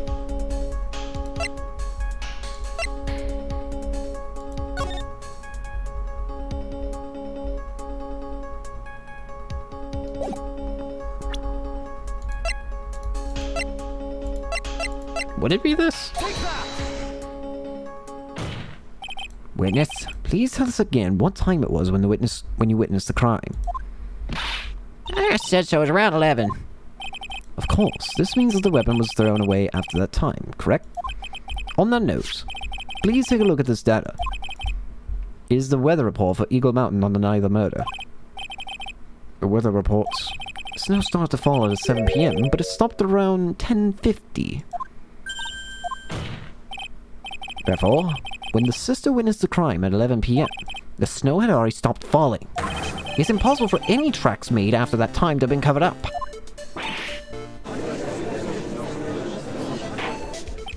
Order, order.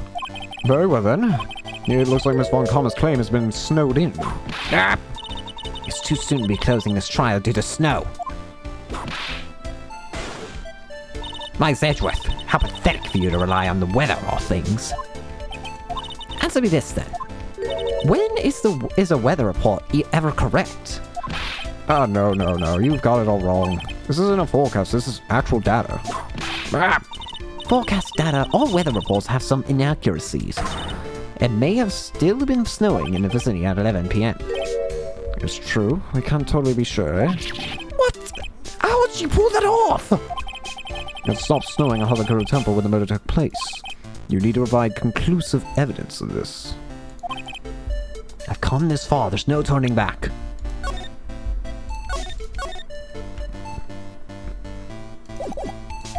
Very well.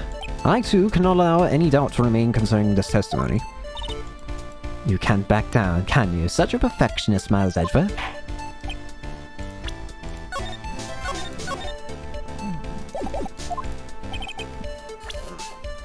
The snow had already stopped.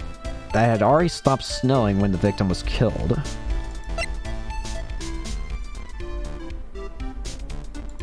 Wouldn't it be the crime photo? Ultimately, it all comes down to one point. That being, whether or not it was snowing in the courtyard when the victim was stabbed. That's right, but proving that is incredibly easy. If we want to know whether it is snowing or not, this photo will tell us everything. Of course, I'm referring to the photo of the crime scene. As you can see, everything is covered with snow. With just one exception, and that is the victim herself, Miss Elise Dusenham. Why is there no snow on top of her? The answer's simple. It stopped snowing when she was killed. That's why. In other words, if the killer really did go to Eagle River to dispose of the murder weapon, then in this photograph there should be 2 sets of tracks. Order, order. Just what? Why do I? Just what are you suggesting, Miles Edgeworth? To be honest, I'm not entirely sure myself, but This is simply what all the facts point to. That night, someone used the snowmobile to leave Hazakura's temple. From the tracks left, it can be understood that they were heading for Dusky Bridge. At that time, it was still snowing. of course it was, because those tracks were erased by snow. Then, when this person returned to Hazakura, a temple, the snow had stopped. Thus, the return tracks remained. Can I say something? This all sounds a bit fishy to me. What does, sister? There's only one key for the snowmobile. Furthermore, on the night in question, we know that the defendant had it. The key was found in her room after the murder. This can only mean that night Iris used the snowmobile to go to Inner Temple. But Iris said that she never went there. I should probably press on this point some more when I get the chance.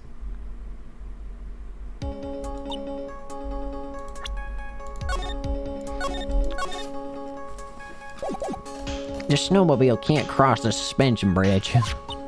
So she must have left it on Hazakura's side of the bridge and crossed on foot. That sounds right. But what's odd is when I left Iris and returned to Hazakura Temple,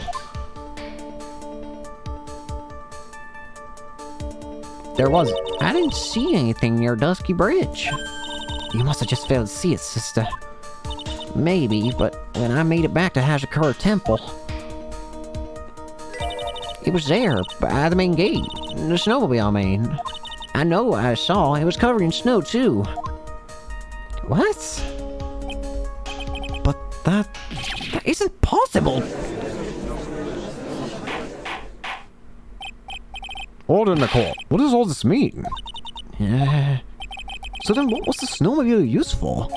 It wasn't taken by the defendant when she went to the Inner Temple. If it had been, then the witness couldn't have possibly have seen it by the gate. Furthermore, it wasn't used by the killer to dispose the murder weapon. If that was the case, then there would be 2 sets of tracks in this photo. All we know is this. After it stopped snowing, someone used the snowmobile to return to Hazakura Temple. I never thought a simple snowmobile could cause so much trouble. I think we've learned all that we can from this witness. Yes, I've nothing more to add. Told you everything I know. But then, that still leaves us with the same problem. If only there was someone, a witness, who could testify about seeing the snowmobile. A witness, huh? Was there no one else walking, perhaps, near Dusky Bridge on that night? I don't think that's likely. It was cold enough to freeze your ears off. Only an idiot would go wandering in that. Unless they had something really important to do.